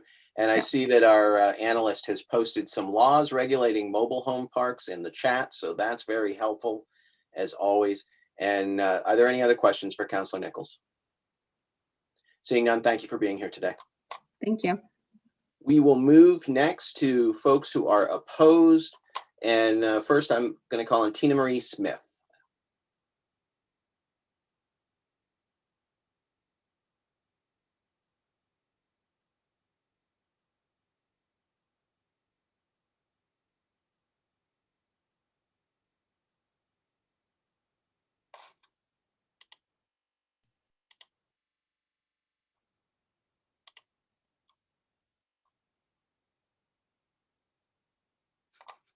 Ms. Smith, you are muted if you are through the wormhole. Hi, I'm here. Can you hear me? I can hear you. Oh, hooray. My name is Tina Marie Smith. I am from Scarborough, Maine, lifelong resident. I'm also the president of the Manufactured Housing Association of Maine. My family has been in the manufactured housing industry for the last 78 years, right here in Scarborough. And I'm very sorry to hear of what's happening in Bangor. I would like to propose that this is an isolated incident. There are approximately 583 manufactured housing communities in the state of Maine. And it's very troubling to hear when something like this happens. And I would like to, I'd like to hope that we could solve this issue dealing with the community owners. I believe that the communities in Bangor, there are several of them that are owned by the same large investment company, which is located in California, and I believe that they have on-site managers, but I really feel like I would like to be part of the workshop to help fix this so that it's not as onerous as it would be to those of us who actually follow the laws. The law that I'm referencing is Chapter 953, the regulation of mobile home parks, landlord-tenant law, and a lot of what is in the proposal before you today is covered within that law, and there are certainly different protections to consumers that we should be able to solve this problem. That's what I'm trying to say. And I'm also here to help answer any questions, or to get, if I don't have the answers today, I will certainly work to find them for all of you. And I thank you very much for your time and for your service to the people of Maine. Thank you, Ms. Smith. We certainly appreciate you being here. I see that Representative Drinkwater has a question for you. Thank you, Mr. Chair, and thank you for coming and trying to educate us, because as you know, this is a process, and a lot of us, we know very little about a lot of these subject matters. We heard earlier from Councilor Nichols that the city of Bangor, she's been told that they cannot enact their own ordinance to regulate trailer parks. Is that true to your knowledge? So every time I hear the word trailer park, the hair on the back of my neck stands up. But I'm just I'm gonna tell you that in my town of Scarborough, we do have some ordinances that regulate manufactured housing communities, mobile home parks. They're different. They're called different things, but we certainly do have our own ordinances here in Scarborough. I know when there were some issues with a community in Westbrook, this Westbrook City Council took action and enacted some rent control type things. It was several decades ago, but they were able to solve the issue of some spiking rents in that area. I just want you all to know that most of us, the 580 of us out of the 583 really care very much for our residents, and we look at them as part of our business and part of our community, and we work with them to make sure that they're not treated with any disrespect or less than they should be. Certainly, if I have a quick follow-up, Mr. Chair. You may indeed, sir. Yeah, thank you. It sounds to me like an education is needed, an education for mobile home owners and the owners of said mobile home parks. Do you folks do any type of education? Yes, actually we do. We have several during COVID. This has not been happening, but in past years we have meetings every year, and we have breakout sessions with different people who sell manufactured homes, and then also people that manage communities. We would have breakout sessions, and I also wanted to mention that in our community rules, it's part of the statute that we include the law. So that all of the manufactured housing community residents know the laws that we need to follow and that they're aware of them, so that the people in Bangor should be aware of Chapter 953 if it's within their community rules. That certainly is something that we provide to all of our residents. Thank you. Representative Rader. Thank you so much, Mr. Chair. Thank you so much, Ms. Smith, for being here. Excuse me, I was looking at the testimony of one resident in Bangor, and they were speaking of the fact that no one in the park has a lease, and that they were being told by the owners of the park that the roads within the park were the responsibilities of the residents. They're dealing with potholes and degraded roadways. I was just wondering if you could speak to these issues that it seems to me should be the purview of the park owners, and then I might have a quick follow-up for you after. Thank you. Yeah, I can absolutely answer that. When there's a pothole on one of the roads in one of our communities, we fix it. That should not be happening, and it is absolutely not the responsibility of the residents, or is it the responsibility of the town? These are all privately maintained roads and infrastructure. The water, sewer, everything is the responsibility of the community owner. It is not the residents' issue. Okay, may I ask a quick follow-up, Mr. Chair? Of course.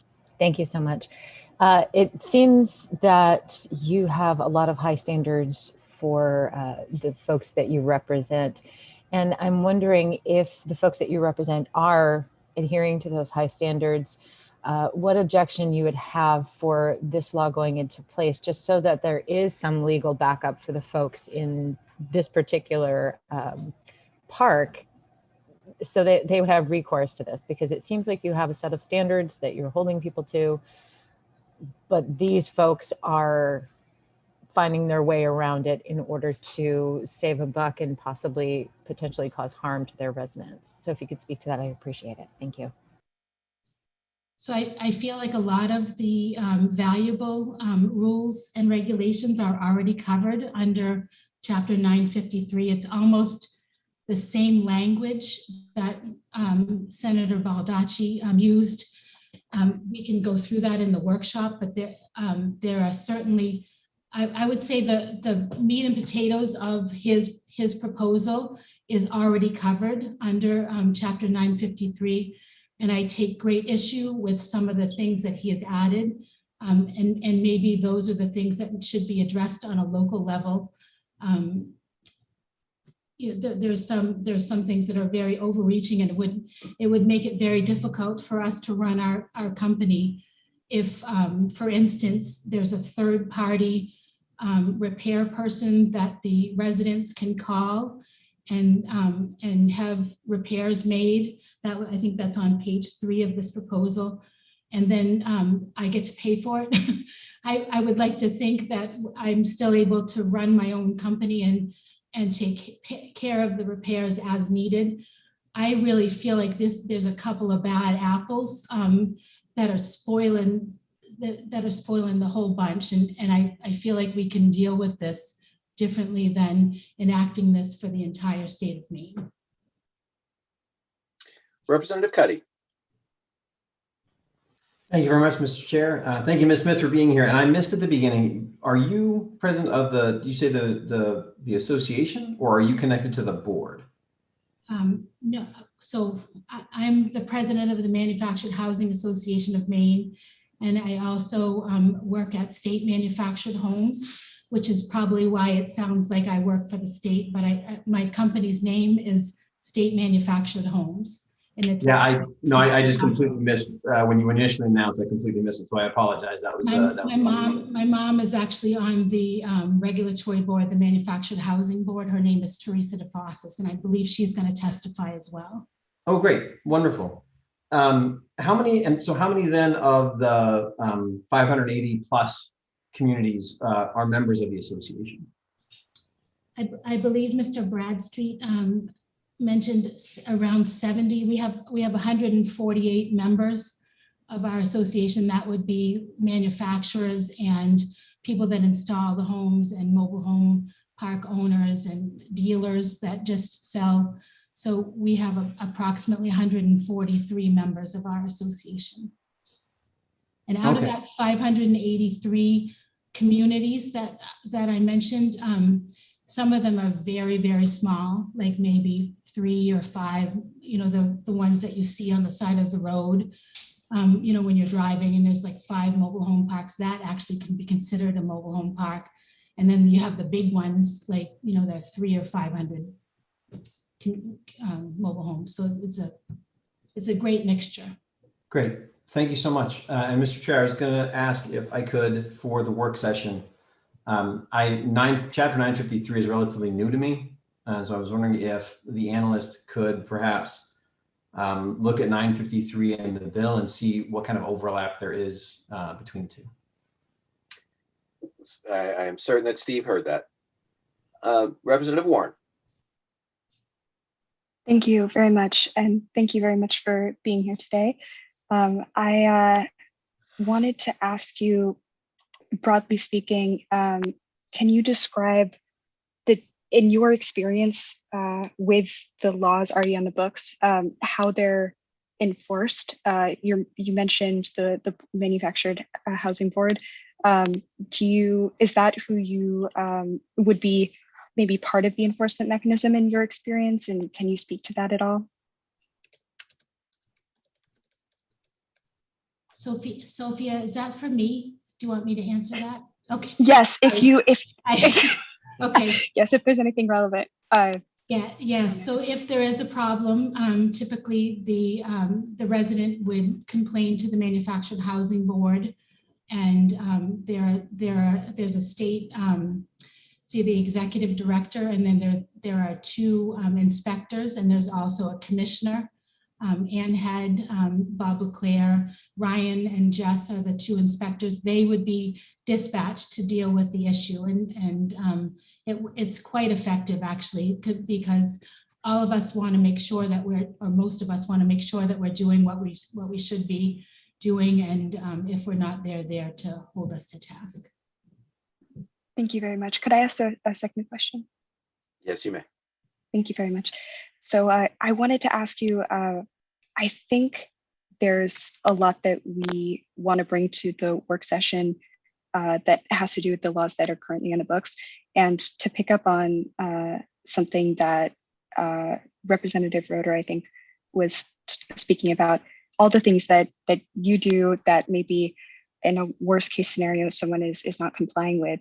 I'm at the same time looking at some of these things, and I feel I'm trying to understand better what the intention behind some pieces of this law are. And I was wondering, outside of the thing about needing a third party for certain things, are there any other pieces that you think are that maybe create an additional mandate or seem unclear to you?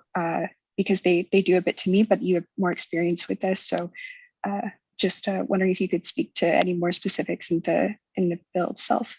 Yes, I have a highlighted copy of LD 1580 where I went through and tried to identify some issues that would be hard for us to solve. One thing that I just pulled, I'm looking at it right now, that keep the common areas of a mobile home park free from any species of weed or plant growth that is noxious or detrimental to the health of residents. So that can be just an example. So if I really feel like, what if somebody's allergic to lilacs, and then, are we supposed to remove all the lilacs from the whole community because one person is allergic to them? I think I also am really worried about helping residents file property tax abatements. I think that is a really slippery slope that the town officials should be able to do that, but I don't know that me as a community owner or manager should be responsible for that. I already mentioned the emergency repairs. I guess what I want to say before my time is up is that I absolutely support having tenant landlord rules. And I really feel like they're a very important vehicle to make sure that both the landlord and the tenant are behaving the way that they should, and that everyone's protected. But there are some things that I think that are being addressed in this this legislation that that is just based on the problems of a particular community or two, and a tenant landlord relationship that is not working out. So I'd like to be part of this work session and see if we can work this out and maybe help the people in Bangor, because I don't think that this is a systemic problem for all manufactured housing communities. I really don't. I talk to people all the time, and I feel like that this is an isolated issue with one community, or maybe a community that's owned by, or several communities that are owned by one entity. Thank you, Ms. Smith, so much. Are there any more questions for Ms. Smith?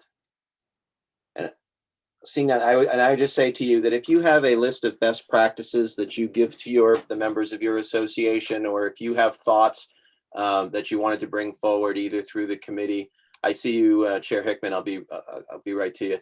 Or if you have any thoughts on the bill and your outline that you want to pass through either to our analysts or through Representative Bradstreet, we would certainly be interested in hearing those. Chair Hickman. Yes, thank you, Mr. Chair. Thank you for your testimony, Ms. Smith. I guess I'm curious, since there is a provision in this proposal that would require the owner to contract out with a third party in order to do emergency repairs, that leads me to ask you sort of what is the responsibility, in your opinion, of the mobile park owner to provide repairs on an emergency basis? Do you do that? Do you have someone in-house that does that? I mean, that part of the law, interestingly enough, caught my attention because I just wondered what is considered an emergency repair and why would someone feel they needed to put that into law? What are your thoughts about that? So speaking personally, everyone that lives in our two communities has my personal cell phone number, and they call it when they need me. And I dispatch someone if it's a water problem, a sewer problem, and I believe that most, it actually states in the law that that we are required to give our an emergency phone number to all of the residents. And I'm very frustrated that the people in Bangor don't have that that phone number, because they absolutely should. And I have to tell you that in my life, that does not happen. They all know where to reach me. So then would it be fair to say that if that provision of law went into effect, that it wouldn't actually affect how you run your business because you are there for your tenants in a way that perhaps? I'd like to word it so that, yes, that is the, I believe that it's already in the law that I have to provide my residents with emergency contact, but what I don't want to do is have the residents calling a third-party repair person before I have the chance to respond, and then ask, I want to make sure that it's worded correctly, so that we can all live with it, because I want to be able to take care of the problem where it's my business and it's my infrastructure. I don't want someone else digging up the road to fix a plumbing problem that my husband could quite easily take care of. And yes, I definitely appreciate that. I didn't necessarily I didn't read the proposal that way. I guess I looked at it as perhaps someone has this emergency number, they're calling it, and the person on the receiving end may not be doing anything about what needs to be repaired. Yeah. So I definitely appreciate your input and look forward for the work session. Thank you, Chair Hickman. And I would note to the committee that we called Ms. Smith first because she has a doctor's appointment at 3 o'clock. And so are there any other questions from the committee? Seeing none, thank you, Ms. Smith. We appreciate you being here, and we look forward to seeing the information that you give us for the work session. Thank you. Thank you. And I would now bring forward Teresa Desfossis. Hopefully I came close. Let's see. Yes, you did come close. Thank you. Good afternoon. My name is Teresa DeFossis. I'm president of State Manufactured Homes in Scarborough. We own 2 manufactured housing communities here in town. One is a retirement community and one is an all-age community. At the present time, there are many laws that cover landlord-tenant relations and the standards in our communities. The issues are covered in Title 10, Chapter 950, and also by rules promulgated by the Department of Professional and Financial Regulations in Chapter 385, Section 385, Chapters 820 to 860. They govern not only the construction standards of manufactured housing communities, but also the way we operate them, and they guarantee that we will provide a standard of fitness and habitability. If not, then we are subject to not only the laws in our town, but also the state. And like my daughter, Tina Marie, said, and I'm very proud of her, by the way, we answer to the Manufactured Housing Board. They're very responsive if there is a problem. They don't deal normally with, they deal with standards in a community.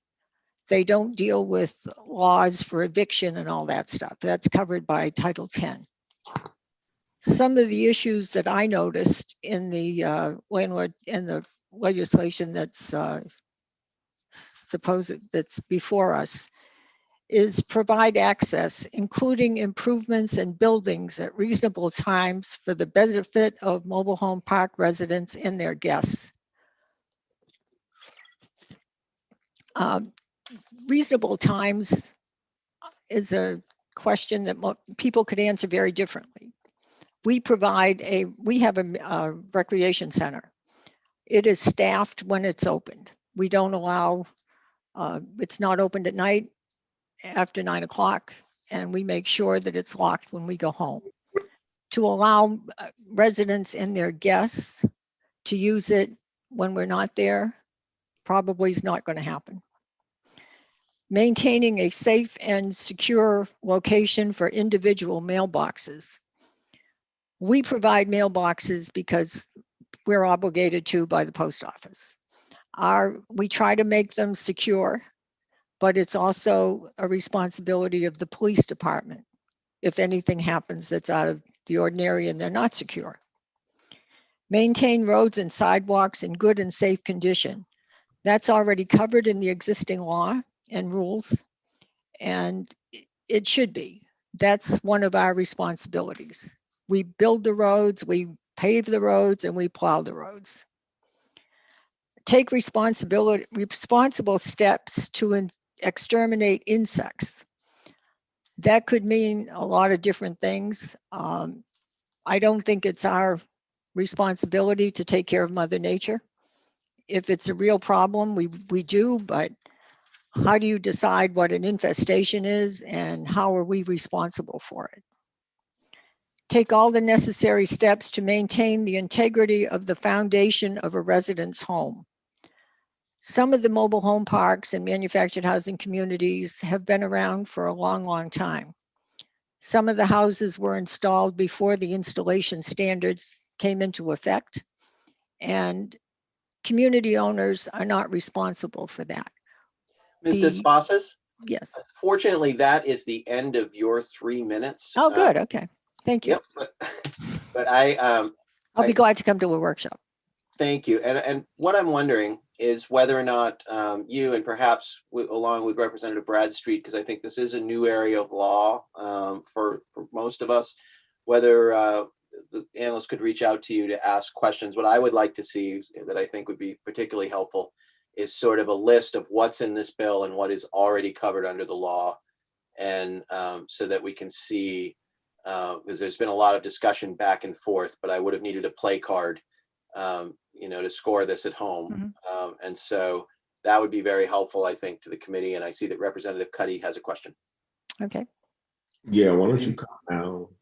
I think. Thank you, Mr. Chair, and thank you, Mrs. Fosses, for being here. I appreciate it. And my question is, so by way of analogy, I'm a licensed electrician, and the electricians examining board has inspectors so that if you believe somebody's doing something unlicensed or they're wiring up a building incorrectly, you can call the EEB and an inspector will go and look at it. Is there a similar thing for the Manufactured Housing Board? Is there an inspector that can be called to ensure that the rules currently in place are being lived up to? I believe that the standards of construction and maintenance would be under the purview of the Manufactured Housing Board. And yes, there are inspectors there that will come and inspect the communities. The town also has that authority, at least in Scarborough they do. We're licensed by both the town and the state. Do you know and I apologize, could I get a follow-up, Mr. Chair? Yes, you may. Thank you. Do you know, is it similar with electrical licensing if the town, actually, no, never mind. You just come to think of it, you actually just answered the question before I asked it, so never mind. Oh, good. Clairvoyance. I bet you've done that before in your life. I have. I've been in this industry a long time. Well, we certainly appreciate you being here. If there are no more questions for Mrs. Fosses, thank you for being here. Alyssa, do we have anyone else to testify on this bill? Not that I'm aware of. Mr. Chair. Yes, Chair Hickman. Representative Bradstreet has his hand up. Oh, thank you. Yes, Representative Bradstreet. I was just going to ask Mrs. DeFossis if there's anything else I wanted to add, but if she doesn't need to, I'd also like for the work session to maybe have some indication of the inspections that the Manufactured Housing Board has done in different communities, maybe over the last several years, or at least an overview, so that the board would, committee would understand that there are inspections that are done and there are penalties to pay for lack of adherence to the laws and the rules and regulations. I can ask the board for that. Yes. We are inspected at least every 4 years, a lot by lot inspection by the Manufactured Housing Board, and we also are inspected by the town every year. Thank you, Mr. Fosses. All right, seeing no other questions, I will close the work session on LD 1580 and open the work Mr. session. Chair. Yes, Chair Hickman.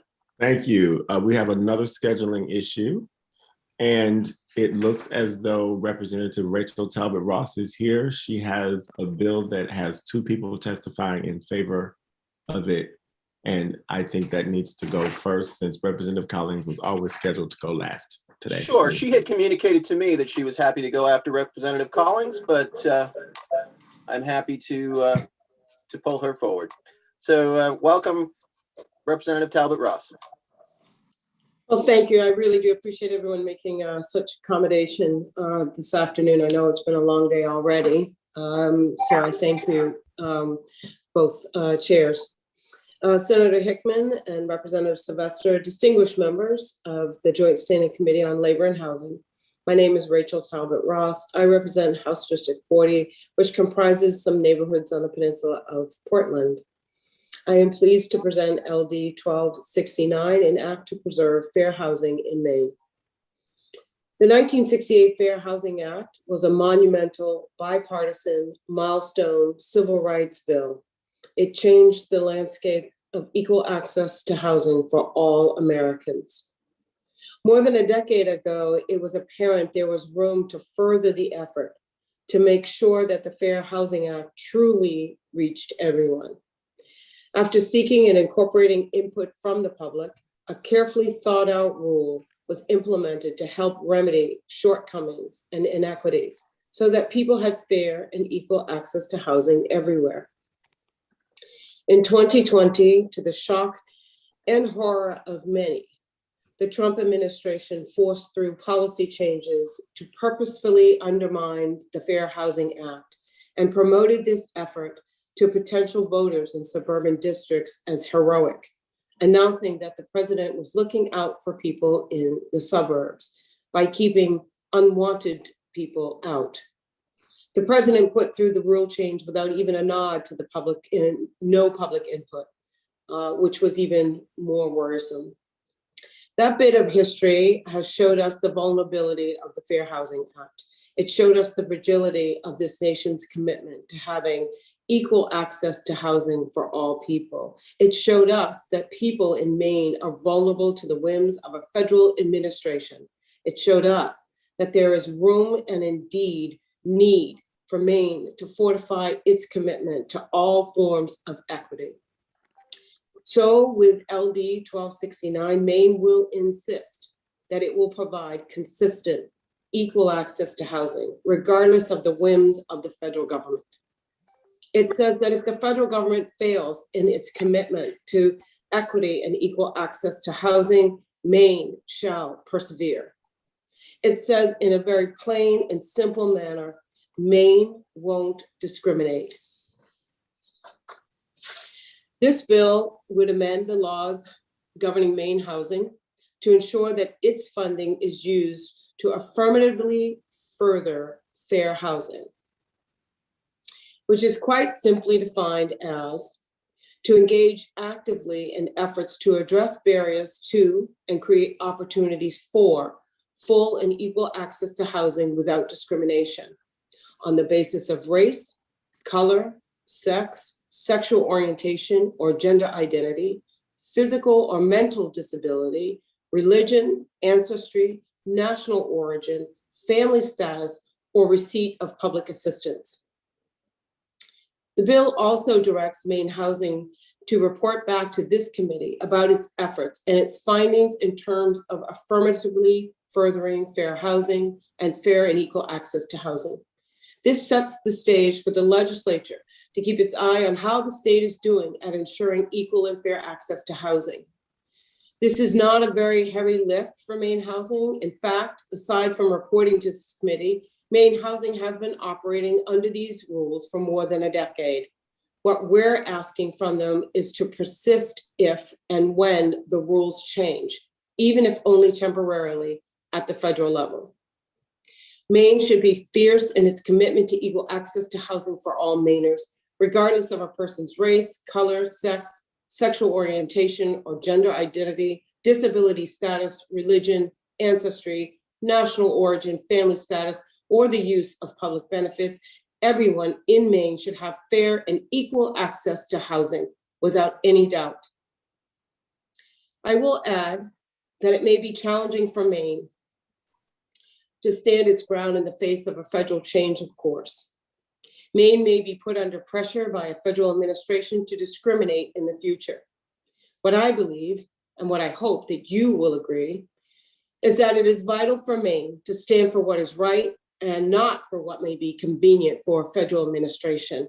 Doing the right thing isn't always convenient, as each of you know, but it is particularly important in this case.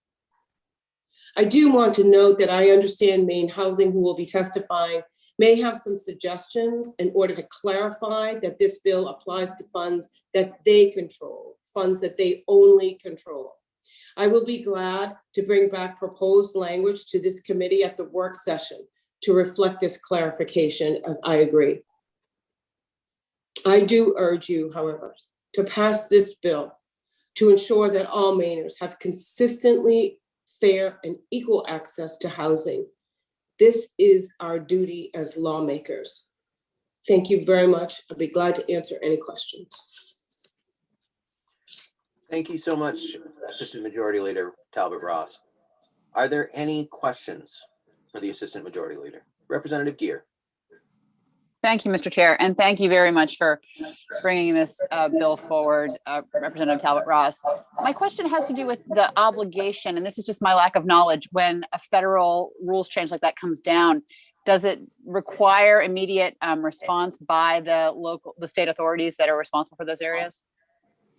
Thank you for the question, Representative. I do not believe so, but I know that Cullen Ryan, who is a content expert on the Fair Housing Act, is coming shortly after and so will, I believe, Maine Housing, and they can answer that question more thoroughly.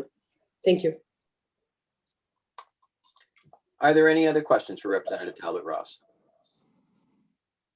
Thank you all. Seeing none, thank you. We appreciate you bringing the bill forward. Yeah, I'll stick around for a minute. Perfect. Thanks. All right, so we have two people speaking for. If we could bring forward Cullen Ryan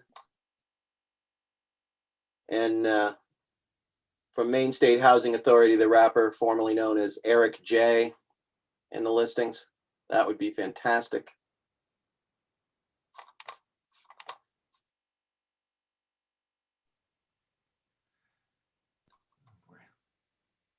Welcome, Mr. Ryan. Thank you, Representative Sylvester and Senator Hickman and members of the Labor and Housing Committee. My name is Cullen Ryan. I'm the Executive Director of Community Housing in Maine. We house homeless and special needs populations all around the state. I'm involved in pretty much everything that's related to homelessness. I'm testifying in support of this on behalf of CHOM and the Maine Homeless Policy Committee in strong support. The 1968 Fair Housing Act was monumental, as Representative Talbot Ross just described. It allowed equal access to housing and it prevented housing discrimination.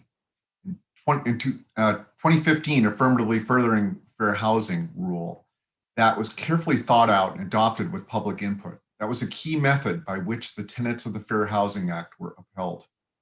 This bill is asking Maine Housing to keep affirmatively furthering fair housing, which is defined as to engage actively in efforts to address barriers and create opportunities for full and equal access to housing without discrimination on the basis of race, sex, color, sexual orientation or gender identity, physical or mental disability, religion, ancestry, national origin, familial status, or seat of public assistance. This is something that Maine Housing already does, but the practice has proven to be vulnerable to politics.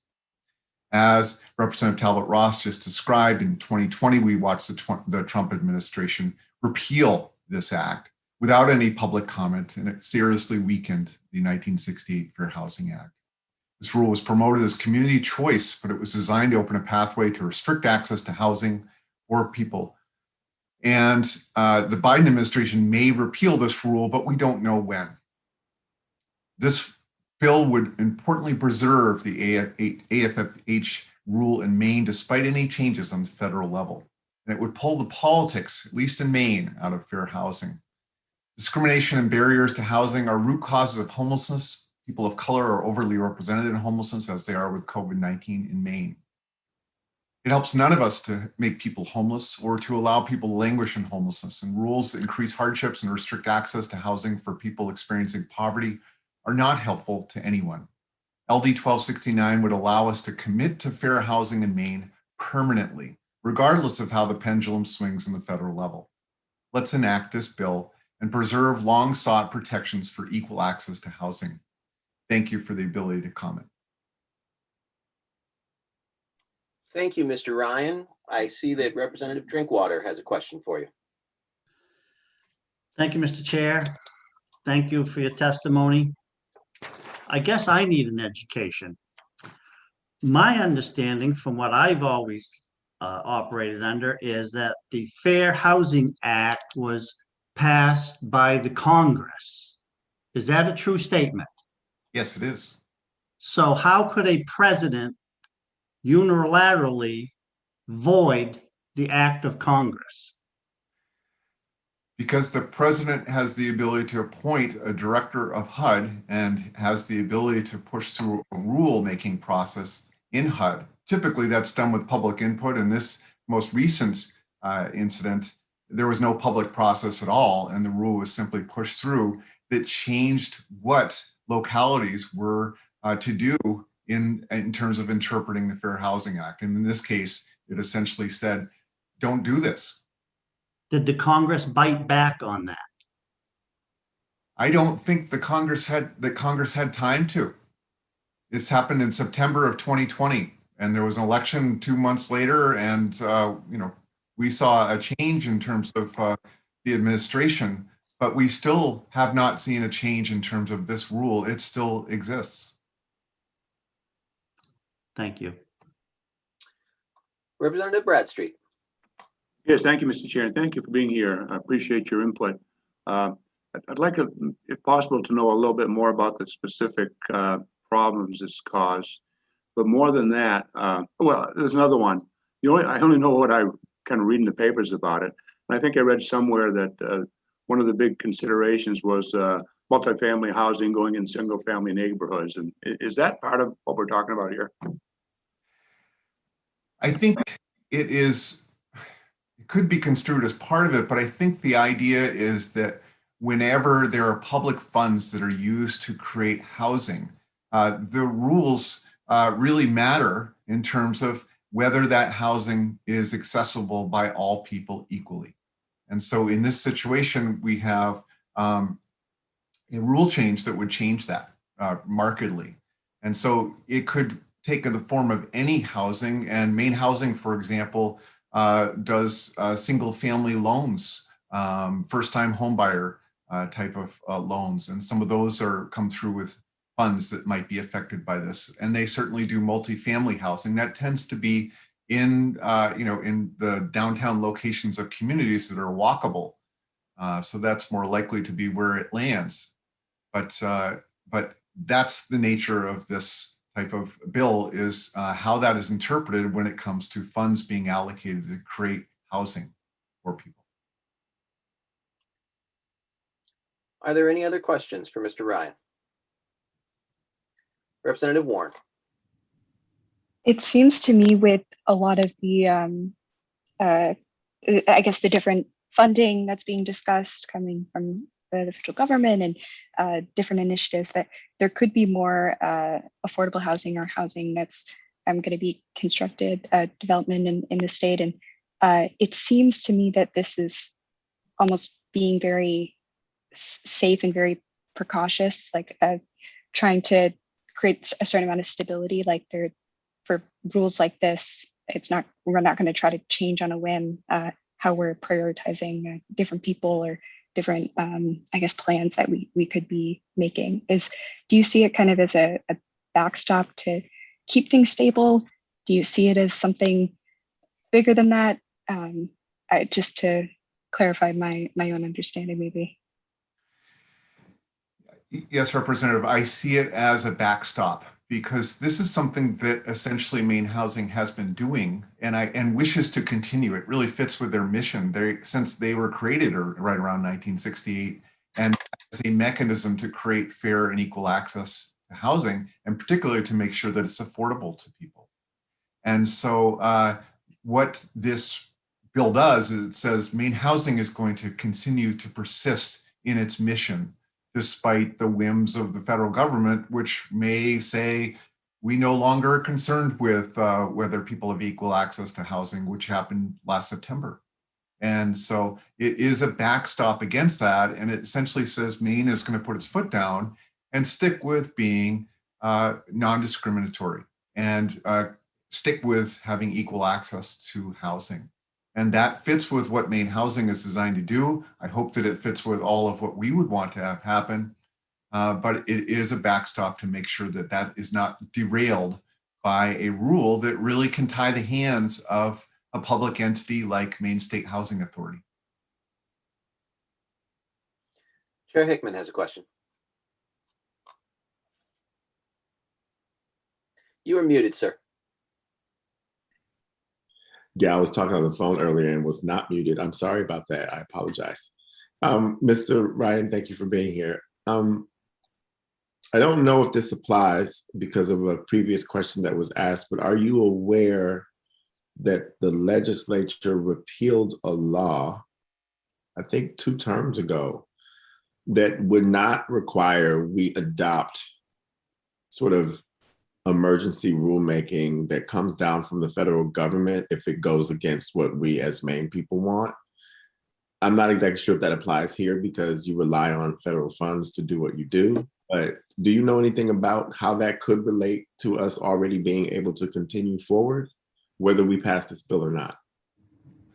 Senator, that's a great question. I'm not familiar with that, and I don't know how it would, but I suspect from the way that you've described it that this would go hand in hand with that and essentially ensure that with federal funds, we don't see Maine Housing being derailed from its mission.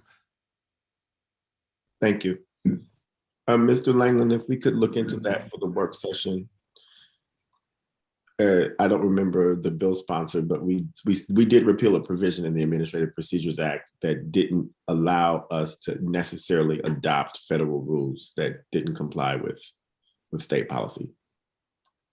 Senator Hickman, I remember that. Was that the 129th? Just to give him some It's guidance. entirely possible. We tried it several times, but this is one of those situations where I think that would apply, except that it might not because of the federal funding mechanism. So I just want to look into the nuances of that. Very good. Thank you. Are there any other questions for Mr. Ryan? Seeing none, thank you for being here today, sir. Thank you very much. And we will bring forward Eric Jorgensen from Maine State Housing. Thank you very much. Senator Hickman, Representative Sylvester, members of the Joint Standing Committee on Labor and Housing. My name is Eric Jorgensen, Director of Government Relations at the Maine State Housing Authority. First, I just want to say thank you to Mr. Ryan for really, your knowledge of the subject is superb, and it's someone who's only been here for a few months. It's wonderful to have you come on before me because I think you can provide some really good depth. But Maine Housing has had, as Maine's largest public housing authority, both an institutional focus and a policy structure that prioritizes fair housing. We've operated under HUD's disparate impact rule since the rule was first implemented, and we've continued to do that even as you've heard, even in the face of that rule's suspension. Rooted in the Fair Housing Act, this rule requires that HUD programs and activities be administered in a manner affirmatively furthering fair housing. This demands that we take proactive steps beyond simply combating discrimination to foster more inclusive communities and access to community assets for all persons protected under the Fair Housing Act. We absolutely support the intent of this bill. We feel that Maine Housing is not able, however, to comply with all of it unless the bill is really just tweaked a little bit to focus exclusively on our own programs. The issue lies in the fact that Maine Housing is not a state government agency. We don't have any sort of regulatory authority beyond those programs that we operate and administer. The bill calls on us to ensure that any federal funding or any state and local funding is used to affirmatively further fair housing in this state. Well, we can assure you that federal funds dispersed by us are used to affirmatively further fair housing, but we don't have the ability to ensure that federal funds dispersed by other housing authorities in Maine do that, any more than, say, Norway Savings can assure the state that Gorham Savings is complying with the Community Reinvestment Act. We know that Maine's other housing authorities take this issue very seriously, probably as seriously as we do, but we can't guarantee their compliance with HUD rules. So we'd be happy to work with the analysts to make sure that the language of this bill is adjusted to focus really on Maine housing funding.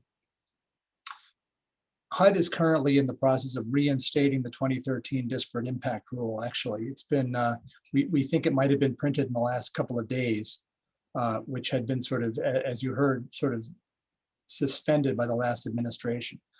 Maine Housing never stopped following and reporting on that rule, which requires us to develop a 5-year fair housing plan and then report annually on specific progress benchmarks aimed at reducing impediments to fair housing.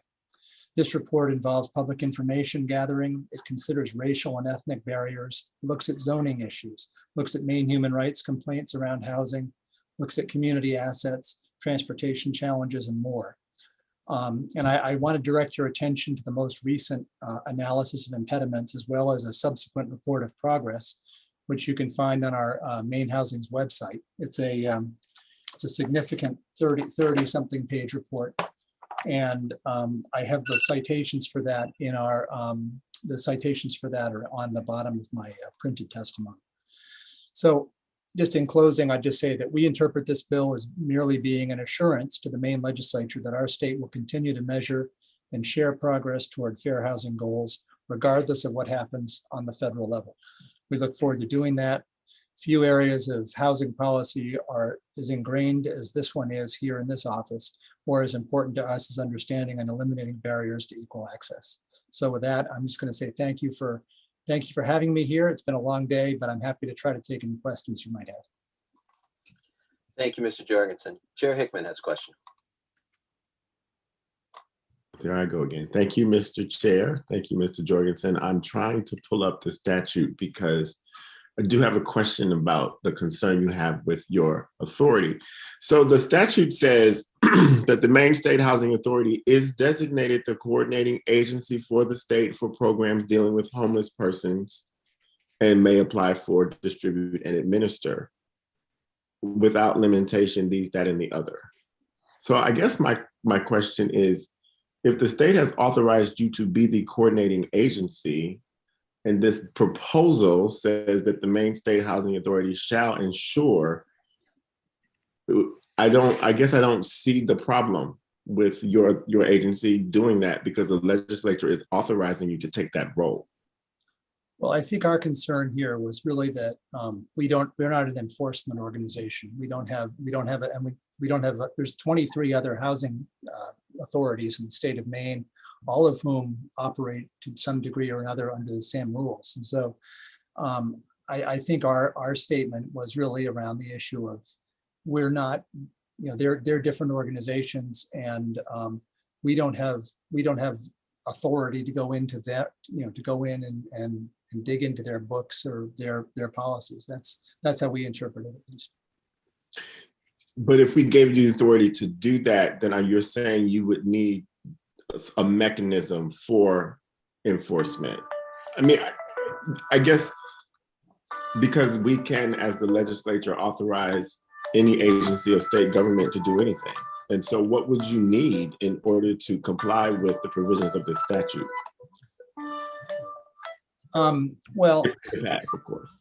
I think that's just a fundamental change in our role with regard to other housing authorities in the state. And our understanding of this bill was that it was to look at Maine Housing's work in this area. There are certainly, things like the community development block grants have touched on this. There are other things besides our direct funds that have to do with this. But I think our reporting is on a statewide basis. But the financial elements of it, we just don't want to be responsible for reporting on someone else's compliance. I guess that's really the basic bottom line. We don't have the staff to do that. We don't have the capacity to do that. I don't know how we'd do it. I mean, it would be a much bigger production than what this bill says is we're going to go ahead and try to assure that we're doing this work regardless of what the federal government is doing. We're very happy to do that. But when that other thing, if you were to put us involved, put us in charge of all these other agencies, not in charge of the agencies, but if we were to put us in charge of assuring they're compliant with this stuff, that's a whole different task. And maybe it's a good task to have, but it's not one that I came here today thinking about. That's really what that's sort of where we're coming from here. Follow up, Mr. Chair? Yes, you may. Thank you. So I guess the task that I would like you to think about for the work session, though, is if the Maine State Housing Authority has been charged by state government to be the lead agency on ensuring fair practices, is there a way that you could do that without staffing and enforcement? Like, could you convene, the directors of all of the housing authorities in the state of Maine on somewhat of a regular basis to see if in fact maybe they could just voluntarily give you the ways in which they are continuing to do what we would like for them to do? I mean, it seems to me that your agency is the lead agency on this practice in Maine. And while I'm not asking the agency to get into the books and to enforce something as if you use the analogy to a financial institution, I don't think that that's the point. If you're the state policy director on this issue, what role can the State Housing Authority have in at least making sure in a philosophical way that other state housing authorities in the state are keeping up with what they're supposed to do along fair housing? What role can you play? Let me find that. I'll find that out. Yeah. Okay, thank you. Yeah. Representative Gear, I see you. I'm going to take chair's prerogative for a moment and ask 2 clarifying questions. When you're ready, Mr. Jorgensen. I'm ready. All right. So I know the Maine State Housing Authority is a quasi-municipal, somewhat separate from, are the local housing authorities, are they also quasi-municipals? Are they C3s? I think they're the same as we are. They're quasi-governmental entities. So they are, but most of them are, private organizations. They're not private organizations. They're organizations that exist outside of government, but they serve a public purpose. And so my understanding is that you report on these issues already to HUD, and do the local authorities also report to HUD? My understanding is yes, because they have relationships with HUD themselves that are separate. Yep. Okay, thank you. Representative Gear. And following along, thank you, Mr. Chair, following along in the same line of questioning. Is there at this point any standard of reporting? So for example, is there a measurement framework or a set of reports that all of the housing authorities, including yourselves, do that would create maybe a basis for looking at some of these issues consistently across the housing authorities?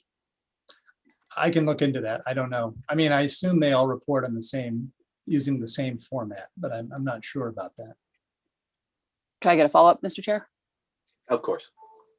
And do you guys get together regularly? I mean, is there a quarterly Housing Authority Association meeting, and is Maine Housing the convener of that gathering?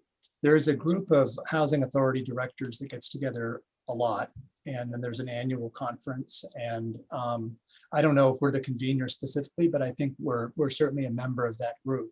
But I can find out about that too. I'm just wondering if there's already a forum where that kind of information sharing and consistent look at, hey, how are we doing in this regard could be coalesced. So, yeah, no, there's no question. I mean, this is a group that communicates quite a lot, and they have a good working relationship. And, I think we all try to work together on similar things. We certainly work together on advocating for funding from HUD and working on our relations with the federal government and the various federal programs that we're dealing with.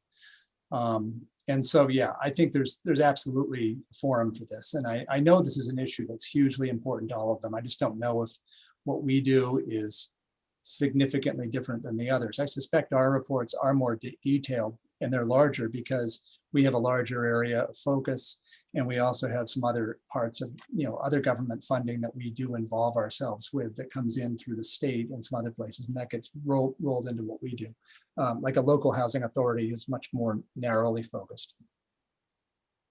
But they're geographically focused. I don't think they necessarily are more narrowly focused in terms of their interest in a subject like this. Representative Warren. I wanted to pick up on something that Senator Hickman was speaking about in the, I guess, the capacity that Maine Housing has in ensuring fair housing. So I hope that you'd see this as appropriate, but in some of the things that you're saying. So I wanted to say, on one hand, in working with certain community action agencies in this term, I've found that Maine Housing seems to have shifted to calling the LIHEAP program almost exclusively the HEAP program, not having the low income piece in, but just the home energy assistance program. And to, I guess, maybe reduce stigma is sort of what different agency heads have communicated to me that I think you work with in administering that program. So I think that's very impressive. At the same time, when we're thinking about having fair housing in Maine, it feels, maybe this is naive, but it feels strange to say, oh, we have fair housing in Maine when we also know there's lead in Maine that, you know, kids could and have been poisoned by, and I know that we all do the best we can. And I'm just wondering, how do you ensure fair housing? How do you measure, qualify that? And I know it's an impossible thing, but I'm just trying to kind of understand how you ensure a standard like this, insofar as it is federal law, if nothing else. Yeah, well, these things, they are all articulated in the law, and we comply by that. I mean, Maine's got some of the oldest housing stock in the country, so issues like lead are just endemic here. So you have to really think about, you know, we have a pretty substantial home repair program that we offer for low-income people who need either get weatherization or there's some lead elements of that, and things like, you know, we've been talking about radon issues. I mean, there's a lot of issues that as technology goes on, you start measuring new things and realizing there's problems that you may not have been aware of radon 40 years ago, but people are much more aware of it now. And as for the HEAP program, we did make a conscious decision in our office about a few years ago to say, you know, it's still known federally as the LIHEAP program, the Low Income Heating Assistance Program, or Home Energy Assistance Program, but it's we just got rid of the lie part of it, and we just figure you have to have low income to qualify, but why rub people's noses in that? And it's just an energy assistance program. So, I mean, I don't know if that's answering your question, but I hope that we take these things seriously, and we try to work within the resources we have to move the needle on this stuff. I mean, lead is one of those persistent problems that is, it's really difficult with the age of the buildings we have, but there are things you can do, and those things are being done, and they're being monitored too. So, are there any more questions for Director Jorgensen? Seeing none, thank you for being here, sir. My pleasure. Thanks for having me. One more. Oh, Chair Hickman, I didn't see your hand up. Go ahead. I know exactly what you mean. I don't always see them either from that role. Again, thank you, Mr. Jorgensen, for being here. You know, I went back to look at the bill one more time because I just wanted to make sure that I was asking an appropriate line of questions. So what the bill is doing is it's asking the Maine State Housing Authority to change its role. And it's asking the Maine State Housing Authority to come up with a plan to meet the changing role. And so it is actually expanding your work. And I guess for the work session, it would be helpful to know what the current relationship is between Maine State Housing Authority and the other housing authorities in the state. If you all report to the federal government, that's one thing. If you all report to the legislature, that's another thing that's similar. But the bill seems to be asking the Maine State Housing Authority to become the lead on making sure that every housing authority in Maine is implementing fair housing practices. It's a matter of state policy. And so it's charging you with the plan to come up with how you're going to do it. So I want to make it clear that that's how I read the bill. And so if you could find out before work session sort of what the current relationships are and how they might look at addressing this plan through some input gathering, I don't really know, survey.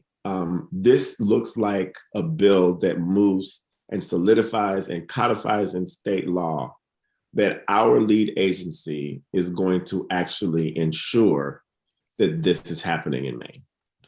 Do you understand all of that?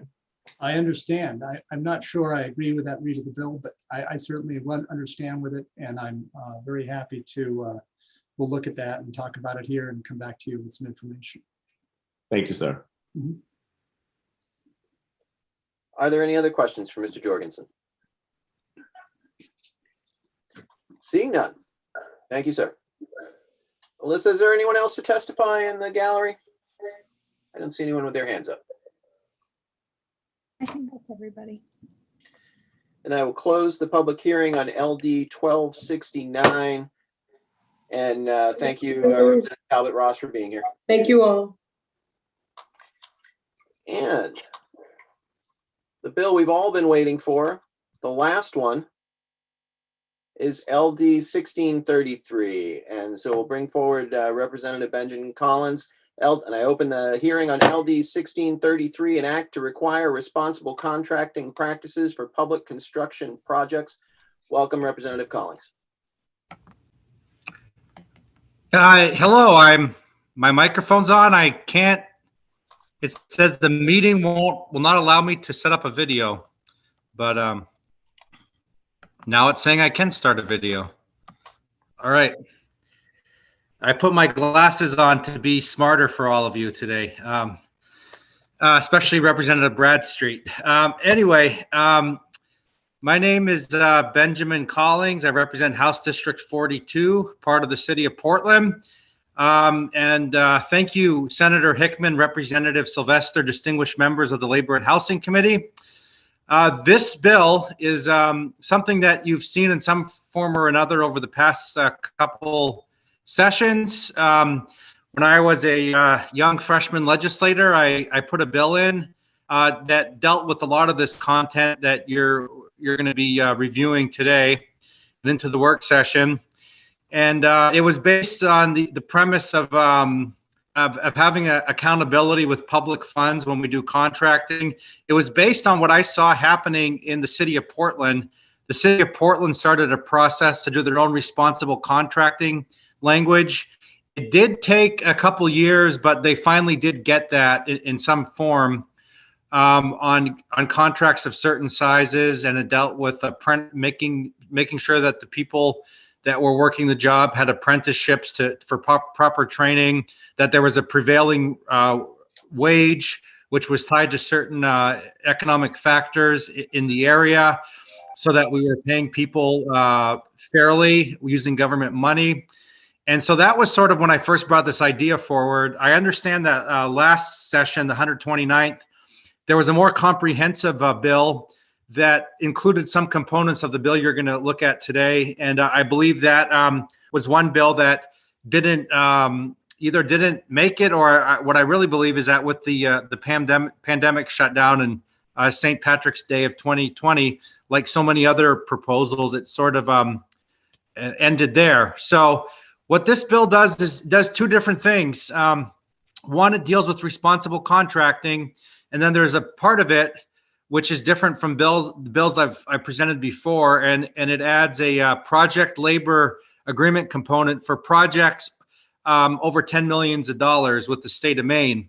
So the responsible contracting part of it, I think it's simple to me. It's a value statement. It says that we will hire, and what we're really talking about here is often is big contractors. They hire third party, they do subcontractors, and it's there where sometimes a lot of these issues come about in contracts where people aren't paid the most. They may not have the most skills and training.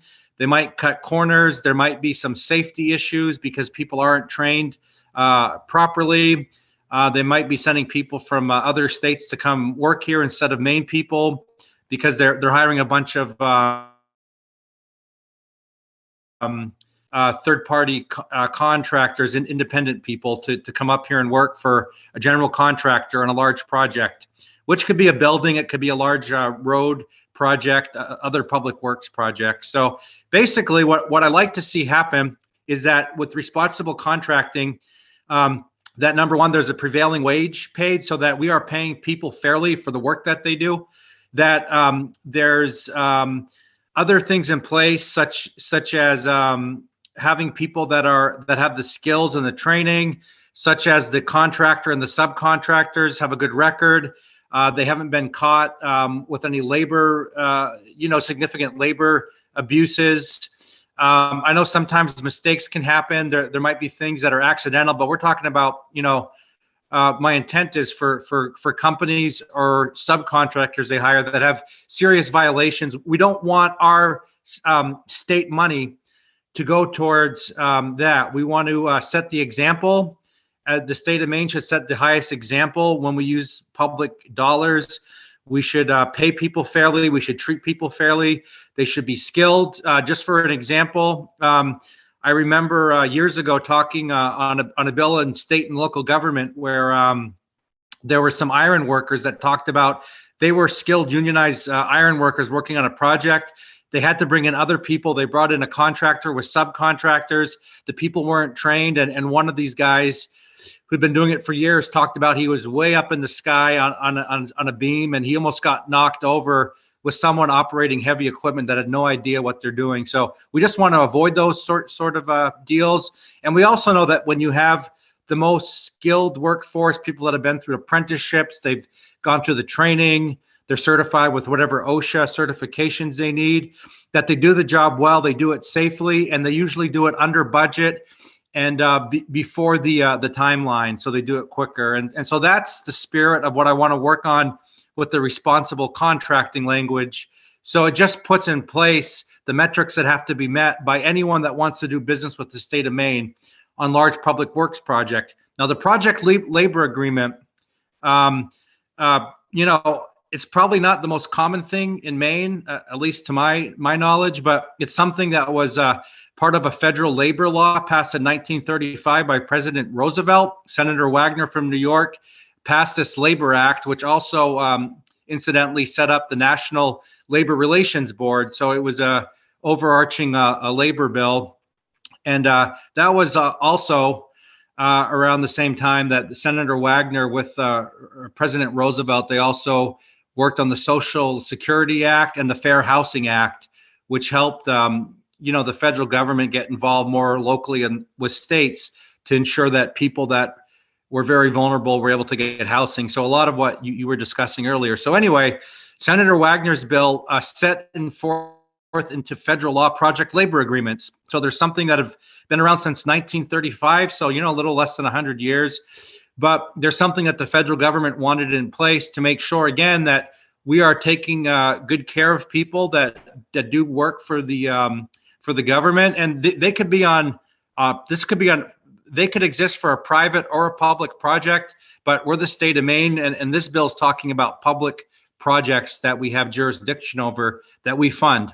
So the project labor agreement, and here's a misconception. When people hear project labor agreement, they automatically think, oh, this is something that has to include organized labor. It has to be a union, a trades union or so forth that's going to do this work. That's not actually true. What it does is that there's consultation that happens, and the metrics, the parameters are set forth to which the job has to be conducted, and the project labor agreement will set such things as wages, should there be health care, different other standards. And again, this is applying on projects over $10 million. So these are very large projects, where projects of that scope, we should be able to afford to do this. Now, just in the last session, there was some other legislation, more conditional, passed on project labor agreements here in the state, that they were to encourage them.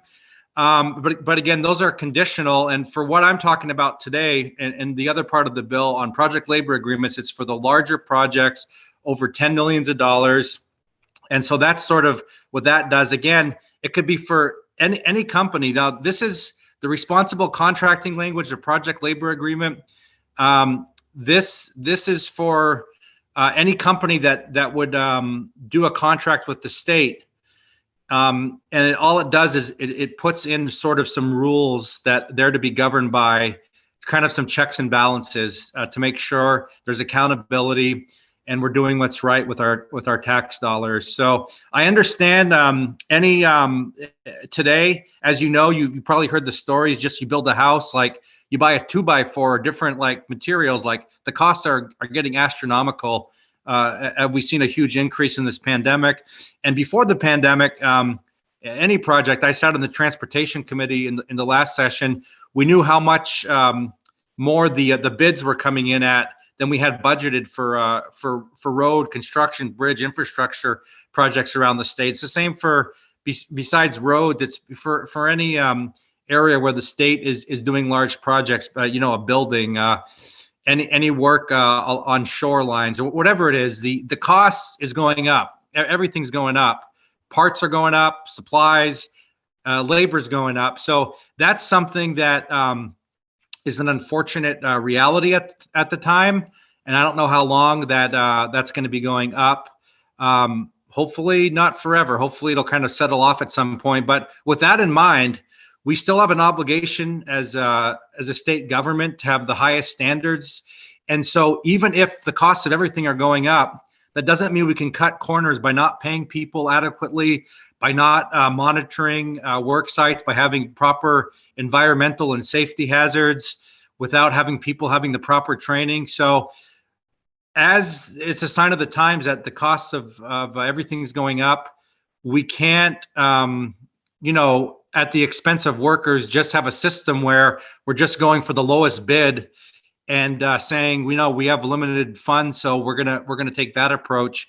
Again, this is sort of a value statement. And what I do have to say is we are getting a lot more money from the federal government for the short term anyway. We might be getting more stimulus funding, and who knows how long that will continue over the next 4 years or beyond that. But I'm quite certain that this presidential administration is going to put, they're going to have something set in place about what I'm talking about today. So when they send large chunks of money for infrastructure, they probably are going to say you're going to need to do A, B, and C, or X, Y, Z, whatever it is, similar to what I've just said. So I'm highly confident that this presidential administration and funding it sends us to do a lot of the infrastructure projects, which our state greatly needs, and I'm grateful for, is going to be asking that we do exactly what I'm saying today. So I think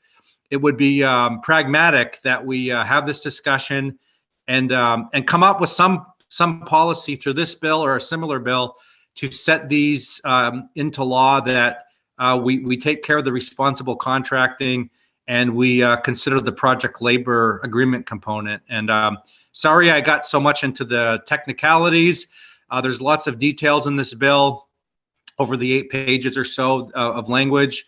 I tried to say as much as I could, so you wouldn't have to ask me all these questions after, but I'm happy to answer to the best of my ability about any technical aspects of the bill or about some of the overarching themes. So thank you very much for indulging me so late in the day.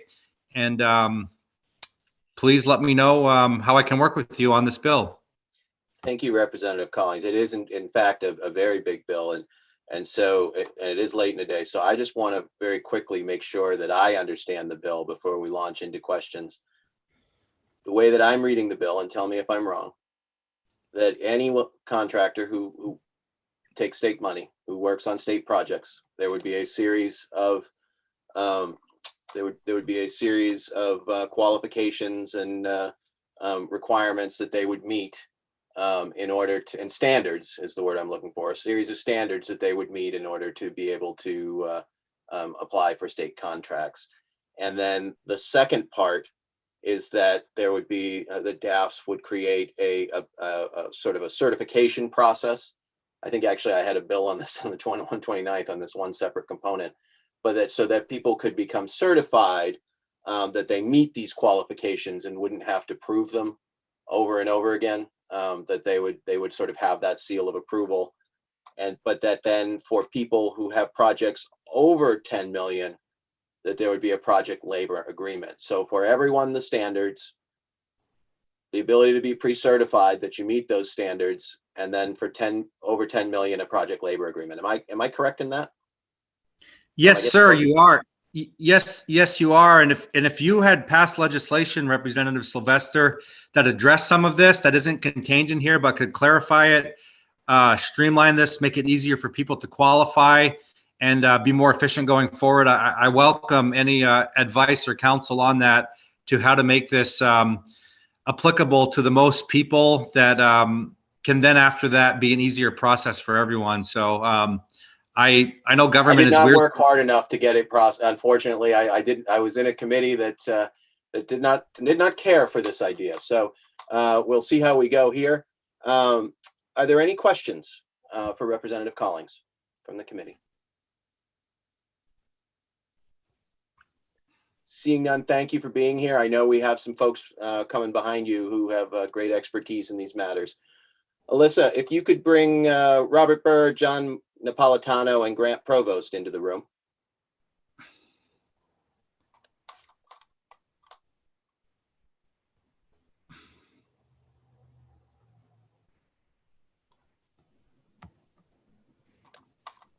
I don't see Robert. Okay, if we could bring Grant and John in, that'd be great. John's not here either, but I promoted Grant. All right. Good news, Grant, is you're up next. You have the floor, right, sir. Thank you very much. Good afternoon, Senator Hickman, Representative Sylvester, and members of the Labor and House Committee. My name is Grant Provost. I'm the business agent for Ironworks Local 7 in the state of Maine. I rise in favor of LD 1633, an act to require responsible contracting practices for public construction projects. The people of the state of Maine deserve basic protections on job sites. Constituents have the right to good paying, high quality construction jobs that lead them to the trades that they so choose. More than ever, we need to invest in the next generation of tradespeople, not watch them leave for better paying positions out of state. Maine needs to retain its young tradesmen people in order to build an equitable future that is here, not away. The infrastructure and future energy sources of our communities depend on it. The current contracting environment in Maine is not congruent with providing our youth with an entry to any decent paying job, forget about a lifelong trade. Employees of large contractors are misclassified currently as independent contractors are forced to carry their own workers' compensation insurance. They, however, receive weekly checks from their employer. This is illegal. Of all the New England states, Maine is the only state with no misclassification task force to combat the going problem. Not to mention there are 3 prevailing wage enforcement officers in Maine, and wage compliance is not their only job. Employees paid a low wage cannot afford their own workers' compensation insurance, or more commonly, they do not purchase it. Who then is left to pay the hospital bill when the employee is injured? Who will pay for the employee's food and healthcare and rent and mortgage? Why would the state allow unscrupulous contractors who treat employees in such a manner the right to bid work? State legislators on both sides of the aisle are coming together in realizing the advantages of prevailing wage laws and project labor agreements, the advantages that they bring to their constituents. At the last in-person National Building Trades Legislative Conference in Washington, D.C., 2 of the ironworkers' keynote speakers were Montana Senator Steve Daines and Ohio Speaker of the House Larry Householder, both Republicans. In both speeches, the legislators echoed each other in the promotion of prevailing wage laws and project labor agreements and the benefits that they bring to the state. Householder was very strong in his support of prevailing wage laws, commenting that their implementation was one of the best means of getting families off public assistance. This responsible contracting bill brings important issues to the forefront, such as a registered apprenticeship program used to train the workforce of the future. Apprenticeship programs are easy to start and show a contractor's dedication to the next generation. We will all be in the hands of the next generation at some point in our lives. It is our duty to see that they're successful. These people are our children, our neighbors' children, and they are our future. Responsible contracting sets the bar for what us as Mainers expect from our contractors and business leaders in the community. We look to you as legislators to make a stand and back those without a voice. Mainers are out there working construction with no benefits, no hope of retirement, and are living paycheck to paycheck. These members in our community are building our schools, bridges, and energy infrastructure, and it is time that we paid them like the cornerstones of our community they are. I believe wholeheartedly in this legislation. Please move it forward and let the House and Senate have their chance to make up their minds on what is fair to Maine constituents.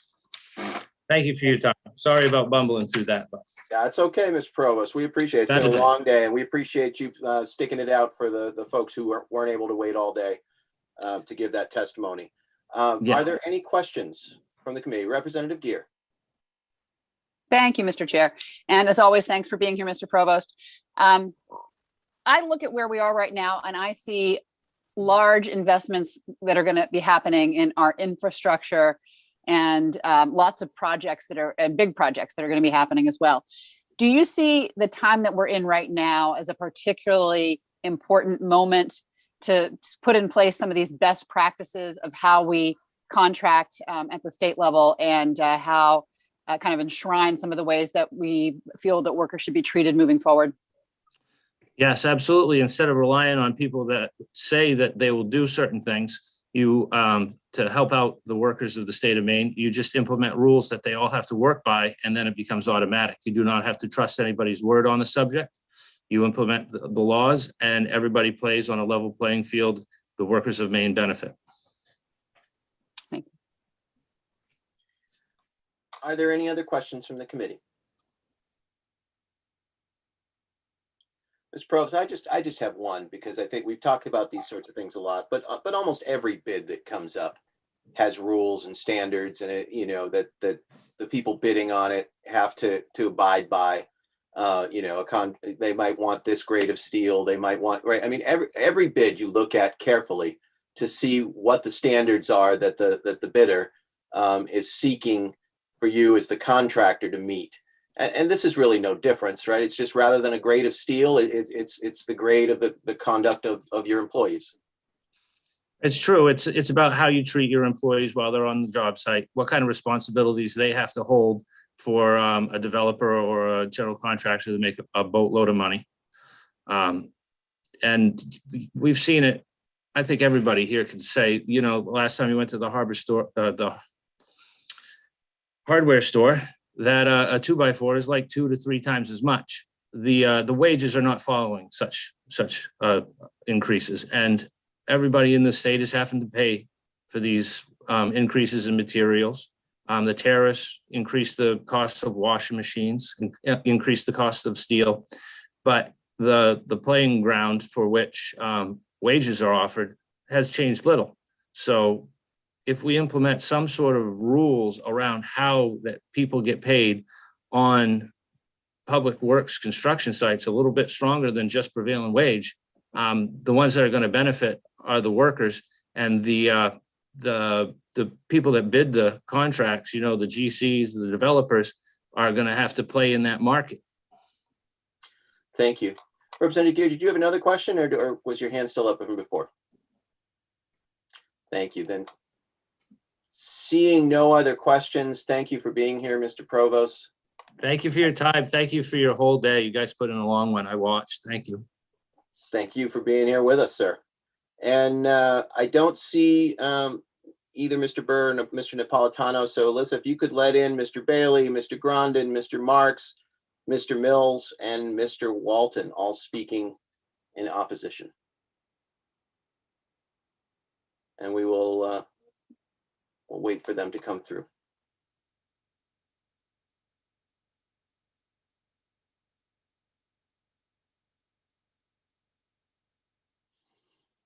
Mr. Marks, I see you first, so why don't we go ahead and launch in if you have the floor, sir. Thank you, Senator Hickman, Representative Sylvester, distinguished members of the committee. My name is Matt Marks. I live in Scarborough, lifelong Mainer, and represent the Associated General Contractors of Maine. I've been here almost 12 years, actually over 12 years now. Time flies. Before that, I worked for a site work contractor in Southern Maine. I've submitted written testimony. I know this is an extremely complex bill. So I laid out the sections of it that I find problematic for our members. I'm happy to go through those sections or answer any questions that you may have. But I'd like to just start with a couple things that were brought up so far. There's a sentiment out there that we're hearing that there's some folks on the committee that believe the current process for procurement might be flawed or that workers are not treated appropriately. And I wholeheartedly disagree with that. I list the specific things in here that are problematic without going to theory. But if you take a look at the fine structure in here or the limitations that it would have if you have a fine, there's a lot of reasons why a company could receive a fine, whether it be an erosion control issue or an OSHA issue, or even a speeding ticket related to a traffic violation that was that happened during the company's time. OSHA violations start at $13,000. They eventually, in many cases, are negotiated because OSHA will look at the case, the firm may make a complaint, and they may pay it. That's problematic in the bill. That would eliminate a good deal of both my union and non-union members. It happens. There are OSHA violations. It's a corrective action. Certainly, nobody wants that to happen. Everybody wants folks to be safe.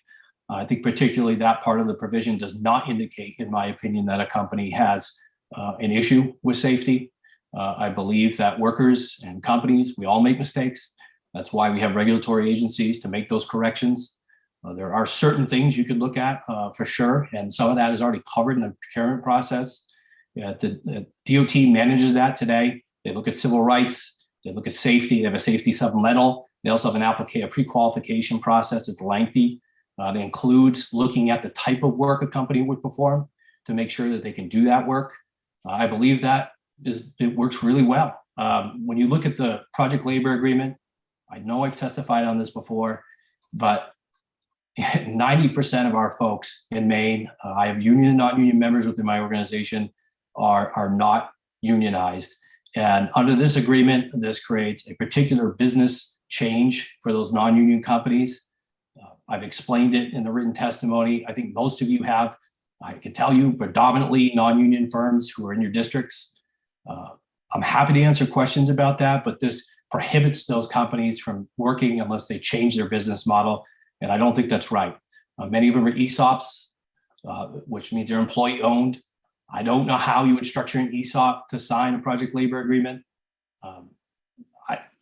I struggle with the fact that this bill would just eliminate the majority of the members that I represent from doing work here. I'll leave it with that. My written testimony is there.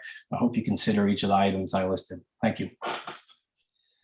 Thank you, Mr. Marks. Are there any questions from the committee? Representative Gear. Thank you, Mr. Chair, and thanks for being here, Mr. Marks. And can you just explain a little bit more about why you don't believe an ESOP company could be a party to a project labor agreement? Yeah, it's interesting.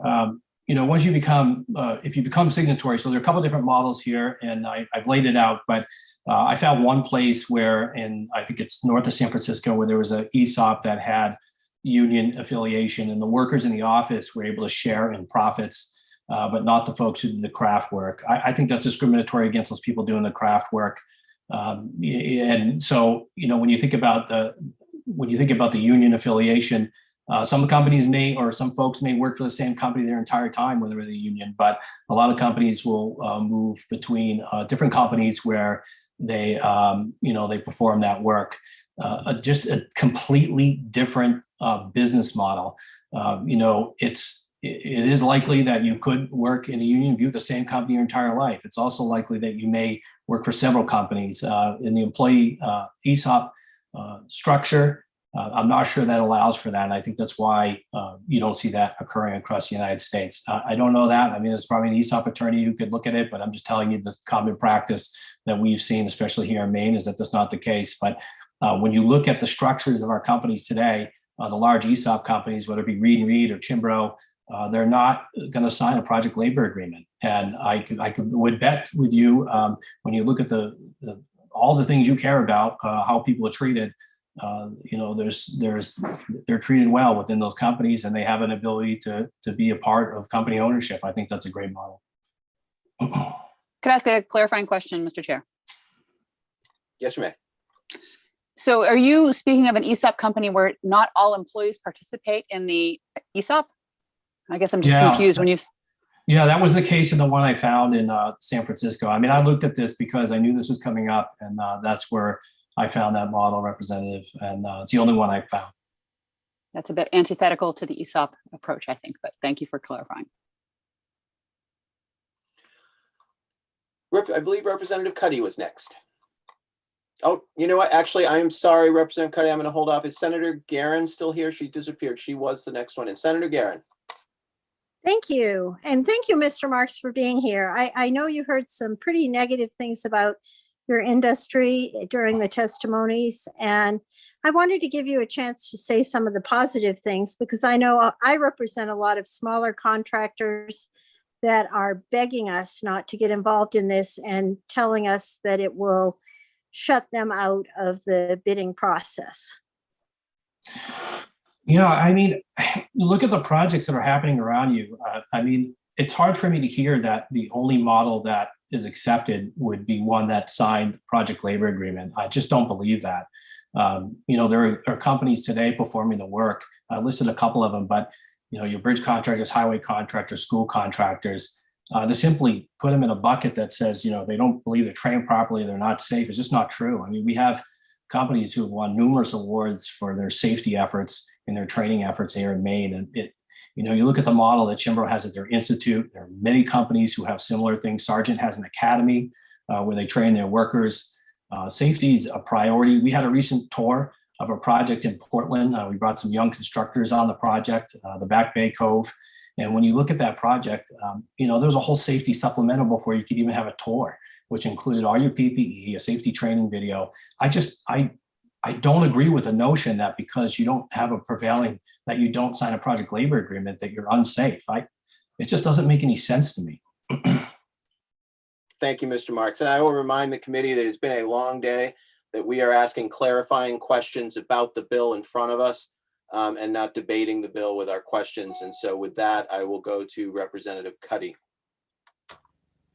Thank you, Mr. Chair. Thank you for being here, Mr. Marks, and for your testimony on the bill. I was confused by your answer to Representative Gear's question, so I would like clarity on that. In your testimony, you stated that the project labor agreement discriminates against and restricts the ability to bid. You said that they couldn't bid on it. But in your answer to Representative Gear, you said that several companies wouldn't sign. And is it a philosophical can't or an actual legal restricted can't? So if you're speaking directly about whether or not a company who is not union today or under a collective bargaining agreement cannot sign a project labor agreement, I don't know whether all models can or cannot. I'm not an attorney. What I can tell you is that most of the folks are not going to sign a project labor agreement. And I think you know this, Representative, that, you know, if they have a relationship with their 100 or so employees, those are the folks that run their equipment and do their work and maintain their equipment. They have a model where that they're with that company for the duration of their career. And under a project labor agreement, it would be easy for those folks to have to step aside for a particular project, and folks who are not within their current company to have to come in and perform that work under a union agreement. The union, of course, as you know, could say that they couldn't staff a particular project, and those folks would pay dues where they would never recoup a portion or all of those benefits because they won't be vested. So look, it's the nature of what the landscape looks like here in Maine. As you know, Representative, I'm happy if a union firm or if a non-union firm bids competitively and is awarded. That's fine. I mean, we have both members within our mix, and I always am proud when it's an AGC Maine member that gets it, regardless of their status with a collective bargaining agreement. But this, in my opinion, is an unfair advantage to the signatory contractors, and it puts the others at a disadvantage. That's my opinion about it. It's what the association has supported for the last decade. So you have another follow-up, Mr. Cuddy? Yeah, thank you. Yes, just a quick follow-up. So to be clear, they would be making a choice to not sign. That's correct. They would be making a choice not to sign that agreement. And if I said it otherwise, it wasn't meant to certainly confuse anybody, but it is a choice, just like it would be on how you set up your corporation or whether you join a union or not. It's a choice. Representative Bradstreet. Thank you, Mr. Chair. Thank you, Mr. Marks, for being here. I appreciate your comments about safety issues as well. With your broad background of experience and knowing that for all practical purposes, there are going to be fewer people bidding on a contract, would that not tend to make the cost of the amounts of the bids go higher if there are fewer bidders? Yes, sir. So, anytime you have a reduction in bidders, it certainly has an impact on the bid process and whether that be less competition or not. So I would say that certainly might be an agency concern on their end. Representative Warren. Thank you, and thank you for your testimony. I have two of your bullet points in your written testimony that I wanted to ask you clarifying questions about. If you could explain a little bit more of your reasoning for them being problems that are part of the bill. One has to do with the process of certifying contractors, requiring an increase in positions and maybe delaying the issuance of contracts during a certain restricted season. I'm curious about that. We have a long-term workforce shortage, different kind of things, and a lot of resources and maybe development that's going to be happening in some of these areas. So I'm just curious about that. If you could speak to that just from your experience technically. And then also there's a different section about how the 7-day submission process may be challenging for any kind of contractor. And I'm wondering if you could speak a little bit more of your rationale to that as well. Yeah, so I'll address the timing. I've brought this up on other bills before, and I'll be brief, Mr. Chairman. The procurement process is already challenging because typically when there's a 3-year work plan, that work comes out at different times during the year, depending on the type of work that's let out. It's a really small window, and I'll try to explain that real quick. There are environmental standards that we have to perform within a certain time period. For example, there's what they call in-stream work that has to be done between, I think it's July and September or October. And that's the only time that work can happen. The other piece would be, for example, typically paving plants are shut down in somewhere around Thanksgiving, although the climate change has been a little bit later, we're looking at December. Those two things compress that. So however this process works, one of the concerns I listed here is that this does open the door for several challenges on the, before the contract is signed. I think we just have to ensure that we're not slowing down that process. So it would have to be adequately staffed in order to manage that. Are there any, Chair Hickman? Thank you, Mr. Chair. Thank you, Mr. Marks, for being here today. I think it's the first time I've seen you in front of this committee since I joined it, so it's nice to see you here. I do have a nitpicky question. I'm a poet. I choose my words carefully. I guess I wonder why you chose to use the word discriminate in your testimony. Yeah, because the business model, like as you know, you're in business, and I think as you set up your business and you file on your registration, your paperwork, and you hire people, your model is not locked in, but it's a lot of work to then change that. In this case, the majority of contractors are what they consider to be open shop here in Maine. They work hand in hand with union and open shop contractors. In our opinion, that this would prevent, or not prevent, but it would make the decision much harder for somebody to try to sign a project labor agreement because they're not signatory already to a collective bargaining agreement. So in my opinion, that does place an advantage. Maybe that should be the more appropriate word for those who are signatory to a collective bargaining agreement. And I think that's probably the better or more appropriate word. I appreciate that clarification. Of course. In the landscape of the law, the word discriminate means that a protected class of people is somehow denied something. And there's no one in this conversation, at least in your testimony, businesses aren't protected classes, types of businesses aren't protected classes under the law. And so when I see the term discriminate being used in that context, I just wanted to understand your intent, your meaning, because when I look at that, it obviously triggers something a little different. So I appreciate that clarity. Yes, sir. And I'm sensitive to that term. I tell you this, I think right now I have about 322 bills that I've had to read. And as you all, I'm not saying you all don't, but I had to read and go through and try to get my best to turn around testimony quickly. So that's the reason. Thank you. Yes, sir. Representative Warren, did you have another question? I may have missed it, but I did want to clarify this. I asked you two questions. The second one being the creating a 7-day submission process would be challenging for any kind of contractor. Maybe you did answer that, and I apologize if I missed it. I did not, but I'm glad you brought that up. That particular piece in the proposal would have to create, I think what it says, and I have to go back and look, but the 7-day submission process would, upon a apparent award winner, would have to submit all their information about the contractors and subcontractors. In the market we have today, you may not know what subcontractor is available, for example, because it's so competitive and there are so few available subcontractors.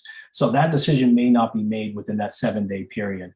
That's a process issue that I tried to highlight here. And I apologize if I didn't relate that to the actual text, but that's the reason I think that timeline might be way too restrictive.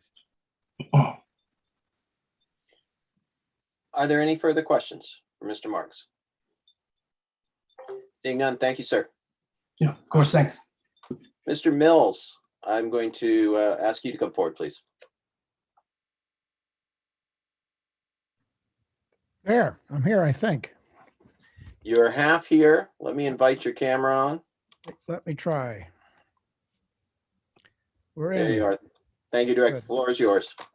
Thank you. I sent in a one-page synopsis of my own views of my experience on the Labor Committee and also my thoughts as a 10-year director of the Maine Turnpike Authority and my rather close observation of many of Maine's finest contractors and their workers and their employees. I think my overall view, I'll keep it real short because it's practically supper time, but it seems to me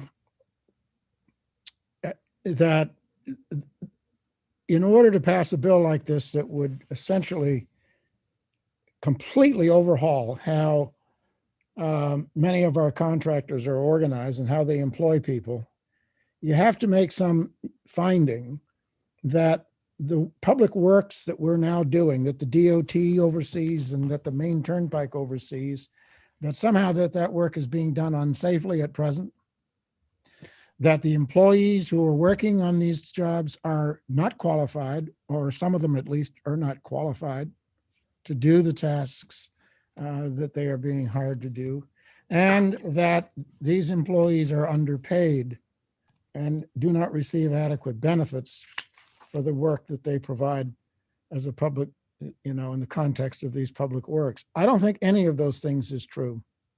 There is a tremendous labor shortage right now, but that's not the point. The folks that work on our job sites, in my observation, and I observe them every single day, the Turnpike Authority last year at about this time made a conscious decision. We lost $60 million in tolls last year from the COVID, and we made a conscious decision to deploy reserves in the amount of $106 million to keep our contractors on the road, working, completing capital improvement projects that are very substantial in order to keep the Southern Maine economy afloat and in order to get the work done while traffic was down and could be done more safely and more appropriately. We have 300 union employees that work here at the Turnpike. I know many of them by name, maybe most of them. And they know me and they have my cell phone in their pockets if they want to retain it that way.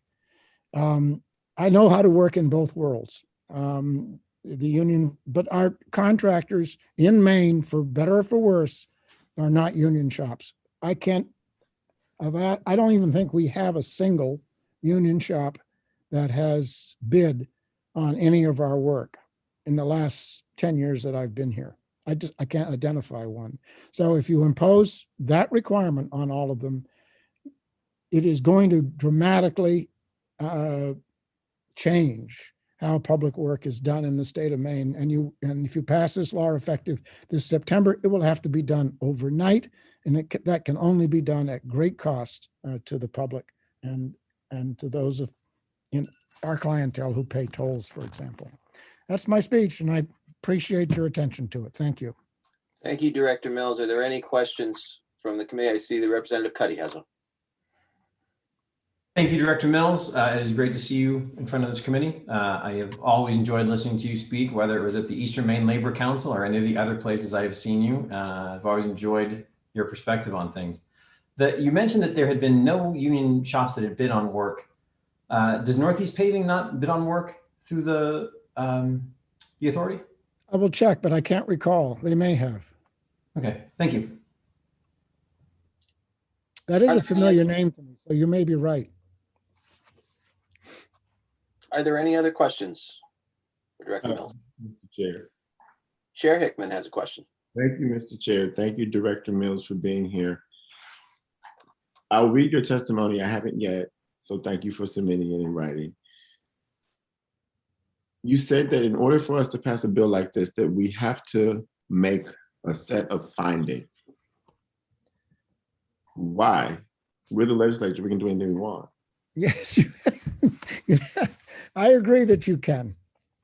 I don't say that you have to do anything. I would say that to justify a bill of this magnitude that changes entirely the construction climate for the state of Maine would, in prudence,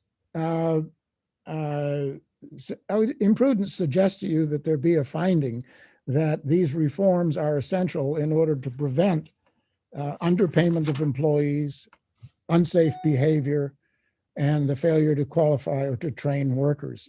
I just wanted to say to you that my personal observation is that the people who work on our road are safe, they're well qualified, and they're extremely well paid.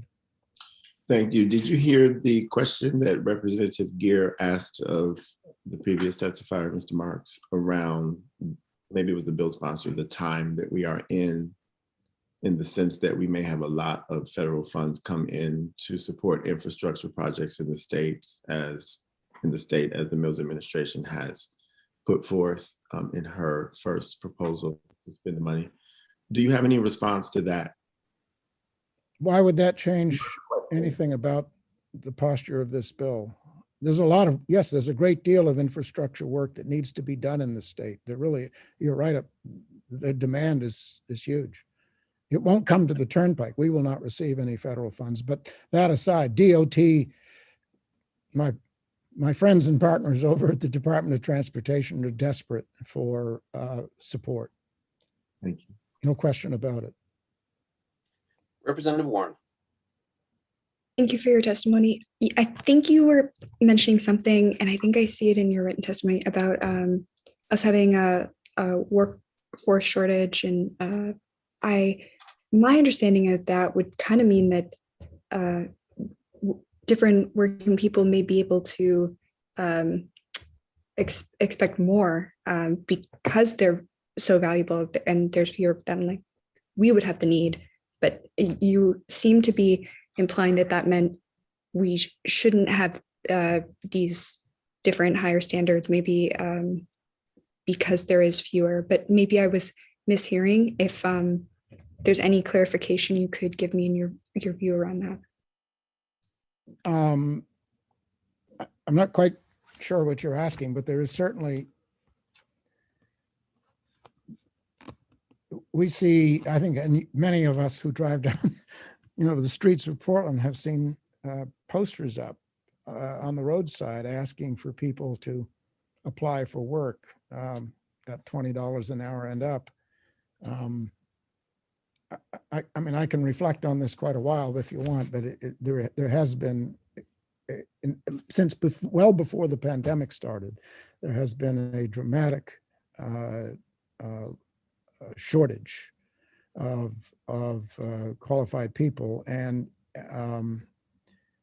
the contractors and our own management staff here at the Turnpike are constantly on the lookout for people with skills in IT, with CDL licenses, electricians, you name it.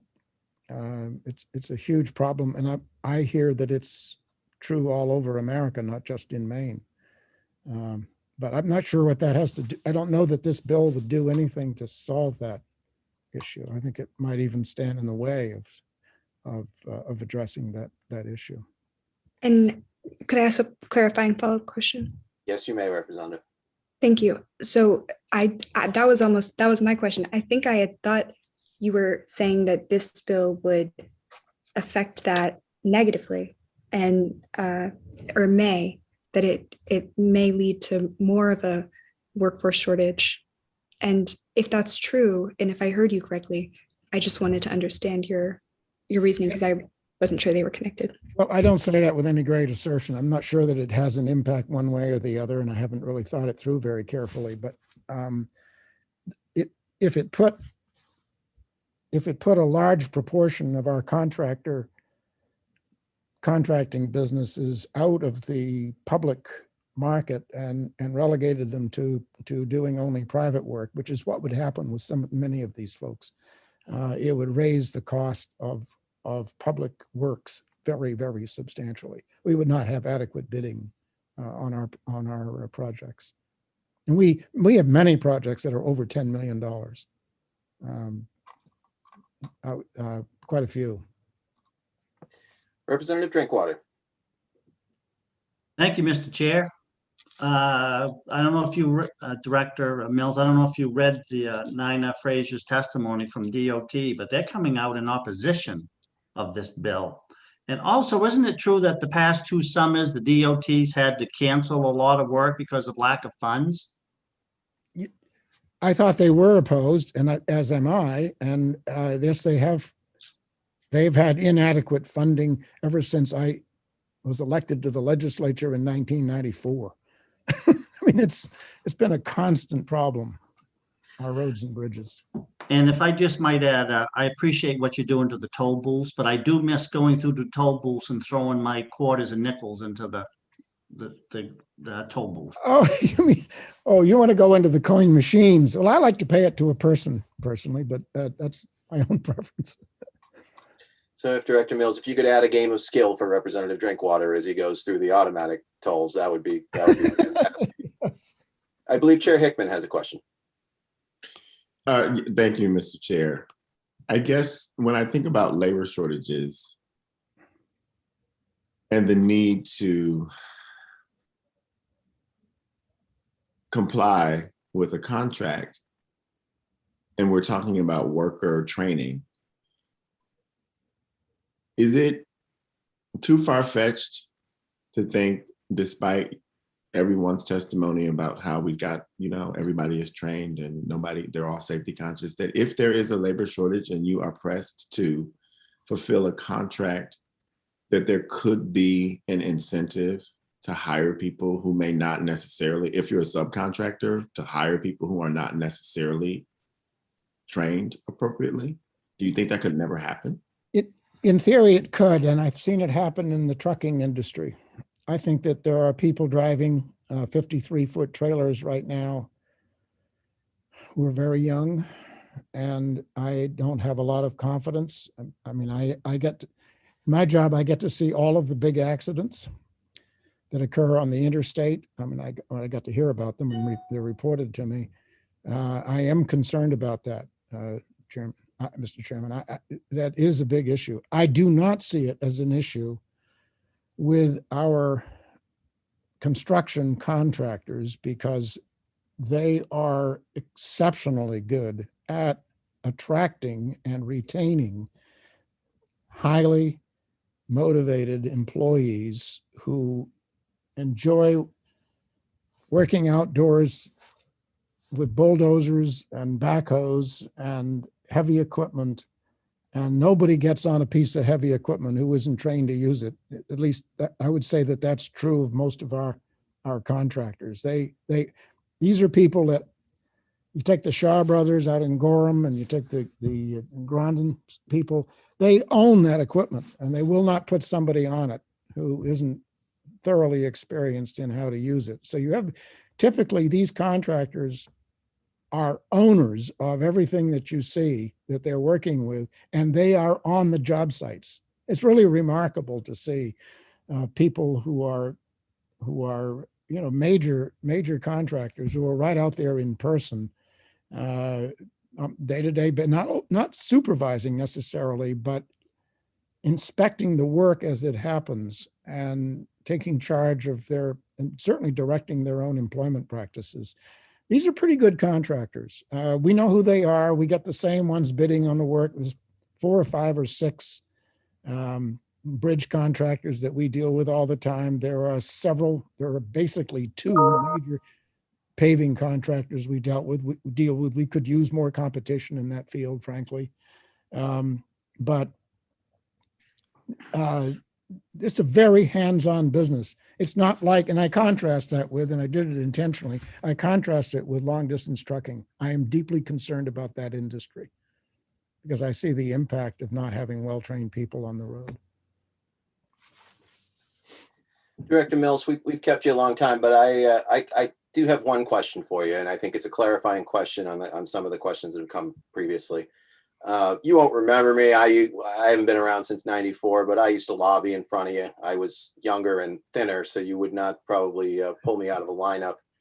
But I think one of the things I always appreciated was you would ask me, give me the logic, show me the money, and to try to get to the point of this. And I think that on a lot of these bills that I've been hearing now, term after term, we always say the same thing. We don't have the money to do this sort of thing as a state. We don't have the time as this sort of thing to make these sort of changes to bring in these sorts of standards. And I guess what I'm asking is, coming in the time of history that we are in right now, given the money that is coming in, if we were ever going to not just say, this is the way things are and we can't change it, isn't this a moment where if we had aspirations to change the way this industry is in Maine, this would be the time to do it? I'll go back to my first statement. In order to behave that way, in order to adopt essentially a revolution in how contracting work is done in Maine, you would need, as responsible legislators, you would need to make a finding that the work is now being done unsafely, that people are unqualified who are doing it, and that they are underpaid for it. I see none of those 3 conditions in the work that we oversee here at the Turnpike. I appreciate your perspective. Seeing no other questions, Director Mills, we'll let you go to dinner. Thank you. I would now like to bring forward Mr. Walton.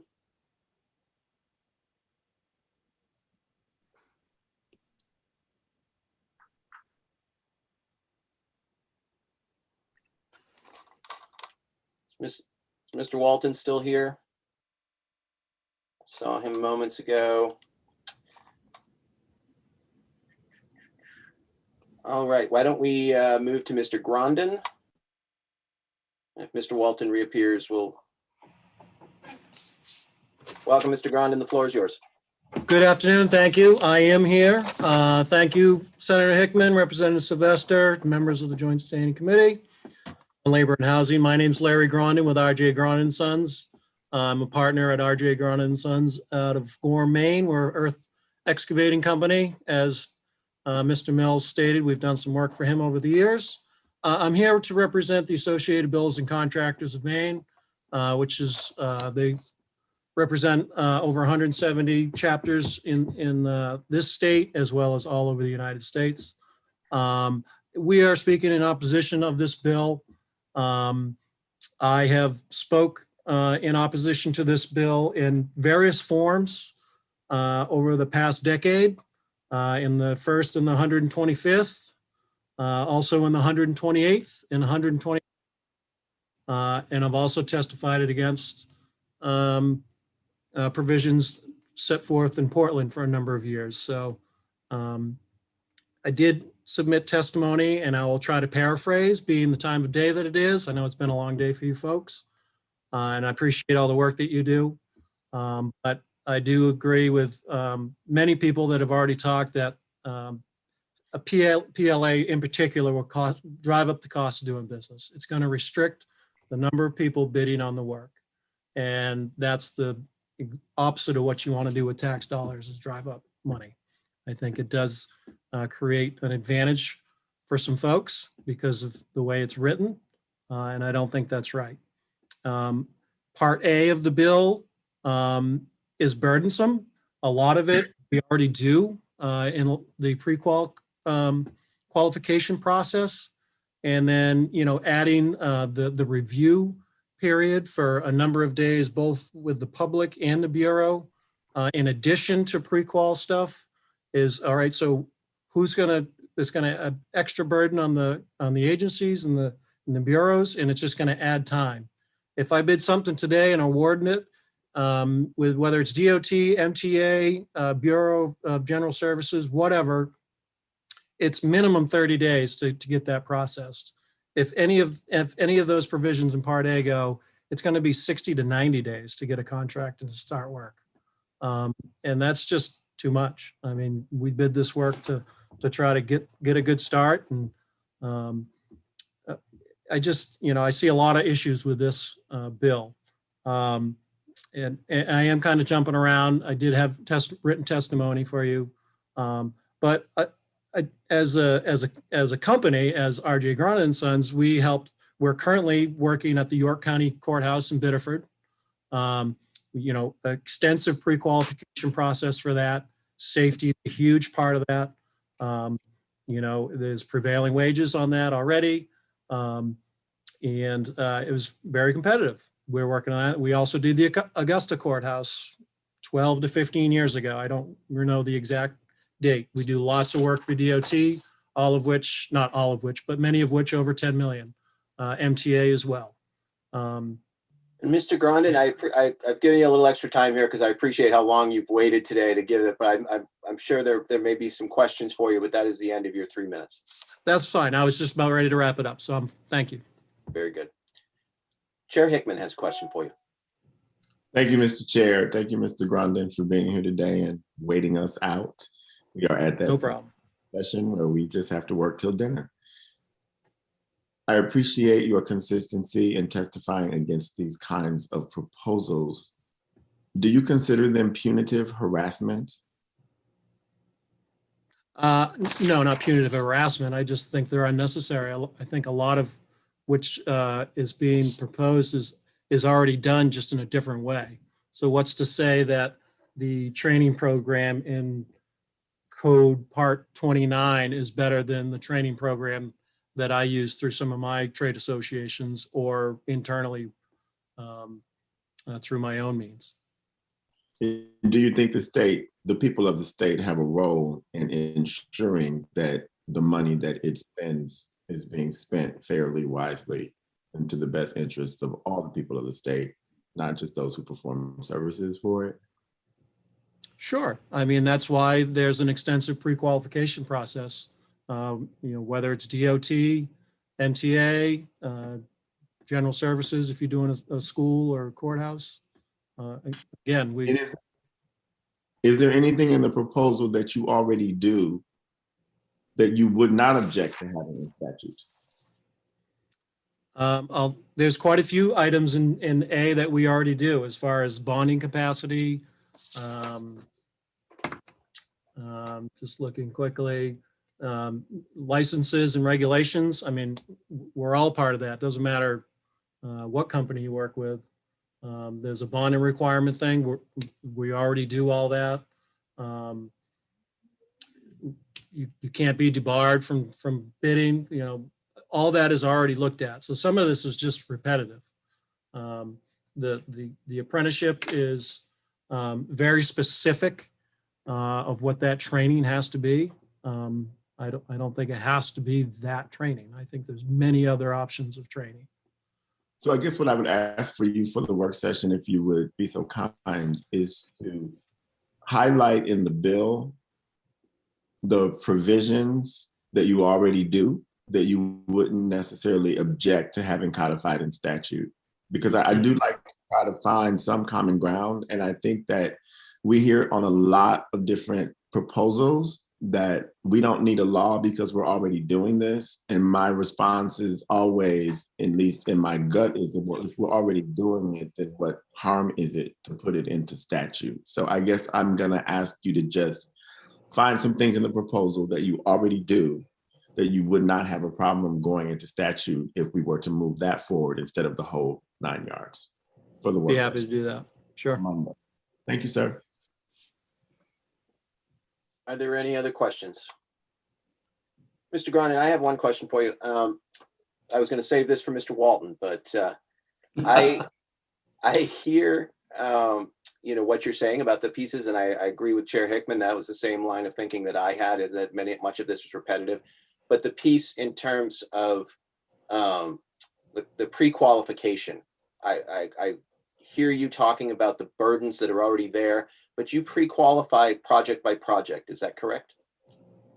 Yes and no. So typically DOT is annual or semi or biennial. I believe MTA is similar. Sometimes it is project by project, and it just depends on which agency you're dealing with. So if this was a biennial process that worked as a speed pass to give you a certification, taking burdens off of your plate rather than putting burdens on your plate and duplicating the effort, would that be something that you supported, that you could sort of? Well, I think a lot of this is already done up front, which is good. So just that review period alone is, like I said, as it stands today, it's a minimum 30 days to get from the date of the bid opening to getting a contract and be able to get to work. That's quick. So with the added review period alone and put it in your subcontractors and then the public review period, and then once that's done, then the agency has another 30. I mean, you're going to be looking at 75, 90 days between bid date and when you can even think about putting a shovel in the ground. And that alone is huge. Well, I think I was envisioning a process that would do exactly the opposite, but I see that Representative Geer has a question. Thank you, Mr. Chair. And again, following a little bit along that same line of questioning, is there any kind of a preferred contractor, preferred vendor program when it comes to state construction contracts or public construction contracts, I should say? Well, I think a lot of the pre-qualification stuff takes care of that. If you don't meet those standards, then you're not going to be able to even bid on the work. But that's on a project by project basis, except for the ones you talked about, the word biennial, something like that? Correct. Okay. And then, and again, I'm just curious, for me, some of this seems like setting a floor of expectations around the contractors. So for those experienced contractors, like, the ones that we're all talking about today, they know what they're doing. They have, practices and policies in place and training in place and all that good stuff. But in terms of others that would say want to come in and start bidding, to establish and know that there's a floor of expectations. Here's what we expect. Here are the standards that we have. Is that problematic? I mean, what is the issue here?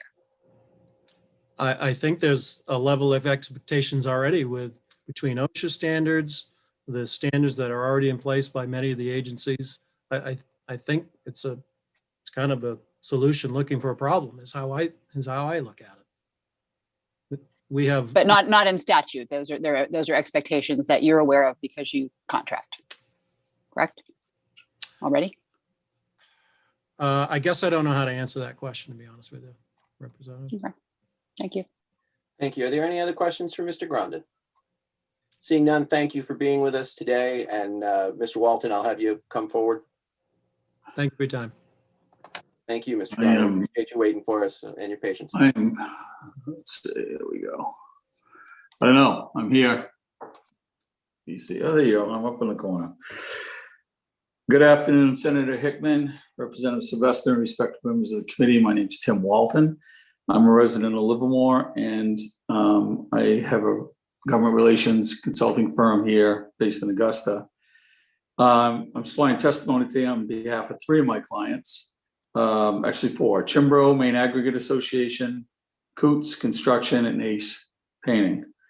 in opposition to 1633. I'm not going to read my testimony either. I believe you have it.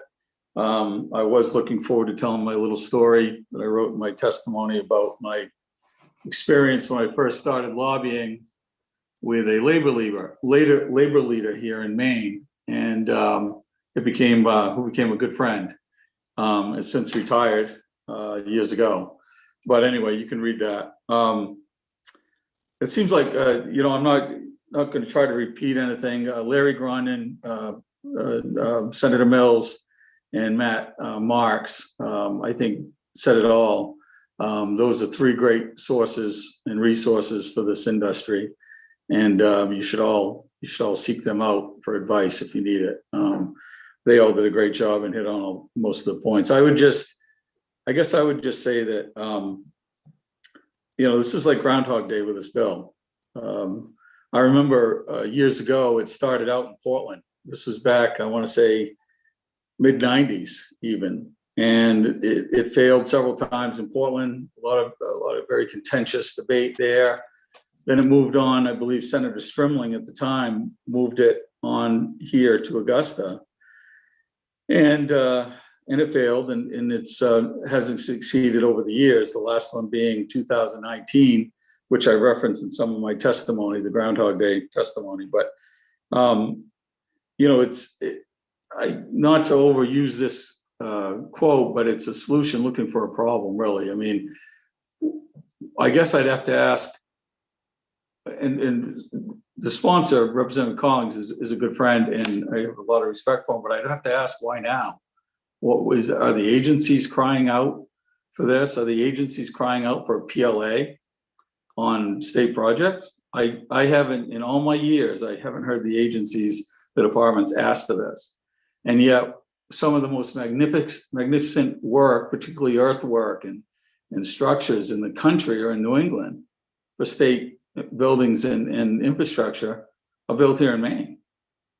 But obviously qualified and quality contractors. I don't like to use the term non-union. Open shop's fine with me. I like to use the term merit shop because I believe that every contractor, every general contractor, every specialty contractor should be allowed to work with who they choose to work with. I mean, this is America. If they're qualified and capable and do good work, and which is the case as I see in Maine in my 53 years, I don't see the problem. And those are union and non-union contractors alike. Sir? That is the end of your 3 minutes. Oh, you're killing me, Representative. I know it. I gave you an extra 15 seconds. You're very kind and generous. I appreciate that. I'll expect that 15 seconds back later when you're not. I bet you will. I see Senator Guerin has a question. Thank you, Mr. Chair, and welcome, Mr. Walton. I consider you to be one of the experts in this field, so I would really like to hear what else you had to say, please.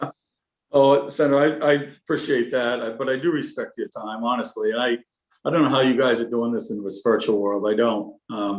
Matt Marks and Larry Grondin and I talk about it all the time. It's tough on you. I really do respect it and appreciate it. But I'm open to emails. I'm open to calls if you ever have any questions. This is just, obviously this is a passionate issue for me. I've tried to protect the free market my entire career, and certainly a PLA and the apprenticeship requirements and all the burdens like that are really offensive to me when we have great contractors that I've represented for over 20 years in the state. Thank you, though, Senator, for offering the. Thank you. Chair Hickman has a question. Thank you, Mr. Chair. Good to see you, neighbor. Senator. Very good to see you. We've heard Groundhog Day in several committees about bills that come back. Sometimes they say you just put the bill in, you wear them down, and you get what you want. But whatever. I think that I do want to ask you the same question, given that you said that this is offensive to you. Would you consider these proposals punitive harassment? So I'm going to go a little bit beyond Larry Grondin, and I'm going to pay for that later. But Larry said he did. didn't know how to answer that, I guess, that question, or he didn't think it would call it punitive. Could you elaborate on that, Senator? I'd just like to know. Yeah. I read everybody. Or dumb it down for me, if you could.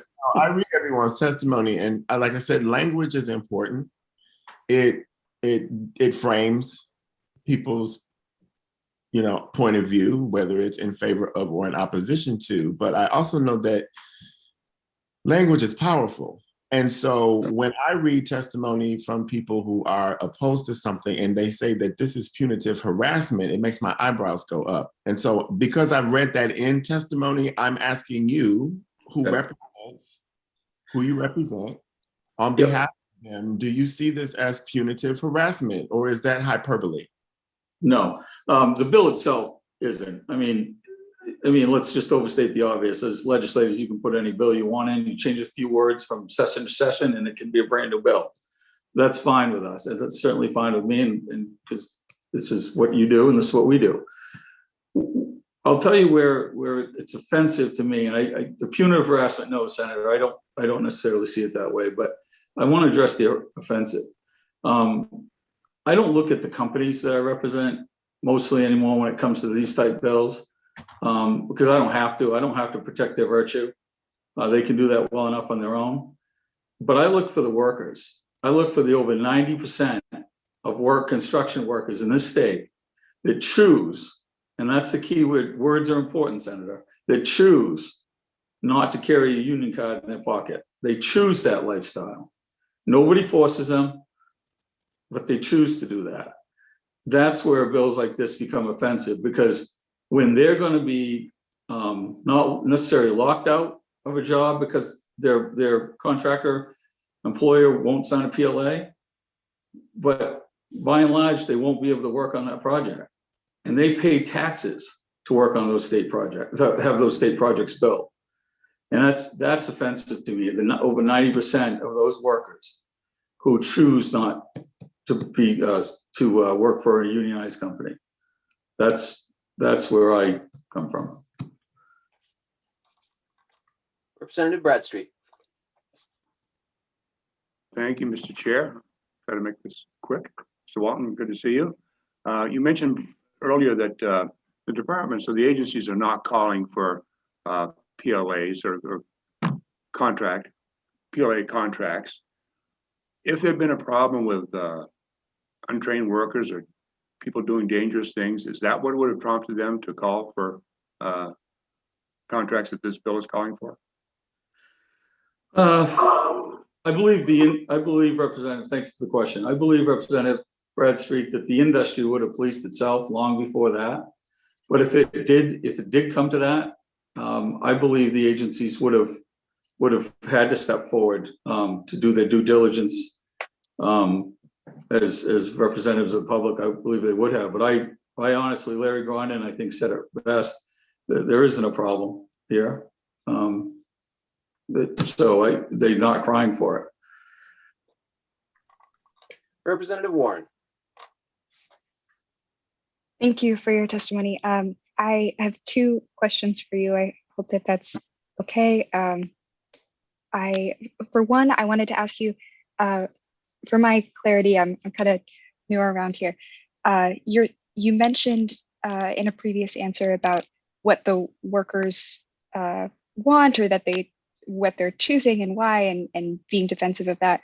But you're here and you're representing, I believe, 3 different organizations. Are you representing the workers of those organizations, or you're representing maybe a couple specific clients, not a work, like it not being a worker-owned one? Yep. Is that right? Okay.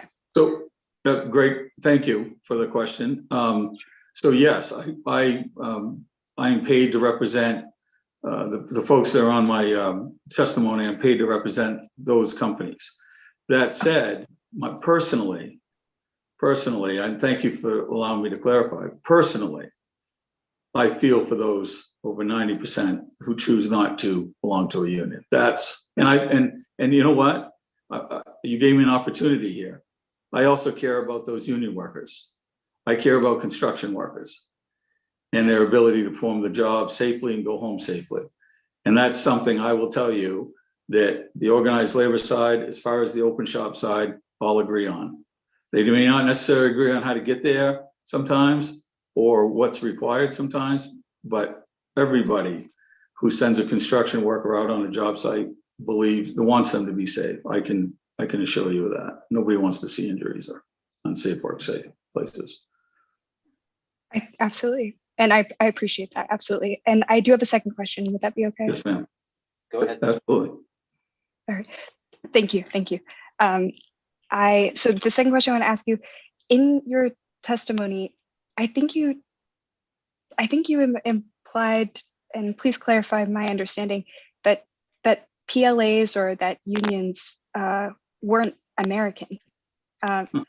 Is that a correct understanding, or maybe could you give more perspective on kind of what you mean No, by ma'am. that? No, ma'am, not at all. I never use the word un-American. I don't believe I've used that in my lifetime. But what I did say was, this is America, and people ought to be able to work who they want to work with. And I believe I was talking about a merit shop environment, which fosters that philosophy of companies and people should be able to work with who they choose to work with, as long as all other things being equal and everybody's qualified.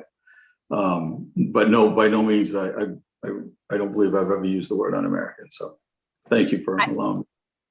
Could I ask a clarifying question? I'm going to move over to you. We're trying to keep it to 2 questions. If you have another question, you can definitely come back in, but I'm going to move over to Chair Hickman, who has raised his hand. Thank you, Mr. Chair. I don't know if the contractor that's on my mind has ever put in a bid to do state work or not, but there was a newspaper article, I think last summer, with COVID, everything is not quite there. It could have been 2 summers ago, which surprised me because it's dangerous work. And a roofing contractor, I believe it was, sent out his contract laborers to put roofs on houses without the proper safety equipment. They fell off the roof and died. And I do think that there was some significant lawsuits filed on behalf of the people who died. So I guess I'm asking, when you say with certainty that everybody really cares about safety, how do you reconcile that with that factual story, which we could all look up, I suppose, if we felt like it? Yeah, I don't know the case, Senator. That's if they weren't provided the proper safety equipment and all that, I guess that would be an exception to my statement. And that was horrible. I'm looking at this Hollywood Squares here, and I'm looking at folks that have worked in construction, and those are the people that I would tell you that would agree with me that we want to send people home as safe as they came, but that doesn't sound good at all. If that's the case, it's very unfortunate. But I would say that's an exception. I think most contractors absolutely believe in keeping people safe. Nobody wants to see an injury or death on a job site.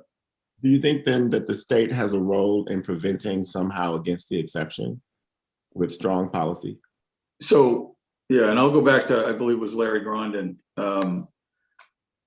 with the qualifications and the requirements and the history requirements, that just doesn't happen. You don't let contractors do it like that. And I'm not going to say accidents don't happen. And my good friend, Mike Bennett, one of my clients, Chimbro, would challenge me on that.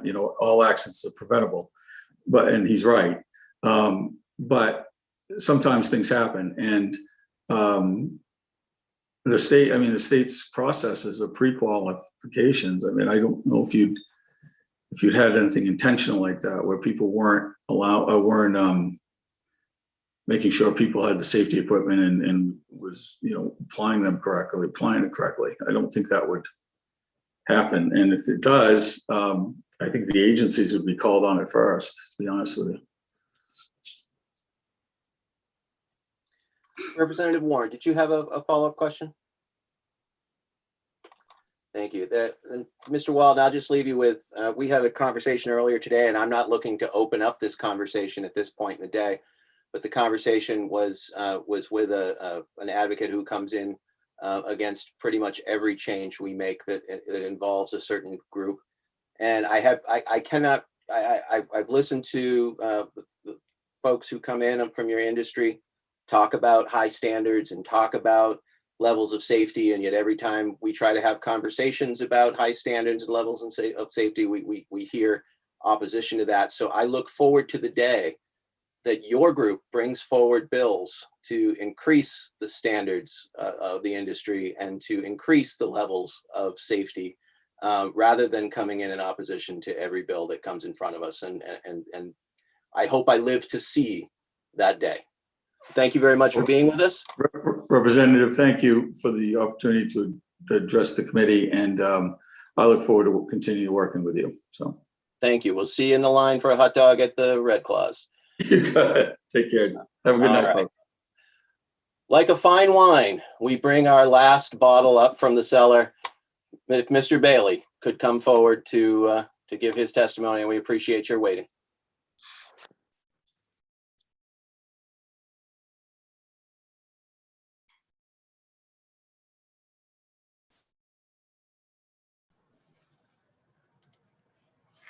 There we go. I was waiting for my camera to come on.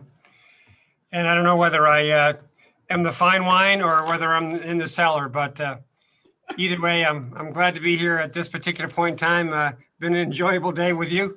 I would like to start. I was remiss in not recognizing and not taking the opportunity with the last time I was here to recognize all of our fine educators across the state, because it is Teacher Appreciation Week, and we have professionals, educational support professionals, as well as our teachers, and would want to make sure that I was on record of making sure that we recognize them today. And I appreciate your recognition of them the last time that I was here with you earlier this morning. So on this particular bill, LD 1633, Senator Hickman, Representative Sylvester, and members of the Committee on Labor and Housing. I am Steve Bailey, Executive Director of the Maine School Management Association. I'm here on behalf of the legislative committees of the Maine School Boards Association and the Maine School Superintendents Association in opposition to LD 1633. And as the speakers before me have indicated, yes, we would want what's recommended here for all workers, and we would also want to make sure that the safety of all workers is noted in any work that's being hired for work being done in our schools. And our testimony today really does speak to that issue of workers that would be hired for construction on our schools, either through revolving renovation projects or through approved school construction projects, either that are done locally or the ones that are approved through a state bid process. Our associations are opposed to this bill because it will inevitably increase the cost of school construction projects. Those increased costs affect not only local property taxpayers, but taxpayers across the state, since the cost of state subsidized school construction projects is part of the overall cost of education. The school construction process is designed to be locally controlled, including projects approved by the State Board of Education for state funding and those that are largely locally funded. Once the district decides to build a new school and plans are developed, the school board votes to float a bond and put that out to local voters for approval in a referendum. Once approved at the ballot box, the local unit floats the bond and is responsible for its repayment. State-funded projects get that funding in the form of additional designated general purpose aid and shows up as part of their debt service. An important and immediate concern is LD 1633 could impact and potentially delay major school construction projects already in the pipeline. It also is important to understand this bill could impact projects that are largely locally funded, a practice used by districts that are so far down the list of state-approved projects they opt to go it alone. Since many locally funded school construction projects have some component of state aid, ADA approved bathrooms, for example, that are paid for out of the state school revolving renovations fund, our fear is even limited state funding triggers this law. History shows PLAs will increase the cost of the project by up to 30%. There is no statistical data that we are aware of that says project labor agreements improve quality or safety as compared to the contractors and workers we use today in Maine. And many more of these comments were shared by Mr. Grondin and Mr. Mills. We're concerned also that the PLA appears to say that those working in a school construction project have to have union affiliation. Currently, there are school construction projects done by non-unionized general contractors in Maine who have a strong reputation and those whose work comes recommended by our peers. Would this bill require us to go out for general contractors? So we ask that you reject this bill and allow the current system regulated by the State Board of Ed, supported by the Facilities, Safety and Transportation Division in the Department of Education and paid for by local property taxpayers following a local school board vote and referendum to continue doing its job. Thanks very much for the opportunity to share information this afternoon. I'd welcome any questions. Thank you, Mr. Bailey. Are there any questions from the committee for Mr. Bailey? Seeing none, thank you, sir, for being here with us. Alyssa, is there anyone else wishing to testify on this bill? No, sir. Then I will officially close the public hearing on LD 1633 and say that that is the end of our business today. We thank everyone for being with us throughout the day. Thank you, committee, for your hard work. Thank you, Chair Hickman, for bringing us through the morning. And we shall see you all on some fine sunny day. Oh, Friday. Or Friday. It will be a fine sunny Friday. Good job, everyone. 5 o'clock, a little after, but hey. And be happy for the rain, Senator Hickman. Yeah. It's rain. Have a great evening. Thank you. Thank you, everybody.